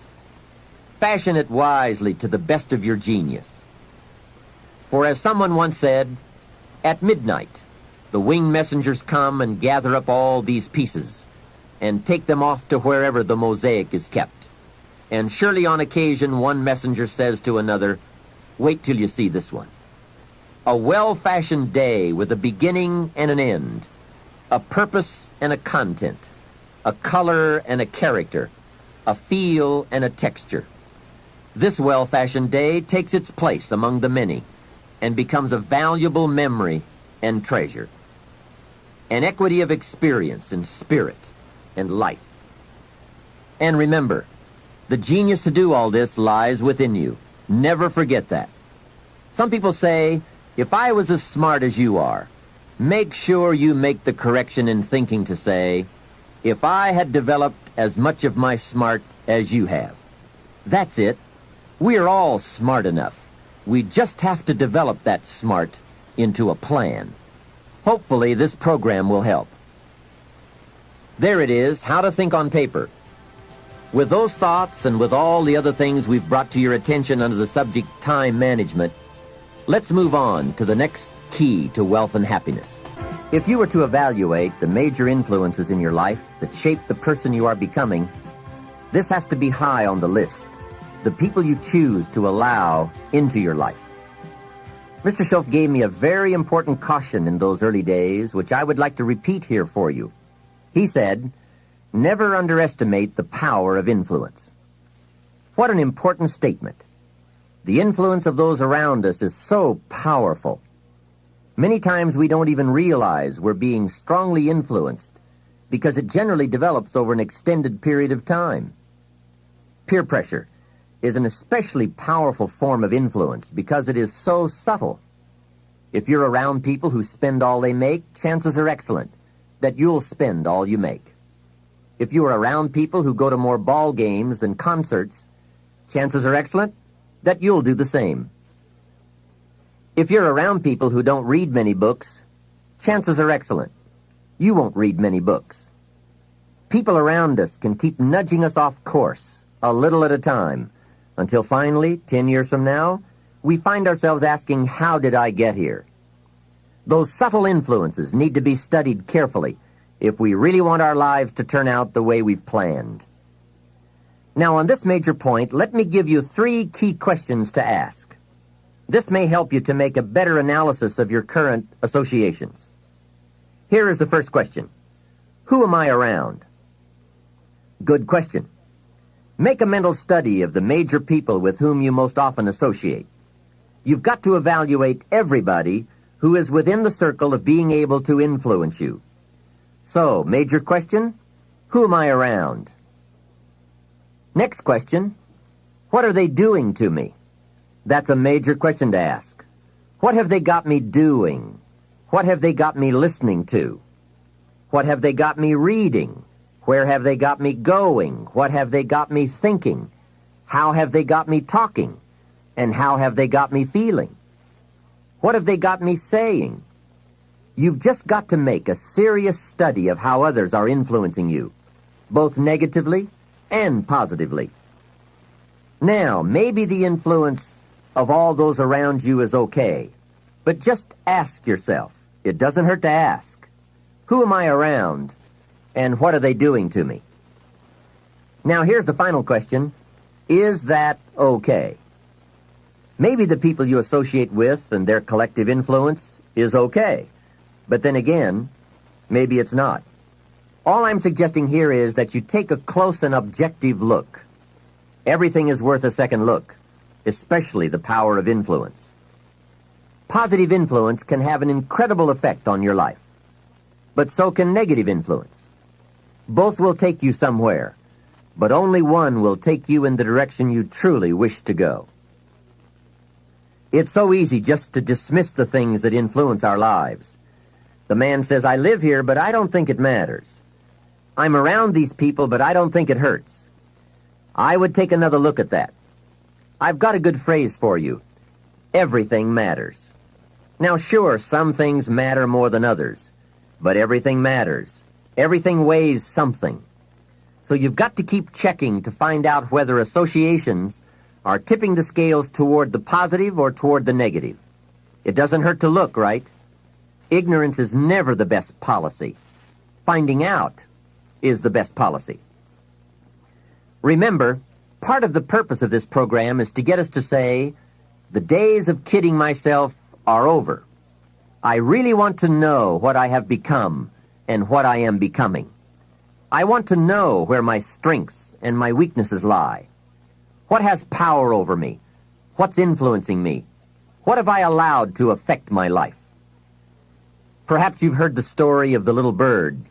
He had his wing over his eye and he was crying. The owl said to the little bird, "You're crying." "Yes," said the little bird, and he pulled his wing away from his eye. "Oh, I see," said the owl. "You're crying because the big bird pecked out your eye." And the little bird said, "No, I'm not crying because the big bird pecked out my eye. I'm crying because I let him." Hey, it's easy to let influences shape our lives, to let associations determine our direction, to let persuasions overwhelm us, to let tides take us, to let pressures make us. The big question is, are we letting ourselves become what we wish to become? In this most important subject of association, here are some actions you may want to take. First, disassociation. You may, after a study of those three questions, who am I around, what are they doing to me, and is that okay, you may come to the serious conclusion that there are some people you just have to break away from. I'm not saying that it's an easy step to take, and it's not to be taken lightly. However, I am saying it may be an essential task. You may just have to make that hard choice not to let certain negative influences affect you anymore. Remember, it could be a choice that saves the quality of your life. The second action you may want to take is limited association. It could well be that you are spending too much time in a certain area of your life with a certain group of people. It's easy to put time and effort in the wrong place. The guy spends 3 hours at the ball game and 30 minutes listening to the sermon. See, that's called out of balance. 30 minutes for spirituality, 3 hours for entertainment. That doesn't weigh well 5 years from now, 10 years from now, when you take a look at the sum total of your values in your life. Here's one of the easy ways to end up with a mediocre average life: spending major time on minor things. Sophisticated people learn to weigh everything before they spend time or money. You've got to weigh before you pay. Whether you're going to spend heavy time or light time, you've just got to weigh. Otherwise, if you're not careful, you can get trapped into spending heavyweight time with lightweight people. Now, it's okay to have casual friends as long as you give them casual time, not serious time. Spend major time with major influence and minor time with minor influence. It's so easy to do just the opposite, but don't let it be said that you fell into that trap. So maybe all you need to do to change some of the influences in your life is not to eliminate them, but merely limit them. Say, I have a good time with these people, but I'm not going to spend days and days with them anymore. I'm just going to cut that down and save some of that time for more major people and more major enterprises. Remember, it's your life. You can spend your time with whomever you want and whenever you want. But you didn't invest in this program for me to kid you. Take a look at your priorities and your values. We have so little time at our disposal. Wouldn't it make sense to invest it wisely? If you have only $100 in your pocket, it's okay to spend $20 for fun and put $80 toward your important values and commitments. But would you be happy reversing those percentages? Better to put the majority of your money where you know it will get you a positive return, rather than put it where the taste is brief and the results are poor. Of course, you must be the judge. You must determine whether the situation and the people call for disassociation or limited association. But remember, if it isn't taking you where you want to be 5 years from now, 10 years from now, now is the time to fix it. The third process is the one I most strongly suggest you begin, and that is called expanded association. That is, spending more time with the right people, people of substance and culture, people who understand philosophy and discipline, people of accomplishment and character. Many years ago, Mr. Schoaf said to me, "Mr. Rohn, if you truly wish to be successful, you've got to get around the right people." Then he said, "It looks like in your present circumstances you're going to have to plot and scheme." And that was true. I had to plot and scheme to get around the right people. On some of those early opportunities I had to be around successful people, I would park my car a couple of blocks away. I knew that if they saw my car, I'd never get in. On more than one occasion, I got the question, "How did you get here?" To which I would respond, "Oh, someone dropped me off." And that was me dropping me off a couple of blocks away. Whatever you have to do, do it. Keep asking the question, who can I get around?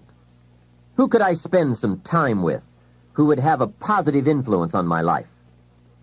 I played every trick in the book I could think of to get around the right people, but it was worth it. Now here's the surprise. It is possible for a modest investment to get around major people.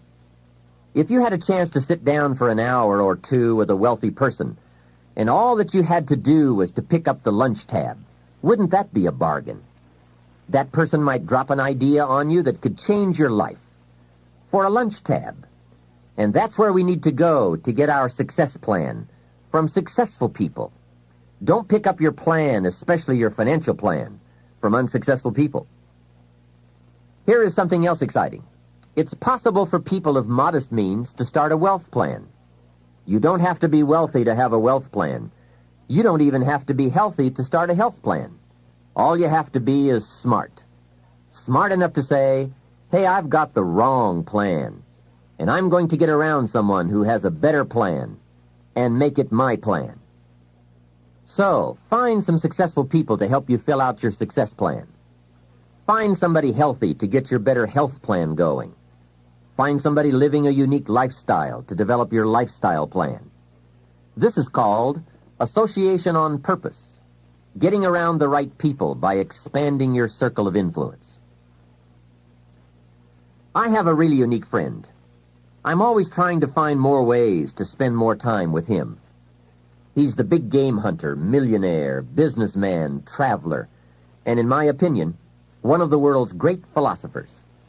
He has two special gifts among many that make it worth all the time I can possibly spend with him. And those gifts are, 1, the ability to absorb, the ability to soak up a day and all of its events. His memory is uncanny. I swear he remembers in detail almost every day of his life and every book he's read. I think it is more exciting for him to go to Spain and come back and tell you about it than it is to go yourself.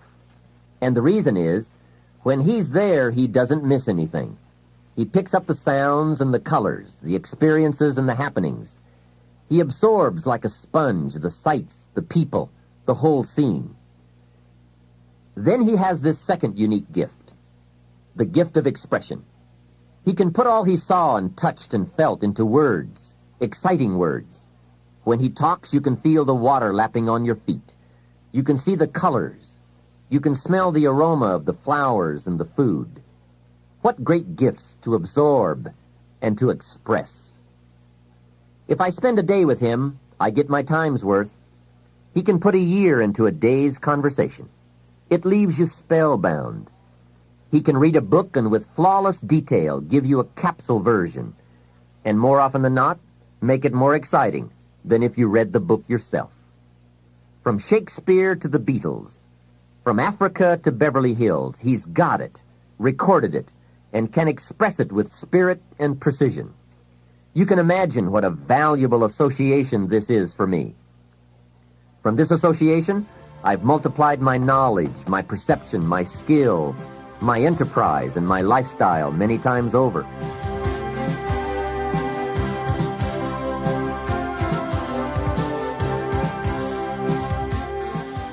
Here's another good question for you.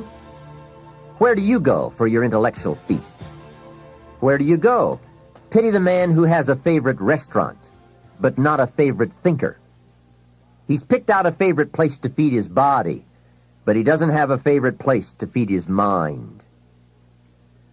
One way to associate with people of influence is through their writings, books, cassette tapes, whatever you can pick up. Maybe you can't meet the person, but you can read his books or listen to his cassettes. Churchill's gone, but he's left some books. Aristotle's gone, but we still have his ideas. Search the catalog for cassettes and libraries for books. Search the magazines, search the documentaries. They are full of chances for association and intellectual feasting. But in addition to reading and listening, we also need a chance to do some talking and sharing. I have some people in my life with whom I spend time on a regular basis, who help me with important life questions, who help me refine my own philosophy, weigh values, and ponder questions about success and lifestyle. We all need associations with people of substance to provide influence concerning major issues: society, money, enterprise, family, government, love, friendship, culture, taste, opportunity, community. Behavior is mostly influenced by ideas, and ideas are mostly influenced by education, and education is mostly influenced by the people with whom we associate. So don't join an easy crowd. Make sure you get around people who can ask the right questions about the latest ideas you've discovered, about your philosophy, your enterprise, your goals, your lifestyle. Go where the demands are high, where the expectations are high, where the spotlight is on to grow, to produce, and to become more than you currently are. One of the great good fortunes of my life was being around Mr. Schoaf those 5 years. During that time, he shared with me, at dinner, on an airplane, at a business conference, in private conversation, with a group, all those ideas that caused me to make the helpful and necessary adjustments in my thoughts and activities. And those daily changes, some so very slight, so very important, added up to such weighty sums in 1 year, 3 years, and 5 years. A big part of the value of this association was having Mr. Schoaf repeat the ideas over and over. You just can't hear basics, fundamentals, major pieces of the philosophy of life too often. Another part was Mr. Schoaf's unique ability to check and measure my progress. That is so important. Measurable progress, and having someone to monitor that progress. I will never forget my first list of goals that I put together after Mr. Schoaf's breakfast lecture on setting goals. My list contained only 4 or 5 items. When I showed it to him, he said, "Is this your list?" I said, "Yes." Then he started asking those very wise questions that all people of success and substance are inclined to ask. He asked, "How about your health goals?" I didn't have any of those on my list. He asked, "How about your investment goals?" Those were lacking. How about your travel goals, your family goals? How about your goals for gifts and sharing? Who would you like to meet? What would you like to become? What skills would you like to develop? Did you ever want to write a book, a poem? Would you like to be a sophisticated person of power and influence and culture? How about education for your children? Would you like to be debt-free? How about a splendid library stocked with the best of books? Would you like to make some new friends? Did you ever want to parachute out of an airplane? Fly a glider? Own a music library? Would you like to see New York? Visit Paris? Explore Rome? Do you need a ranch someday? A cabin in the mountains? Is there something you'd like to prove? A mark you'd like to make? Wow, what a mind-expanding conversation that was. And this was only one of many to come over those 5 years. What fantastic help it is to have someone who can ask the right questions. Remember, it's not just the answers that are important. It's the questions. Some of the most valuable influence comes from people with the awareness and skill to ask the major questions. Here's a project you might consider. Choose 2 or 3 people for whom you have a great respect. Ask each of them to make a list of the major questions they would ask if they wanted to help someone make the best choice that would lead to a successful and happy life. If you get 3 lists, you will be surprised at the difference among them. Successful people approach life from a variety of experiences and a variety of attitudes. Now, from these questions, you may get enough homework to get busy on for years to come.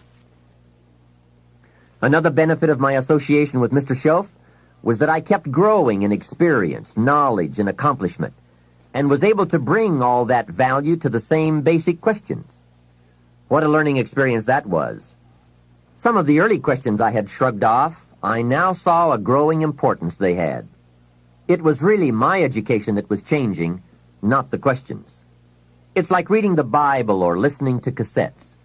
When you have some added, measurable experience, you now bring to the reading and listening a new worth.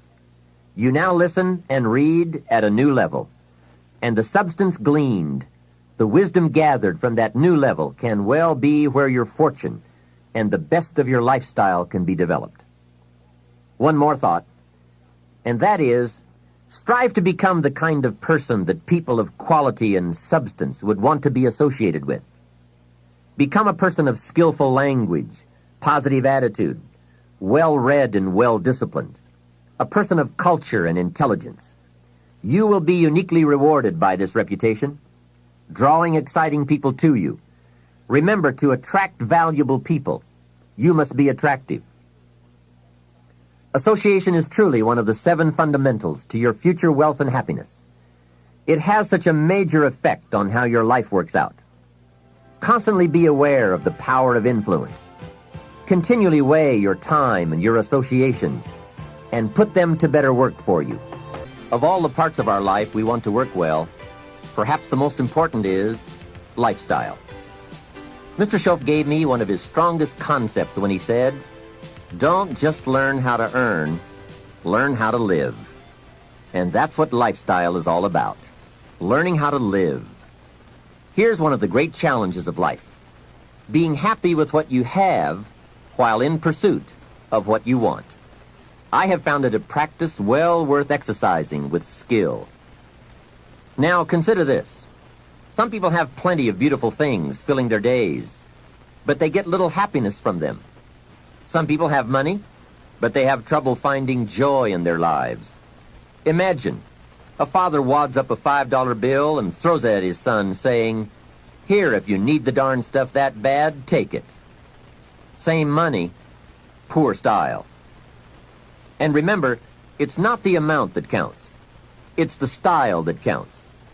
Mr. Schoaf taught me lifestyle in those early days, starting with small amounts.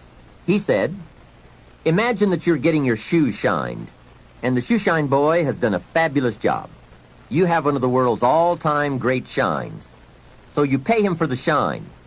Now you consider from the change in your hand what kind of tip to give him. And the question pops into your mind, shall I give him 1 quarter or 2 quarters for my neat shine? Mr. Schoaf said, if 2 amounts for a tip ever come to your mind, always go for the higher amount. He said, "Become a two-quarter person." I said, "What difference would that make, 1/4 or 2/4? He said, "All the difference in the world." If you said, "Well, I'll just give him 1/4, that will affect you for the rest of the day. You will start feeling bad. Sure enough, in the middle of the day, you will look down at your great shoe shine and say, "I've got to be cheap.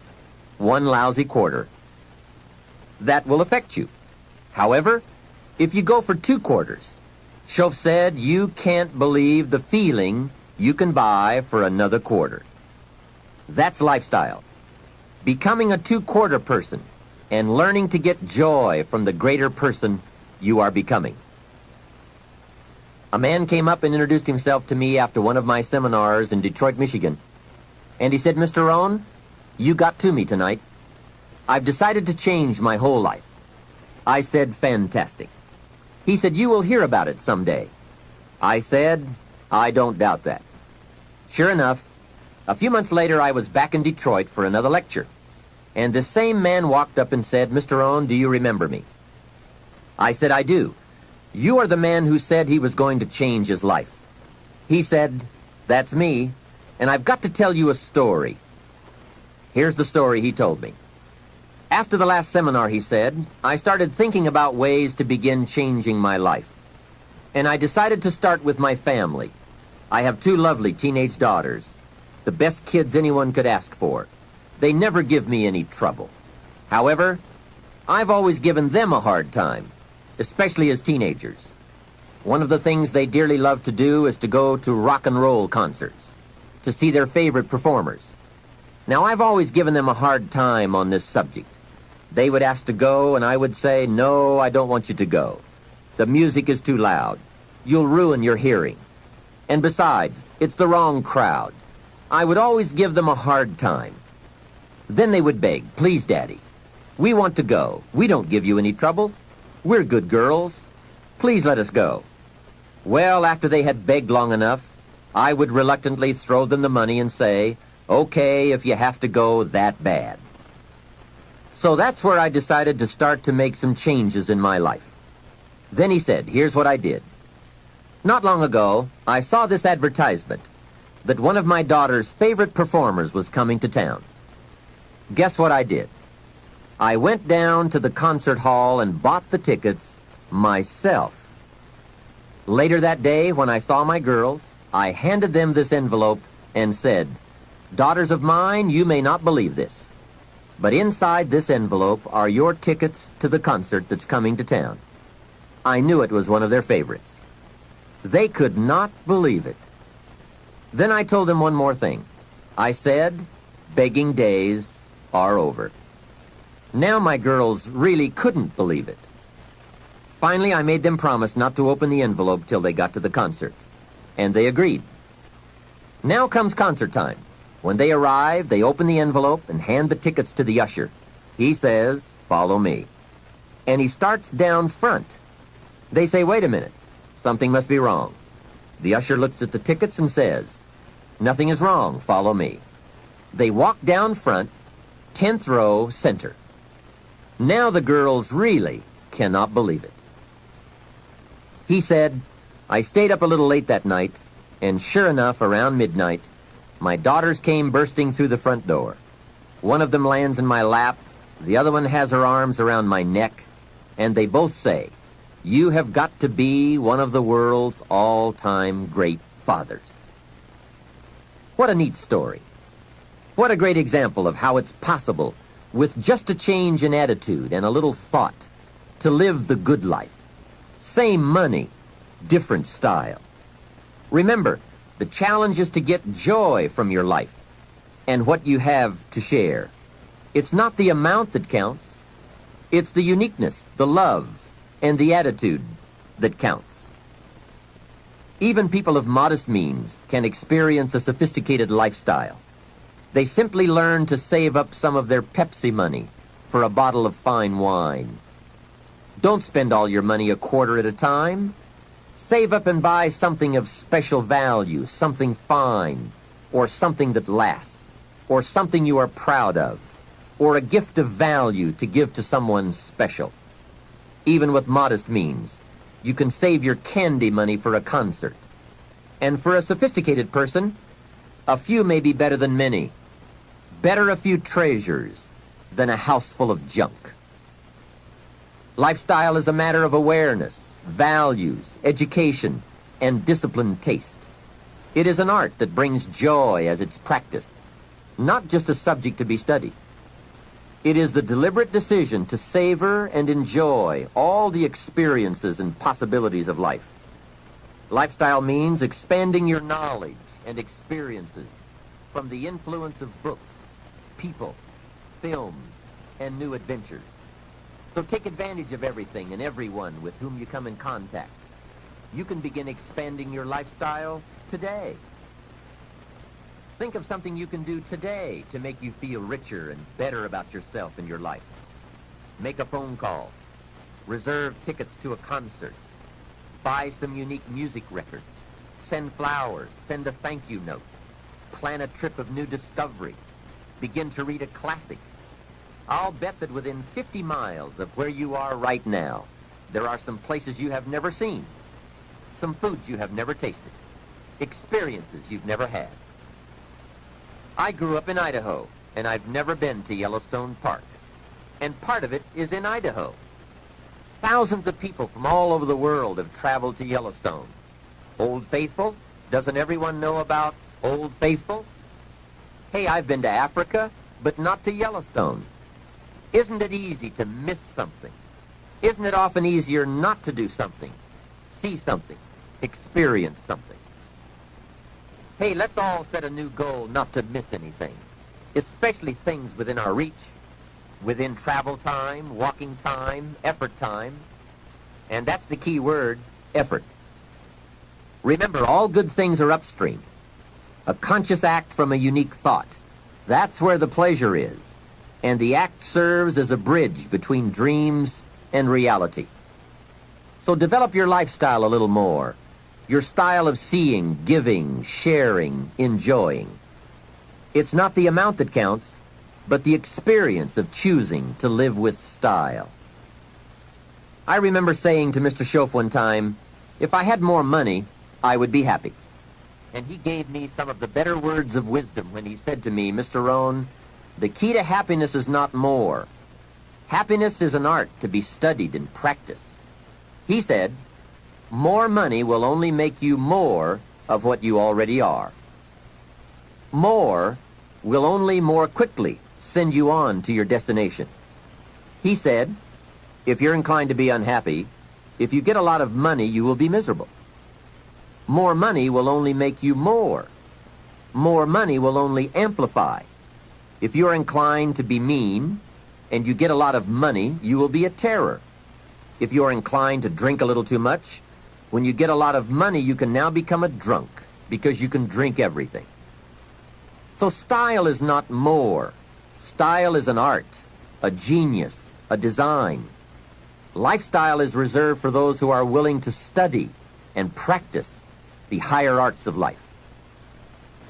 Lifestyle is culture, music, dance, art, sculpture, literature, plays, concerts.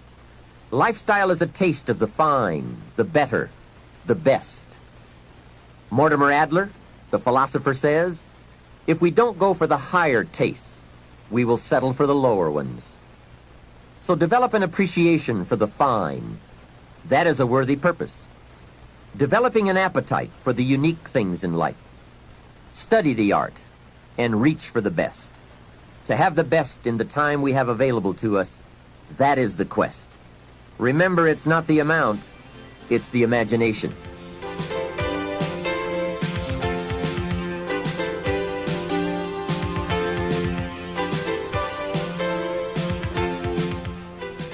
My lady and I were on a trip to Carmel, California one sunny summer day to do some shopping and exploring. I stopped to have the car serviced at a gas station. This young man, about 18 or 19, I would guess, came bouncing out to the car with a big smile, and he said, "Can I help you?" I said, "Yes. A full tank of gas, please." Well, not only did he fill the tank with gas, he checked every tire, washed every window, even the moonroof, checked everything, and all the time he was working, he was whistling and singing. My lady and I couldn't believe all the service and his obvious happiness. The young man brought me the bill, and as I was signing it, I said, "Hey, you really have taken good care of us. I appreciate it." And he said, "I really enjoy working. It's fun for me. I get to meet nice people like you." We couldn't believe it. This kid was something else. I said, "My lady and I are going to Carmel, and we want to drink one of those $2 milkshakes on the way up there. Where is the nearest Baskin-Robbins?" He said, "That's a great idea. Baskin-Robbins is just a few blocks away." And he told us where to find it. And he said, "Don't park out front. Park around to the side so your car won't get hit." What a kid. So we drove to Baskin-Robbins, walked in, and checked the flavor board, and ordered milkshakes. However, instead of ordering 2 milkshakes, we ordered 3. Then we drove back to the station. The young kid dashes out to the car again and says, "Hey, I see you got your milkshakes." I said, "Yes, and this one is for you." When I offered it to him through the window, he couldn't believe it. He said, "For me?" I said, "Sure. With all the fantastic service you gave us, I couldn't leave you out of the milkshake deal." He said, "Wow, no one has ever bought me a milkshake." I said, "That's probably true. Have a nice day." Then I buzzed up the window and we drove away. When I looked in the rearview mirror, there he was, holding that milkshake, a big surprised smile on his face. Now, what did that cost me? Only $2. Hey, I've enjoyed and shared the memory of that experience 100 times. For just $2. Remember, it's not the amount that counts. It's the style. That same day, I guess I was feeling extra creative. When my lady and I got to Carmel, I drove straight to the flower shop. We walked inside, and I said to the florist, "I need a long stem red rose for my lady to carry while we go shopping around Carmel." She was some impressed. The florist said, "Well, we sell them by the dozen." I said, "I don't need a dozen. I just need one." He said, "That'll cost you a couple of dollars for just one." I said, "Wonderful. There's nothing worse than a cheap rose." I selected the rose, handed it to my lady, and said, "Here, carry this while we stroll around town." She was impressed. And the cost? $2. Just $2. A couple of hours later, we were having some refreshments, and my lady looked across the table and said, "Jim, I just thought of something." I said, "What's that?" She said, "I think I'm the only lady in Carmel today carrying a rose." I said, "That's probably true." For $2, can you imagine $2? Remember, it's not the amount. Hey, just 2 ideas and a total cost of $4 for unique experiences and sweet memories. Just 2 modest examples of how easy it is to put style in your life. Make sure you don't miss out. Don't miss anything you can enjoy. Be sure you live your life in style. Here's something else to think about. Did you ever hear where the expression tip came from? As in tipping the waiter or waitress in a restaurant. Mr. Schoaf taught me that it began as a symbol for the phrase, "to ensure promptness." Now, Schoaf said, if a tip is to ensure promptness, when should you give it? Answer, up front. See, I didn't know that. I said, no, you have lunch, and if you get good service, you leave a good tip. If you get lousy service, no tip. And he said to me, no, Mr. Rohn. Sophisticated people don't take a chance on good service. They ensure good service by giving the money up front. I said, wow, what a way to live. I had never thought of that. So the next time you have someone special to take to lunch, call the waitress over, arm around the shoulders, and say, here's $5. Would you take good care of me and my friend? Schoaf said you won't believe what happens. They do what's known as hover. They hover around your table. Without the insurance, you are usually looking around saying, where is my waitress? Has she gone on a break? Same money, different style. One last major point. Life in style is also life in balance. Make sure you pay attention to all the values and dimensions of your life. One is family.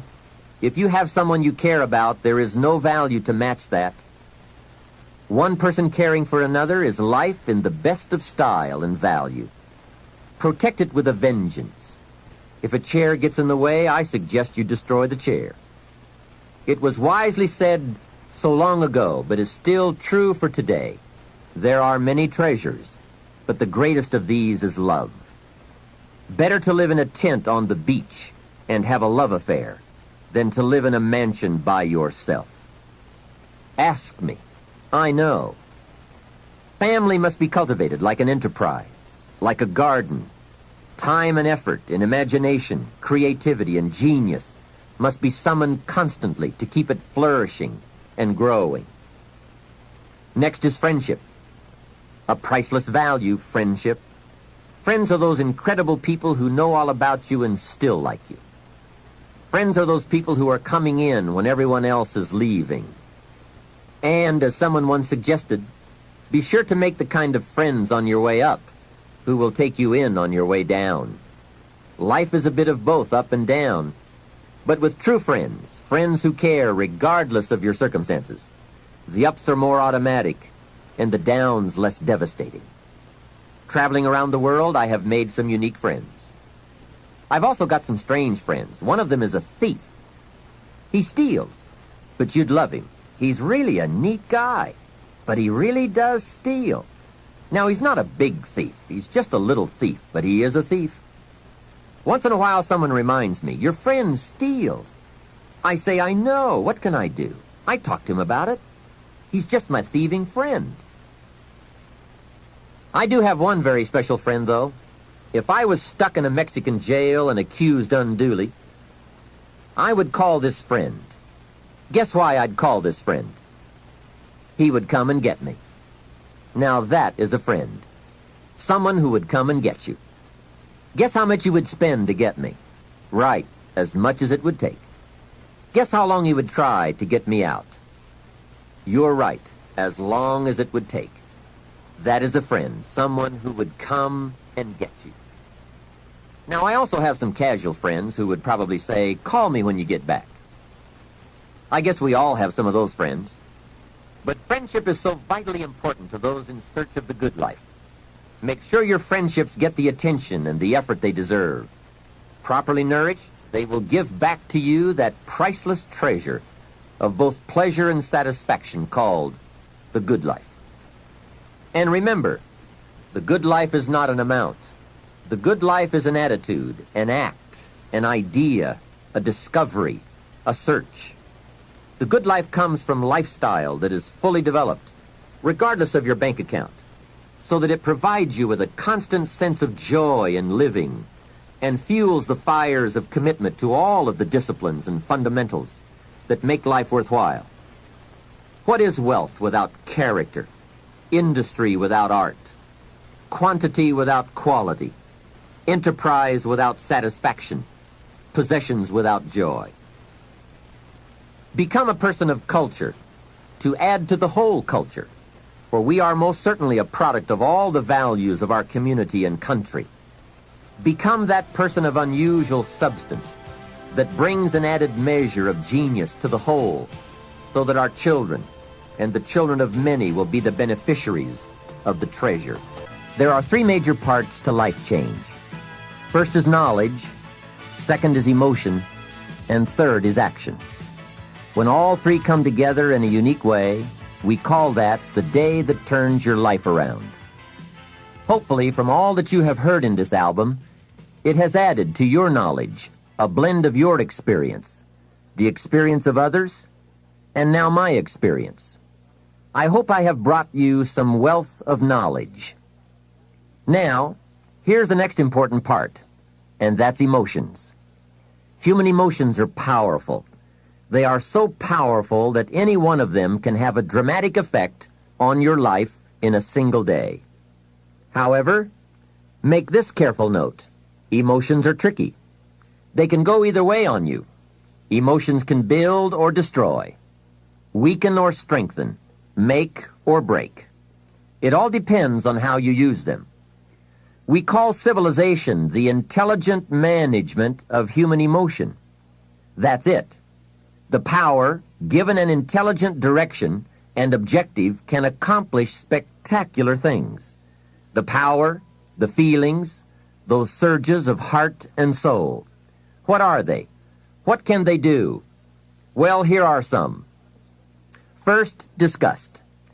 Disgust is a powerful emotion. Disgust says, I have had it. Hey, that could be the day that turns your life around.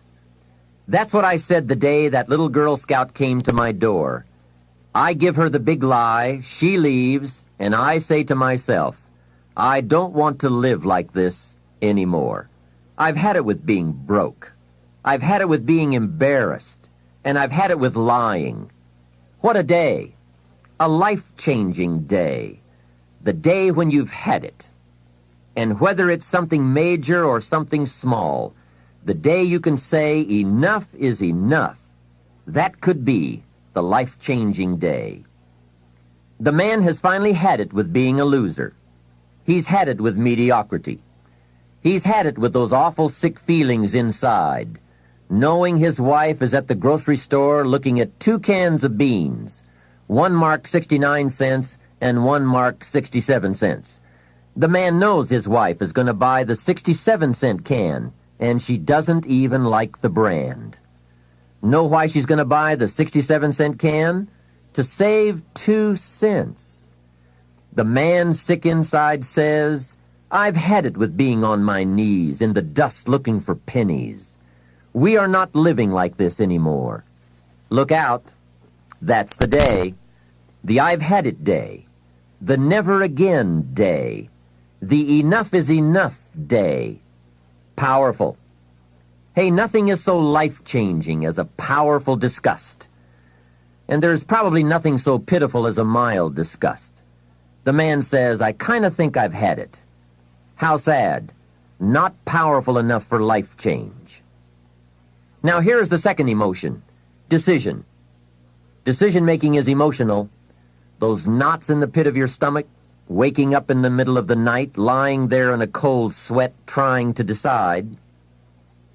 We sometimes call it inner civil war, conflict, battle of the mind, heart, and soul. It's emotional. It's powerful and critical. It sets the course or blinds the course. It sets the mind or leaves us helpless, drifting, not being able to make up our mind. Well, for progress, we must decide. Come to grips with the surges, the tides, the conflicts. The best advice I can give you is, if it's easy, do it easy. If it's hard, do it hard. Just get it done. If after listening to this program you cleaned up a whole list of decisions, that might furnish enough inspiration for the next 10 years. And I might add, sometimes getting on with it is easier than deciding. Sometimes deciding is the toughest part. But once you have waded those waters, you can climb the mountain. Deciding is truly the day that turns your life around. Next is desire. Wanting to bad enough. And I don't know how to tell you to want to. You have to come up with that. There are 2 things, however, that I know about desire. First, it comes from inside, not outside. You don't send off for it, although some people try. And second, desire can be triggered.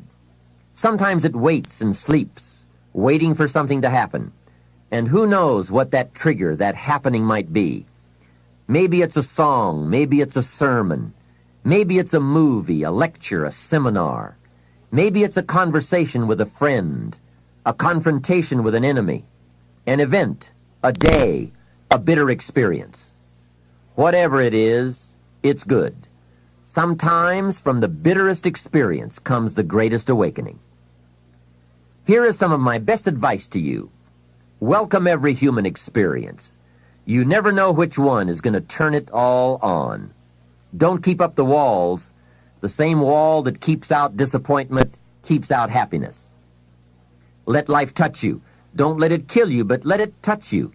It could be the next touch that makes the day that turns your life around. And here is the last emotion, resolve. Resolve says, I will. Two of the most powerful words in the language, I will. Benjamin Disraeli once said, nothing can resist a human will that will stake even its existence on the extent of its purpose. Shortly put, I'll do it or die. That could be the day. The man says, I will climb the mountain. They've told me it's too high, it's too far, it's too steep, it's too rocky, it's too difficult. But it's my mountain. I will climb it.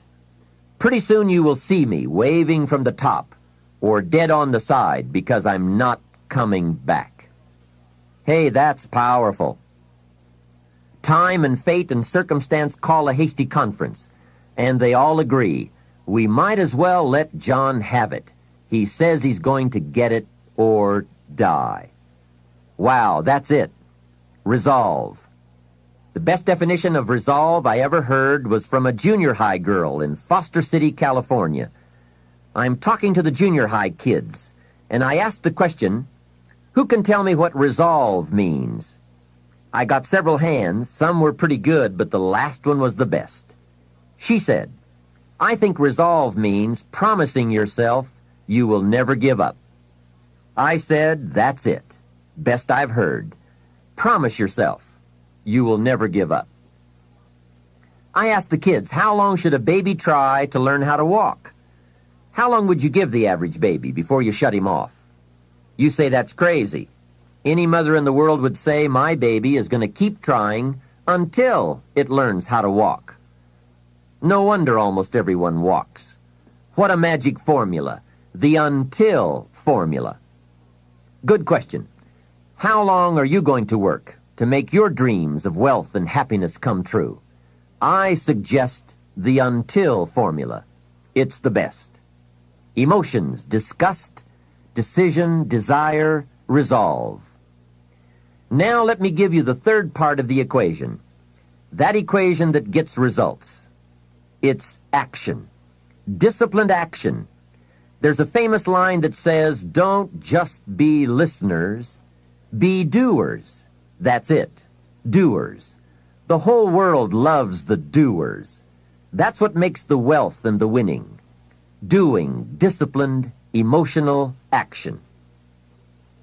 Another famous line says, faith without action serves no useful purpose. Wow, what a major piece of information. Many people these days are big on affirmations. You have to be very careful of affirmations. Remember, there is a thin line between faith and folly. Here's the best I can give you on affirmation. Affirmation without discipline is the beginning of delusion. And there is nothing worse than delusion. Walking west looking for the sunrise. It's bad. However, affirmation with discipline can bring the most incredible results. But remember, they go together. Make sure you have a game plan to match your wishes. Otherwise, they will always be wishes.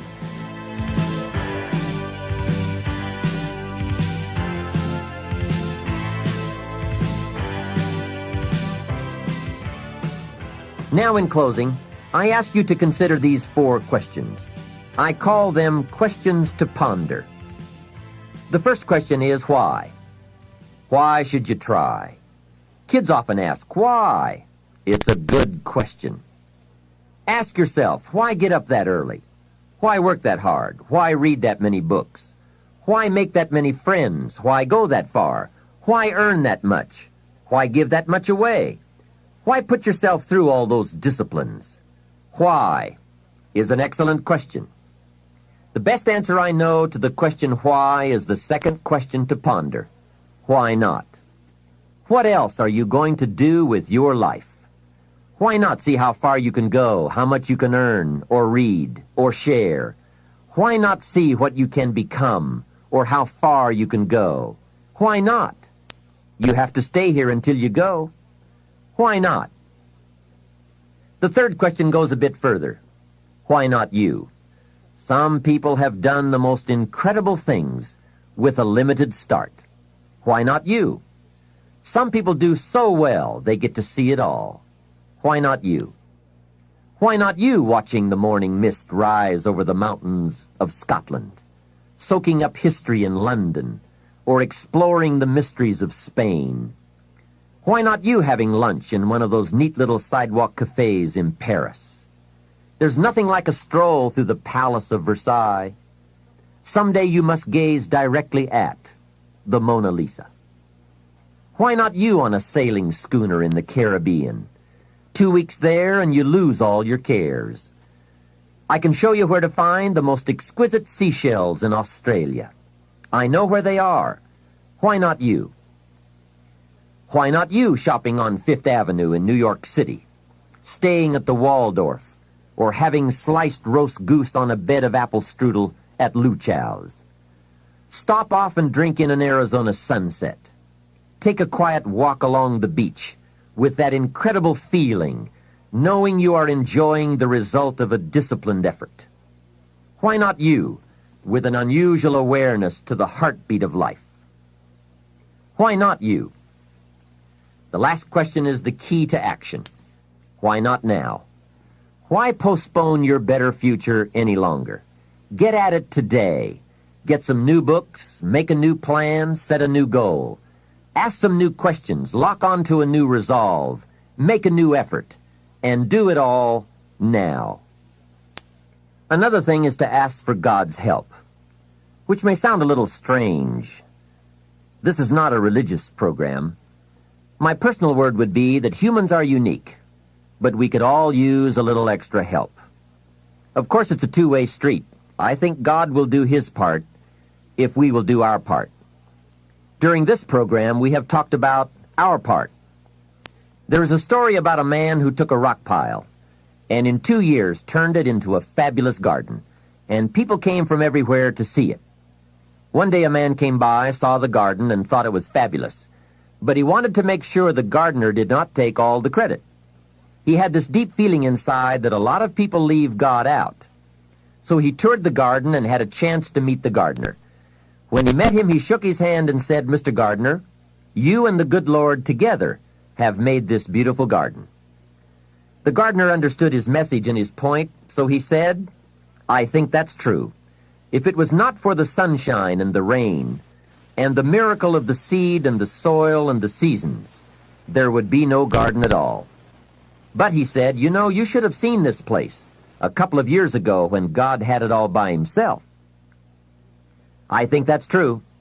We do play an important part in this challenge called making all we can out of all we have.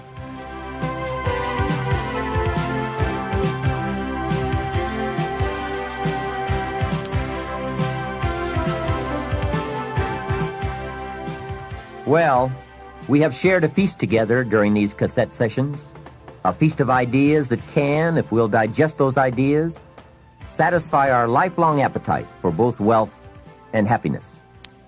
Here's what I want to offer in the way of a suggestion. Now that we've feasted on the philosophical side, the theory side of the fundamentals, let me encourage you to participate in what should always follow any feast, and that is activity, exercise, and effort. In this case, the active and intense application of all that we've learned and shared together. I want to appeal to you right now to go to work. I appeal to you to review your associations with those people around you. I appeal to you to set your goals, to begin the quest for developing yourself, and to embark on a journey leading to your own financial independence by following a well-defined plan. I appeal to you to enjoy your life as you seek to improve it. I give to you my strong appeal to seek knowledge so that your value to yourself and to others might increase. And finally, I appeal to you to discipline yourself for the control and management of the precious commodity of which we are granted only a limited amount, time. Work on all these areas, but by all means work. It is always easier to think than to do. It is easier to promise than to achieve. It is easier to pretend than to produce. It is easier to plan than to act. I ask you not to do what is easy, but to do what will actually bring you the achievements you seek. Those who enjoy wealth but not happiness, those who are happy but not prosperous, as well as those who are neither happy nor wealthy, seem to ignore some or all of the fundamentals we've discussed. They are perhaps too busy, too tired, too preoccupied, too lazy, and perhaps even too rich to give attention to the basics. But don't let that be you. Go to work today on the fundamentals and commit yourself to yourself. The results will be well worth it, I promise. This is Jim Rohn giving you my final appeal. Let's do something remarkable.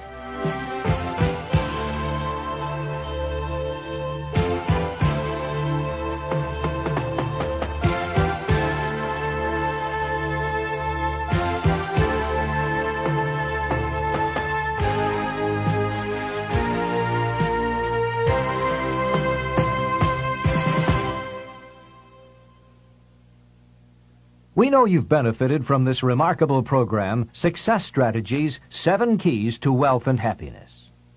We're confident that if you choose, your plan can help you make your dreams reality. This is just one of the many programs Nightingale Conant produces to help you reach your highest potential. For instance, listen to this excerpt from another of our dynamic products, Unlimited Power by Tony Robbins.